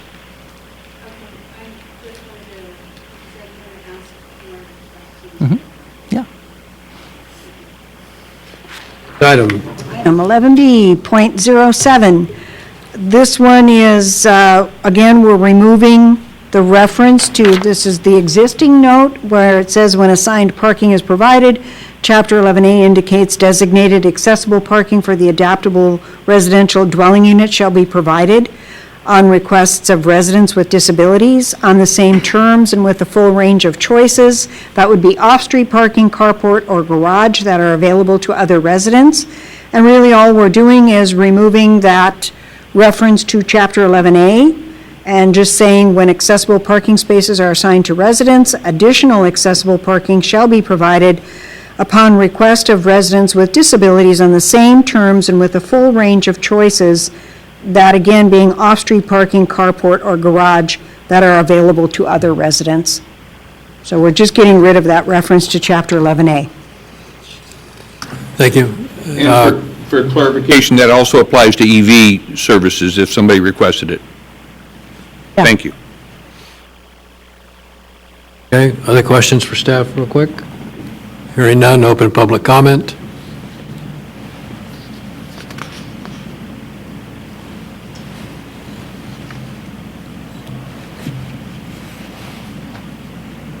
Natasha Reyes with Disability Rights California. Again, we support incorporating 11A into 11B. We also recommend changing the term residential facilities to public housing or public housing facilities in this section. And we have a grammatical recommendation to the note. We agree with the substantive meaning of the note, but suggest that assigned public parking spaces be singular rather than plural to make it clear that an accessible parking space is assigned to one resident at a time. Thank you. Thank you, Ms. Reyes. Anybody else in the audience want to speak? Anybody online? have 0 questions remaining.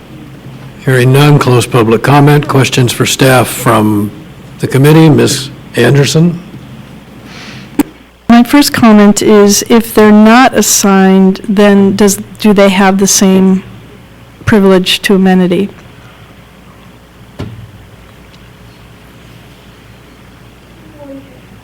Saying that, I'm not sure that I understand what you're asking, because there's a difference between what the standards provide and require as opposed to what's in 11A as far as parking is concerned. When you look to the standards, it just says when parking is provided, and then it does talk about how they do have to be, a full range of options and amenities, but in Chapter 11A, it talks about when parking is assigned. So it's sort of the difference between the two. So like I said, in Chapter 11B, it's just when parking is provided. This is just saying, clarifying that note that's already there and removing that reference to Chapter 11A. So I'm just asking then that if I'm just looking at the opposite language to what's written. So if they are not assigned, then what? They're not assigned. If they're not assigned, then they become a common use facility among the residents if they're limited to use by the residents, and it's first come, first served. No, A portion of them will be provided as accessible parking in accordance with the requirements under Chapter 11B, based on the total number of parking that's provided. A certain specified number of accessible parking stalls will also be required. Okay, it's the assignment to a resident that creates a significantly unique situation there, because the resident has sole control of parking within that assigned parking space, and it's significantly different than an open for first come arrangement. Just understood, making sure that if it is a common area parking, that those amenities are all accessible and on an accessible route. Certainly, all accessible parking would be required to be on an accessible route. Mr. Gibbons? Hey, this is the reason why you don't want to have notes in building code, because this is after the fact. This has nothing to do with construction. This has to do after it's completed and after they're already assigning parking spaces, that you're dealing with civil rights issues. We shouldn't even have this in this code. So, I'd rather move to remove it if we could possibly do that, but I don't think we can. But this is why we don't put notes in the building code. And I will, let me, eventually, it gets assigned and then unassigned and assigned and unassigned. Prescriptive versus performance versus prescriptive. And we're dealing with prescriptive standards here. I'm going to add an opposite point on that, and that is that it is not unusual in mixed-use projects, downtown areas, to have situations where we would assign parking, and it would be part of the deal. It would be part of the approval package, that getting your conditional use permit or whatever, it would say spaces are assigned in that parking structure over there. And it would be enforced through the building. If it becomes a lot tie agreement, it becomes a CCNR documented record, whatever.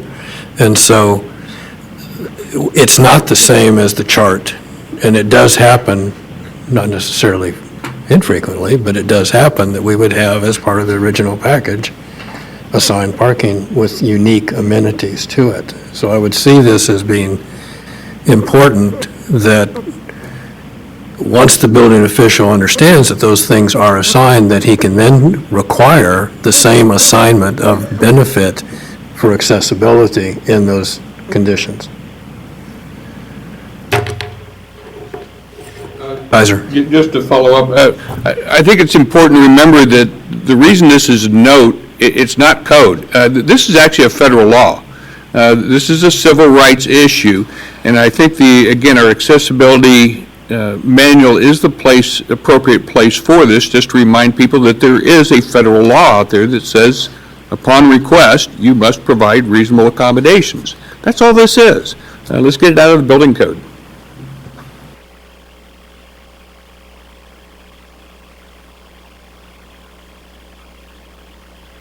Open for public comment? Anybody on the line? You have 0 questions remaining. Close public comment. Discussion, questions for staff? Hearing none, motion? Motion to approve for short-term study with a strenuous urging to pull this out of the code completely. Just delete the note as you have indicated here, put the note somewhere else. Yeah. So, just for point of order, Michael, I think this is, we can approve it as a, excuse me, we can approve it as amended, or we can further study it. We can't approve it with further study. Okay. So, modify your motion, please. Okay, let me approve it as modified, deleting the new note language.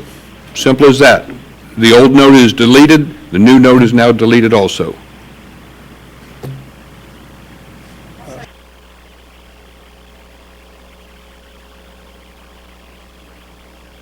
Second by Mr. Gibbons. Discussion on the motion? We'll get to it if it's approved. Yeah. Through the chair, when the time is appropriate, staff would like to respond to this motion. The discussion on the motion. Yeah, so discussion. Ms. Anderson, you had support the motion. Okay. Staff, would you like to comment on the motion? Our proposal simply amends the references currently to Division 4 of Chapter 11A to a specific series of sections that are proposed for inclusion in Chapter 11B.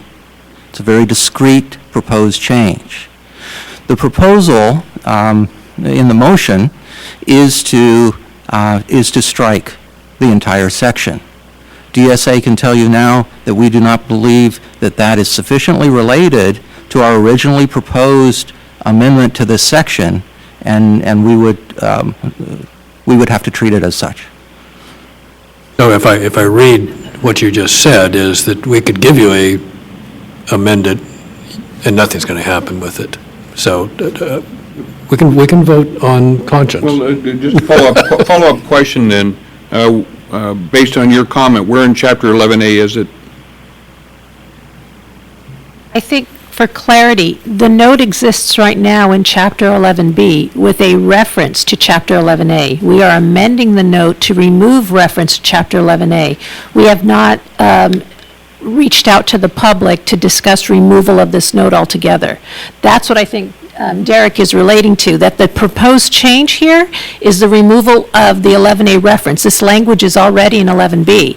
If we were to get rid of this entirely, we would actually have to go out to our constituents group and get feedback on that, and that is a substantial change to our proposed regulation. It's an unrelated change. But it wouldn't change the federal law that's driving it, correct? No. Okay. We don't have any authority to Right, change right, federal law. right. So, okay, that's fine. That works for me. So Don't? No. Not that I know. All right, so we have a motion and seconded. I have a question to actually staff. So, Michael, had they written this where kept more of the existing note and did their strikeout and underline, getting rid of some text and adding other text, the fact that they did it the way they did it, make it a little easier to read, seems like they perhaps are now penalized for rulemaking, where had they done it the difficult and awkward way, some of this wouldn't be coming up as being outside rulemaking. Is that true? I think specifically because they're addressing the content of the section itself, the section is up for discussion. So I'll say that because in the past, we've had agencies include additional sections in their proposal that weren't being proposed for modification to help locate the section that they're referring to. So it's kind of like context. But as soon as they print those, even if they're not proposing a change, they become subject to comment. So We recommend that the agencies only put in what they're proposing to change, and then, like Derek had mentioned, DSA had talked about, the specific change they propose is what the regulated public is aware of, and to completely change the intent of the proposal at this stage, they would have to hold back and take it out for further review before they could make that change. It's not code? It's what's in the code now, and you're forgetting, because it was just mentioned, the only change here is the removal of 11A. The language is virtually the Not same. true. That's not true. It's not true. That's not true, and so I think we, All right. back up for a second, What everybody. I'm saying is, we can't rewrite the language here. You people understand that, right? You can't just change it. You can make a recommendation, and the agency can take it back and make that decision. There you go. No, it's approved as, the motion is to approve as amended, which is deleting the note, is what you want to do. But you said we It's a couldn't. further study. is what I'm saying. That's not the point. Okay. That's their motion, and it was Got it. seconded. Good. So, we'll vote on the motion. All those in favor of the motion as made and as amended, which is to delete the language that was submitted in the note. All those in favor? All right. 1, 2, 3, Michael? Yes. 4? I'm no. Mr. Lozano? No. Ms. Chung? Abstain, okay. So the motion passes. It is moved to delete the note, and you can do with it what you want. I have in my notes that the recommendation from Mr. Kaiser was further study, and then with the recommendation on top of that to remove the note. Further study is what's currently on the table for consideration. No, we actually... No, you corrected me that that wasn't appropriate, so we'd gone with as modified. Yeah, Approve as amended? yeah, it's approved as amended. Yes. Yeah. Okay. This is another one of those editorial changes, and again, what we're doing is striking the reference, oh, sorry, Jump forward. Thank you. sorry. Yep, yeah, item number, actually, I have item number 8. Yeah. I'm sorry, I should have said that at the outset. Just a second, Item Sue. number 8. Time out, everybody. Sorry. In recognition of our stenographers, recorders' hands, we're going to take a 10-minute break. We will reconvene at 3:45. Break. 10-minute break. 10-minute break. Thank you. Actually referring to was the 9-point criteria, number 6. Right. Oh, Yeah. We need to justify. like, what's When we make amendments, Yeah, it's and not and straight then he up. was saying 8, and we'd gone right on to This was it. a mistake, they shouldn't have. We've got about 100 items to go. I know. And if we go at this pace, we won't have to finish. Okay, so we need to decide. Well, I'm going to ask... Everyone comments.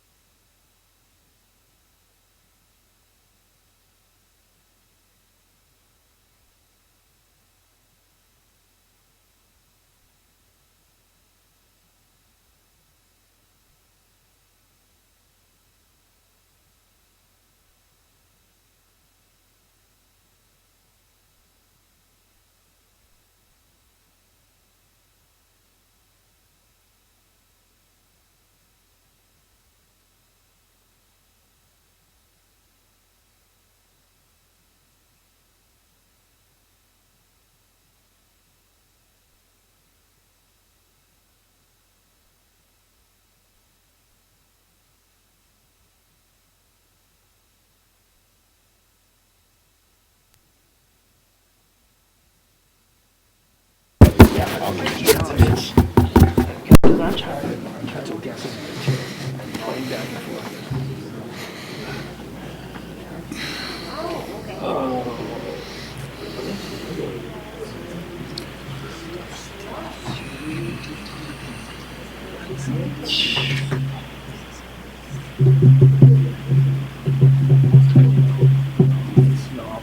tell you why if you want.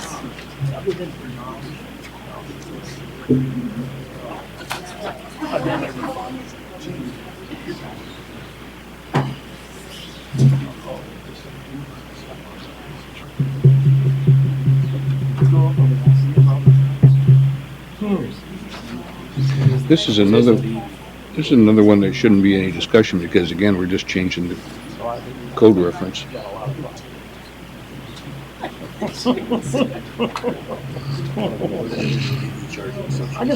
We're gonna get there today?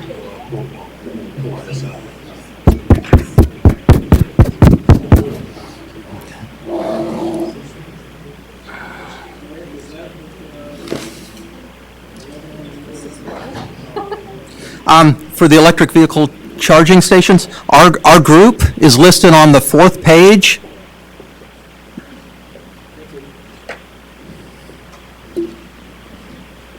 If there's a specific order you'd like us to proceed, we're happy to do so.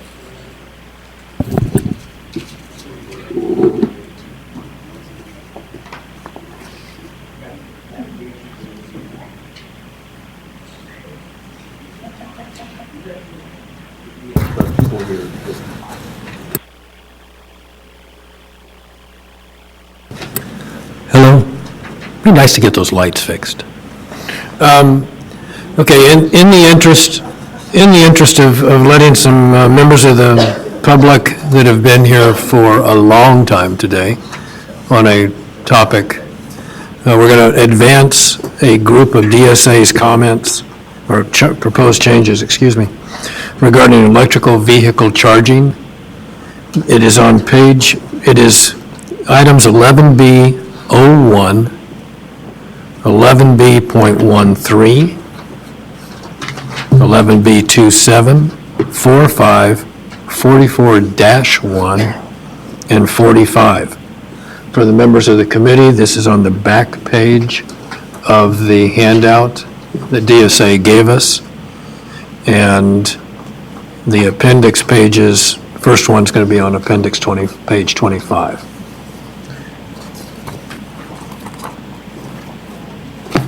So,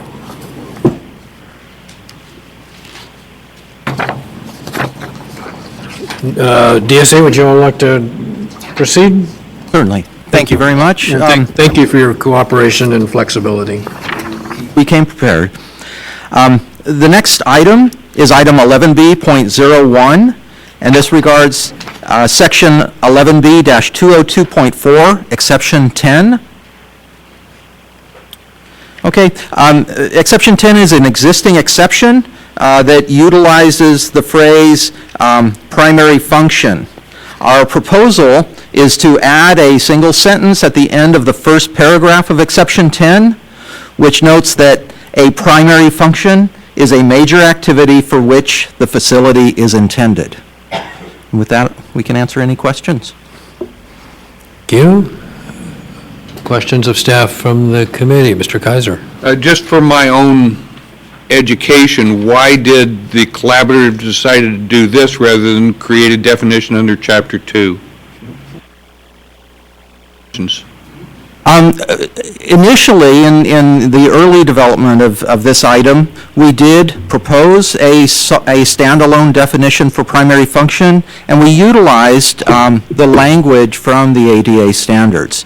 Now, of course, primary function under the ADA standards is quite broad and applies to a lot of topics that we regulate in the California Building Code that are not subject to the same primary function triggers as we would find in the ADA standards.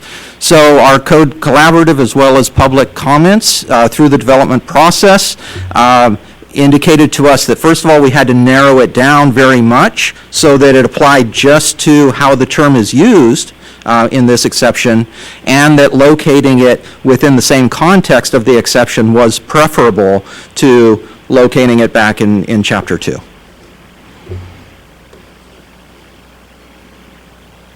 Thank Any other questions for staff?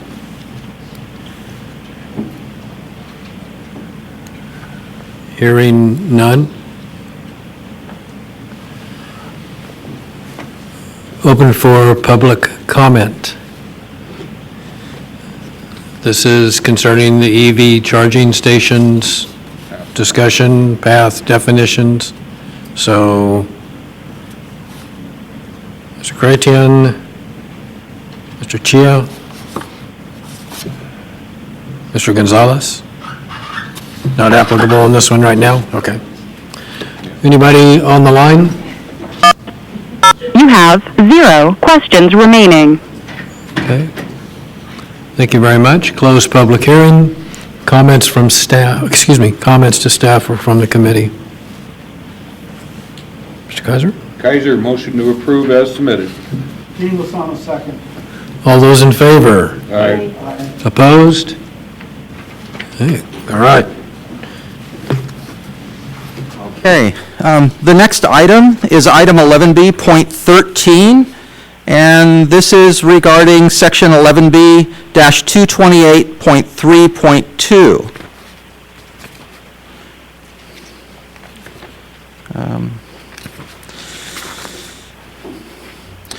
In this section, we are proposing several amendments to address the extent of what would be considered a facility within an installation of electric vehicle chargers. Here we are adding new language to indicate that the charging levels and the EV connector types would constitute individual or distinct facilities. And that is in essence because of the service that can be provided by utilizing different charging levels or differing connection types is, in our view, a specific service that is being provided by the facility owner, and that all goods and services in this case, do need to be provided in an accessible fashion. Further on down, we are adding a sentence regarding public housing facilities, and here's where, as we discussed earlier, we address in public housing facilities, charging stations provided for common use of residents shall comply with section 11B-228.3.2, and that would, of course, include the table in 11B-228. And then finally, as a courtesy to the code user, we also are proposing a note at the bottom of this to indicate that EV charging facilities are also subject to the California Green Code. Okay, thank you. Mr. Kaiser, questions of staff? I would assume or hope that maybe you got copies of comments from the outside that are very pertinent to this one. There seems to be an issue. I'm kind of ignorant, but so I'm relying on their expertise. But there seems to be an issue as to the different types of charging levels, and there's a whole different world out here that I wasn't aware of that sounds like you may have also not been aware of when you wrote this section. Have you looked at those outside commenters, and can you help me understand how you responded to them? Yes, actually, we have met with the commenters. I have copies of the comments that were provided by Tesla, Francesca Wall. I also have copies of the, let's see.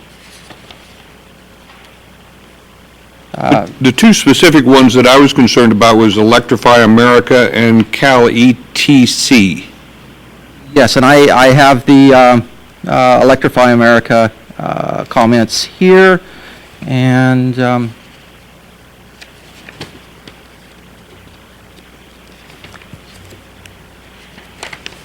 Cal ETC are combined comments that were submitted from when I referred to the Tesla comments. Oh, okay. Those are inclusive. Thank you. Yes, we had conducted several meetings, telephone conferences typically, with representatives from both of these groups to discuss our proposals. First of all, discussing them in general terms, in essence based around the concept that where different services are being provided, that they needed to be provided accessibly.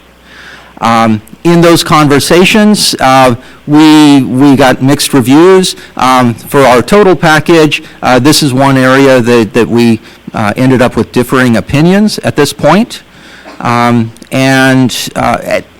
At this point, we have focused primarily on the concept that we do need to provide accessibility to whatever flavor of charging is being served. You know, early on in the discussions, we heard suggestions that level 2 chargers that were made accessible could serve the accessibility requirements for level 3 chargers. DSA assessed that level 3 chargers provide a much greater rate of charging, and so therefore it's a high-level benefit in that service that's being provided, and that the level 2 chargers provide a slower rate of charging, and so substituting one for the other was not our preference. Thank you.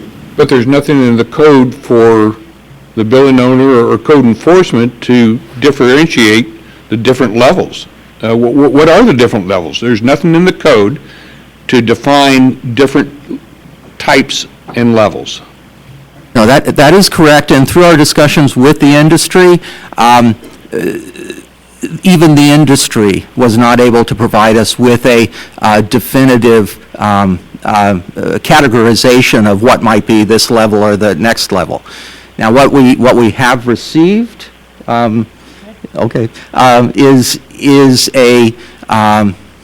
is a distillation to simply level 2s and level 3 and DC fast charge. Okay. At its most fundamental, perhaps that's an appropriate categorization. But then when we get feedback that that some of the charging can go at rates 7 times the rate of charging within one of those categories, then the lowest rate of charging within the same category, you know, we start to be concerned. Now, we intended to rely instead on the general direction under building standards law to, wherever possible, provide performance regulations, and that's what our language represents in this case. If I can provide a little bit of background, we had done our initial work on electric vehicle charging with a task focus group 5 years ago. At that time, level 2 charging was the norm. Level 3 charging was really basically reserved for Tesla or just barely emerging. It has changed exponentially in that time, and our regulations are insufficient. And we also felt that due to the inconsistency from manufacturer of automobile on the location of a charge port, different frequency of charging from different manufacturers of charging devices, charging stations, and the confusion that's arising. Are the regulations that we proposed 5 years ago are actually evolving into needed work because they could be potentially discriminating in the way that they were written. What we've determined by addressing this from a performance basis, trying to future-proof the ever-changing world of electric vehicle charging so that the building code is responsive as best as it can be as the industry evolves. It's very difficult for us on a 3-year code cycle to keep up with the level of technology and changes that happens. And as we've stated, there is no standardization in the industry. It's not like Chevron and ARCO and you go and your nozzle fits in every single car. This is, each charging station manufacturer could have a different charging connector for a different level of charging. And our concern is ensure that van accessible space is provided whenever a combination is provided between a connector and a charger, because that arrives at the basic level of accessibility that we can guarantee, and that is an individual who needs a van accessible space can charge for the offering that's provided there at the facility. Ultimately, it's the building owner who gets to determine what charging equipment gets installed, what level of charging gets installed. It's our charge to ensure that they meet the minimum ADA when they do that. Our concern is for the building owner, because the owner's the one who's going to be subject to discrimination. If you have 10 level 3 chargers and 2 level 2 chargers, and you reserve the 2 level 2 chargers for individuals with disabilities, and everyone else has the level 3 charging, which is what our regulations could potentially permit at this time without leaving them unchanged, you're basically relegating an individual with a disability who owns an electric vehicle to charge for 4 to 8 hours, where an individual who does not need an accessible stall and has an EV who can charge in 40 minutes. That's the inequity. Thank you. Mr. Kaiser, anything else? Well, I'm just, I'm not sure how I enforce this, because there's nothing to define a charging level in the code. But would it be true, having done this fairly frequently recently, the process is that we put the power to the space, and then somebody goes and puts in a charging station, and that charging station gets a permit, gets an electrical permit. In some cases, it gets building permits if it's got enclosures around other things. So the point at that stage is that it would be a violation of the electrical permit process, the permitting process, for them to put in multi-function facilities that were not equally distributed. Is that a fair way to put what we're talking about here? If you put in a charging station, it has to be the same charging station for every space, or you have to put in equivalent numbers distributed through your facility. Now, we don't have that scoped necessarily in the code yet, but the charging language you've put in here gives, in my situation where I'm drafting documents to put these in, it tells me I can't have a level 2 and a level 3 or level 1 or whatever designation we want to provide unless I distribute it appropriately. Is that sort of a summary of where we're at in this document, your proposal?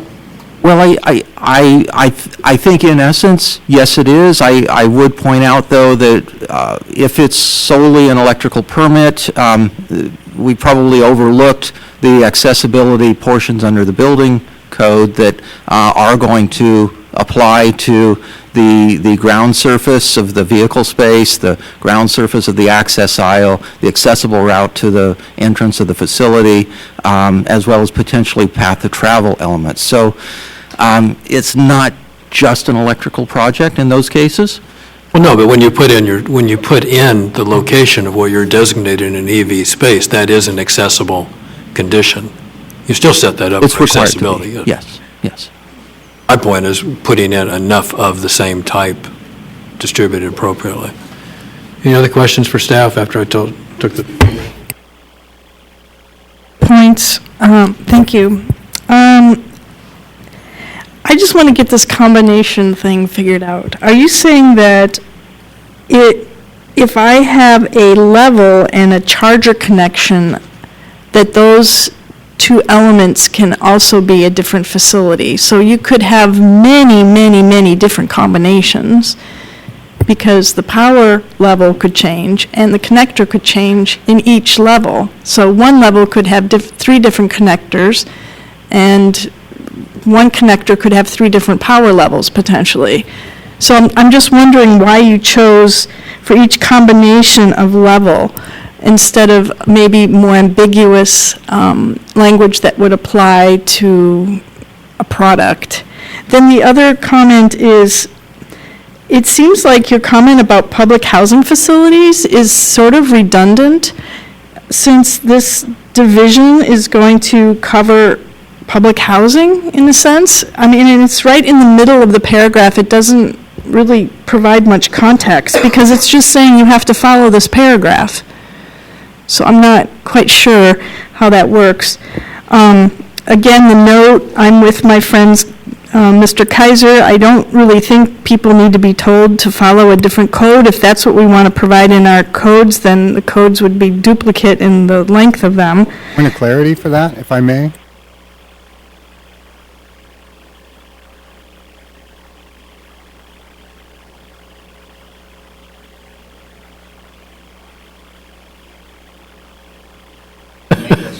Good. Well, thank you for that information. I was unaware.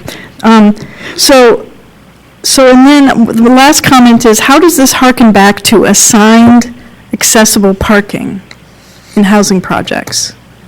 A little bit of clarity and understanding a little bit of the levels that we face today, so it gives you an idea. There's a level 2 charger. They're usually consistent with the same charger. Level 3 charging, which is fast charging, you have a CHAdeMO connection, you have a CCS connection, and you have a Tesla product. You can get chargers that provide both a CHAdeMO and a CCS connection. Tesla's its own proprietary product. So that's today. And Tesla has a different level 3 charging, from what I understand, than what other level 3 charging is. So to define level 3 charging is very difficult. As you can see, this industry evolves, and it's very difficult for us to be responsive to that, which is why this is a performance-based code. We do look to the industry, if at all possible, to provide that clarity to each jurisdiction. DSA provides extensive training on electric vehicle charging. We work extensively with with GoBiz, the Governor's Office of Business Services, because this is an agenda of the governor's to install chargers everywhere. So we have a very in-depth educational opportunity ahead of us. But we prefer to address a lot of this through an educational opportunity, because as long as the standards, while performance-based, still give an indication of the accessibility that we're looking for. It is an interesting problem for us, just because it is changing, and we just don't have the opportunity to address our regulations at the speed that it's changing.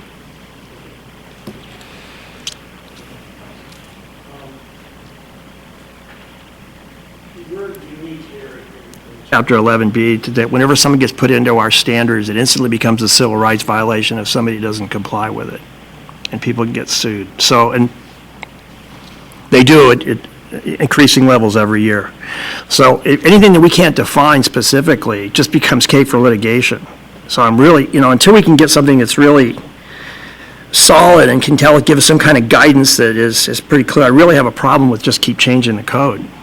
It doesn't mean it is good the way it is right now, and it's not litigation, but until we find something that the industry agrees with and something that we know that we can comply with and isn't constantly changing, I don't know how we can set a target on that. I know it's a problem, but it makes me really scared about keeping changing things. Thank you. Anybody else real quick? Okay, open for public comment. We're going to maybe make 4:30. Let's concentrate on getting this thing done by 4:30, because we're going to get to it anyway. So those of you in the industry, do not please go into tremendous amounts of detail of what the heck charging is. I don't have an electric vehicle. I don't intend to have an electric vehicle. I Uber. I have you Uber, I have a truck, okay? So let's make sure that we're focused on the industry's identification of issues that are presented by us requiring multiple kinds of facilities to avoid discriminating against people coming in with different vehicles that are in accessibility needs. Sir, your name? Thank you. Hello, my name is Christian Corby, and I am the Deputy Executive Director for the California Electric Transportation Coalition, and want to thank you all for moving this ahead for us today and making time. So we submitted our comment letter opposing item 11B.13 and recommending some revised language. Our letter was supported by the Electric Vehicle Charging Association, CalStart, ChargePoint, and Tesla. And so just to be as quick as possible, we request that the language in the regulation be revised just to focus on charging levels, not on EV connector types. As was recently acknowledged, the industry is rapidly evolving, so including additional specifications will only make it more uncertain for the industry and more difficult for the industry to comply.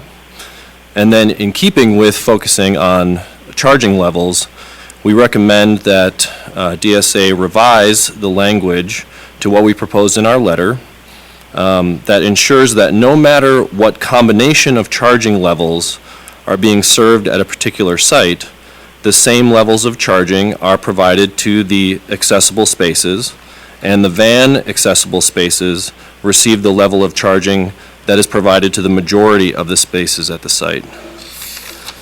So we believe that this proposal maintains the integrity of the regulation and provides accessibility to different levels of charging. So we thank you for your consideration, and we request the further study on this item and for DSA to continue to work collaboratively with the industry partners. Thank you. Thank you, sir. That was just about perfect. Questions for the gentleman before he leaves? Yeah, real quickly, because this is such a fluid subject, and staff is correct, I'm not sure how we address this, and that's where I think you as an industry need to work with everybody concerned, because what we write today is going to change tomorrow. And I think the only thing we can do here is something that's very general.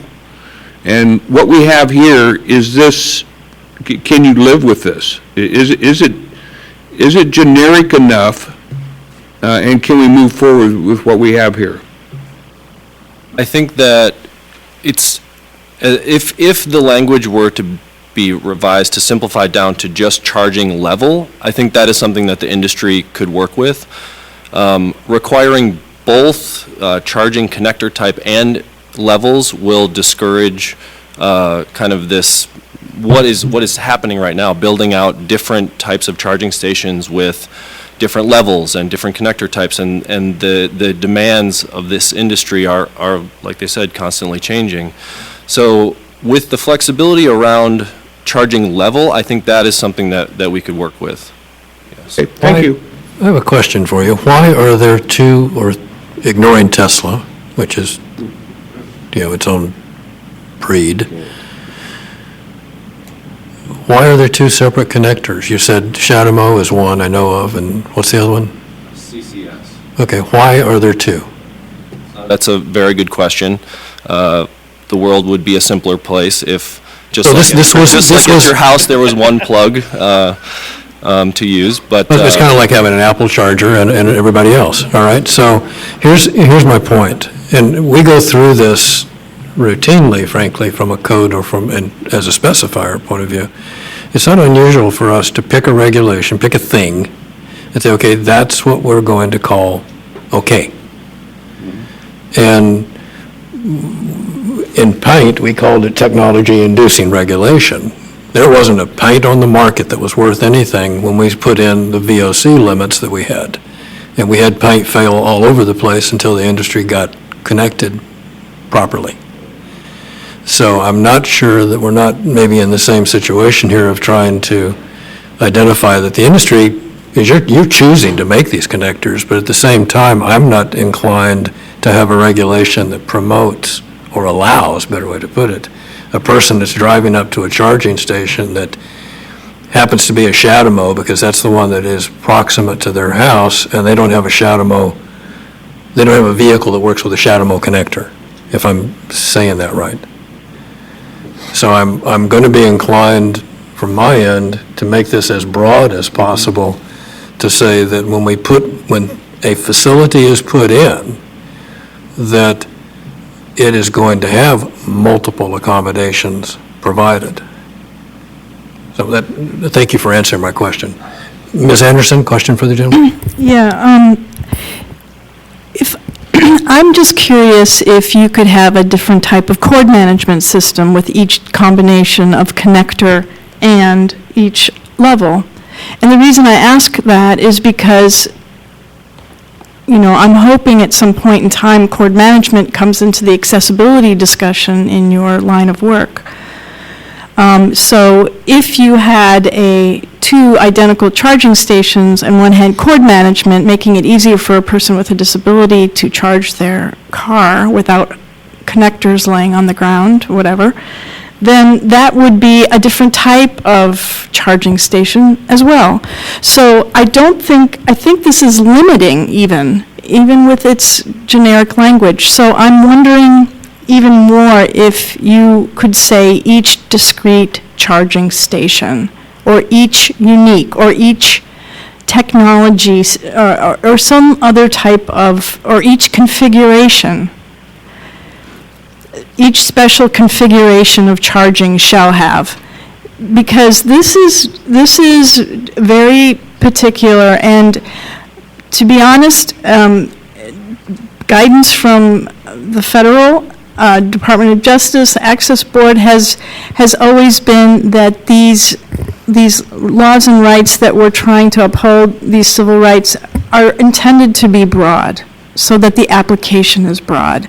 We try and avoid very specific definitions because the expectation for each application is different. Well, this is really specific, and it's not over here, so therefore we don't have to apply it in a specific manner. I understand your intent, but I think that if we just use more ambiguous language to capture it, I think it would be improved. Thank you. Okay, any other questions for the gentleman? Okay, thank you, sir, I appreciate it. Other members that want to make discrete comments that are different?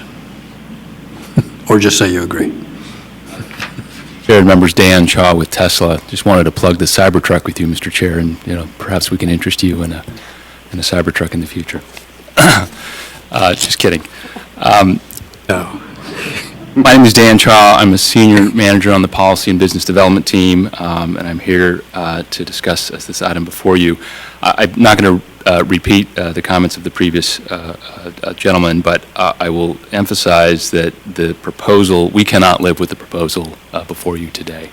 And given the breadth of the discussion and the confusion that is before you today, I think that behooves us to send this for further study so that we can sit down and work even more closely with the DSA representatives here so that we can bring forth a consensus proposal before you. We have provided definitions to DSA, contrary to what was stated. I think we request today an opportunity for more thoughtful conversation and more deliberative conversation so we can iron out many of these complicated issues. The proposal before you today, if adopted, would discourage the development of accessible charging spaces in the state. There are developing charging stations are very, very complicated. If space and money were not a factor, we could accommodate multiple different charging types at different levels. But obviously, they are a factor and very, very constraining. And I would argue would conflict with the goals of the governor and this administration to ensure that we have more accessible charging spaces out there to do what we all know needs to happen, which is to electrify the transportation fleet to address our climate challenge. So that's the challenge before you today. Tesla co-locates level 2 and direct current or fast charging at sites in order to meet different driver needs. For instance, at a shopping center, there may be some drivers that will park for several hours using a lower level of charger, while others who live in an apartment complex nearby without access to charging at their residence may need a faster charge to meet the rest of their daily or weekly needs. And oftentimes these sites can be larger facilities with over 4 level 2 chargers, for example, and over 4 DC fast chargers. Under the current code proposal, we would be forced to reevaluate the feasibility of building these types of combination sites going forward, potentially hindering optimal deployment of different charging services and undermining the availability of accessible charging stations, and again, undermining the governor's goals of electrifying the transportation fleet. Tesla, along with the other organizations referenced today, suggested the hybrid approach that we think creates more flexibility for site hosts, but also ensures accessibility for different levels of charging stations. And the intent of the language is to ensure no matter what combination of charging type is being served by a particular site, the same level of charging would be provided to accessible as well as non-accessible spaces. With the van accessible spaces always receiving the level of charging that comprises the majority of that level at a particular site. In conclusion, we respectfully urge you not to approve the item today before you, but direct DSA to further study this in consultation with stakeholders. We're concerned that future-proofing may actually block the future. So we urge, again, a more thoughtful approach, deliberate approach that involves the industry and stakeholders. Thank you for considering my comments today. Thank you very much, sir. Questions of the gentleman before he leaves? Sir? Try that again. Eric Jacobson. In looking at your proposal for the amending 11B 228.3.2 on page 3 of your letter, we have current requirements for hospitality in providing guest rooms and dispersion of accessible guest room types in a hotel, so that you've got maybe some king suites and you've got some double queens and whatever on different types of amenities provided and the quality of the hotel room. Is your rewrite on page 3 looking perhaps towards that in how you're going to provide van accessible spaces for the predominant level of charging? I'm trying to follow you a little bit here. If I understand you correctly, I believe so. I believe the where a van accessible space is required, the dominant type or level of charging would dictate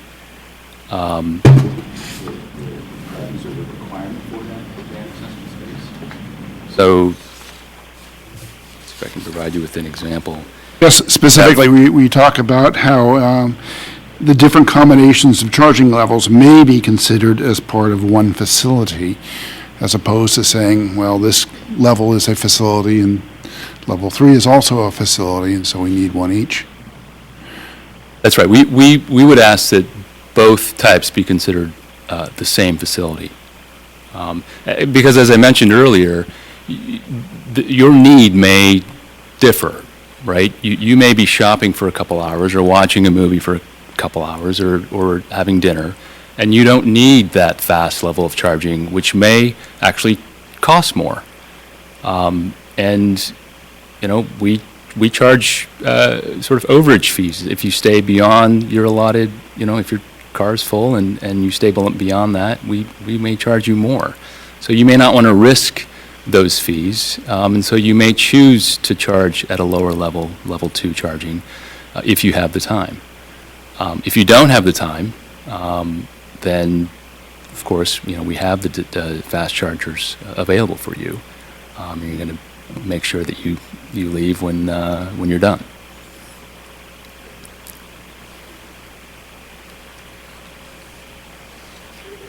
Are Are you finished, sir? Okay. Thank you. One more person from the audience, I know. We are supposedly 5 minutes. Good afternoon, Chairman and members. My name is Tony Gonzalez. I represent Electrify America, which is in the middle of an $800 million investment plan in California, the vast majority of which will be dedicated to infrastructure development, as well as access and education. I'd like to associate myself with most of the comments, maybe all of the comments made by the previous two speakers, Mr. Corby and Mr. Cha, but I'd like to emphasize 2 points beyond what they have discussed. First, Electrify America recommends that the Division of State Architect clarify that the accessible parking space with the dual charger, the dual standard charger, may count toward meeting the requirements of both facilities, CHAdeMO and CCS. Additionally, we think we've proposed language for revision to the proposed amendments. We think the terms, the levels may be rather easily defined, even in a rapidly changing marketplace and technology world of EV charging, that these are definable terms that would resolve some of the issues that have been raised earlier regarding the different levels of charging, that there is there can be a meaningful and technologically significant distinction between level 1, level 2, and DC fast charging. We think that's resolvable. And with that, in the interest of time, I'll leave my comments at that. But I just wanted to share with you our agreement with many of the issues raised by the previous speakers. Thank you. Thank you, sir. Appreciate your time. Open line, anybody on the line? I'm sure there's people on the line. You have one question remaining. Go ahead, please. Hi, this is Brandon Garcia. Brandon Garcia on behalf of the Electric Vehicle Charging Association. We want to align our comments with Cali TC and Tesla. And for the sake of being brief, I'll keep it at that. Thank you so much. You have 0 questions remaining.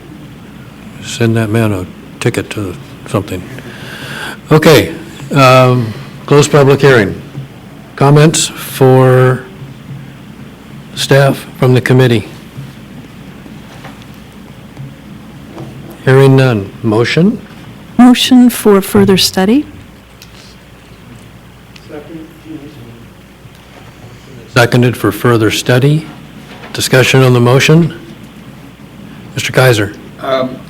I'm actually going to vote against the motion, and I would recommend that we go with what has already been put forth by staff and leave it up to the industry to come back with the stakeholders and staff to refine this as we go forward. But at least this will give us a good start. As a building official, I'm stuck right now with providing a single accessible space for all the different types and levels of parking that are out there. This at least gives me a little bit to work with. It may not be perfect, but it's a start. So that's kind of where I'm going. Mr. Kaiser, so any other discussion on the motion? Hearing none. All those in favor of the motion, which is for further study? All those in favor? Aye. Opposed? Aye. And aye. So you're further study at this stage. You've got industry comments. And we have 1 minute. All right. So, everybody, thank you so much. We will be reconvening tomorrow at 9 o'clock. Mr. Neerman? Yeah, I'd like to leave everybody with this thought. We've spent an entire day today, and we did 10 items for DSA, and then the entire HCD package, which I think was six items, so maybe 16 items. We have 102 items to go. So unless we figure out a better way to go through these, we're not going to finish in time, and we don't have another day. So we have to figure out a way to move forward with these tomorrow. And just for the committee's benefit, I'm going to talk with Ida and Derek about a bundle package to bring us tomorrow of things that are of a like change. I don't want to get us off track of the idea that we can discuss things that some of you may have points on legally or whatever, but we have got to move this forward, and most of this is editorial. We are chewing into stuff that is already frankly done and decided. So I would encourage you all to look at that list tonight, decide what hill you want to die on, and be ready for it tomorrow. All right? Thank you, folks, for your help. Our staff that wore their fingers out. So we'll see you all tomorrow at 9 o'clock. And just so everybody knows, you can leave your books and paperwork here. Just don't leave any valuables or computers or anything. I don't believe they're even going to come in. They're just going to lock the door. 9 o'clock. So don't forget, tomorrow's 9 a.m.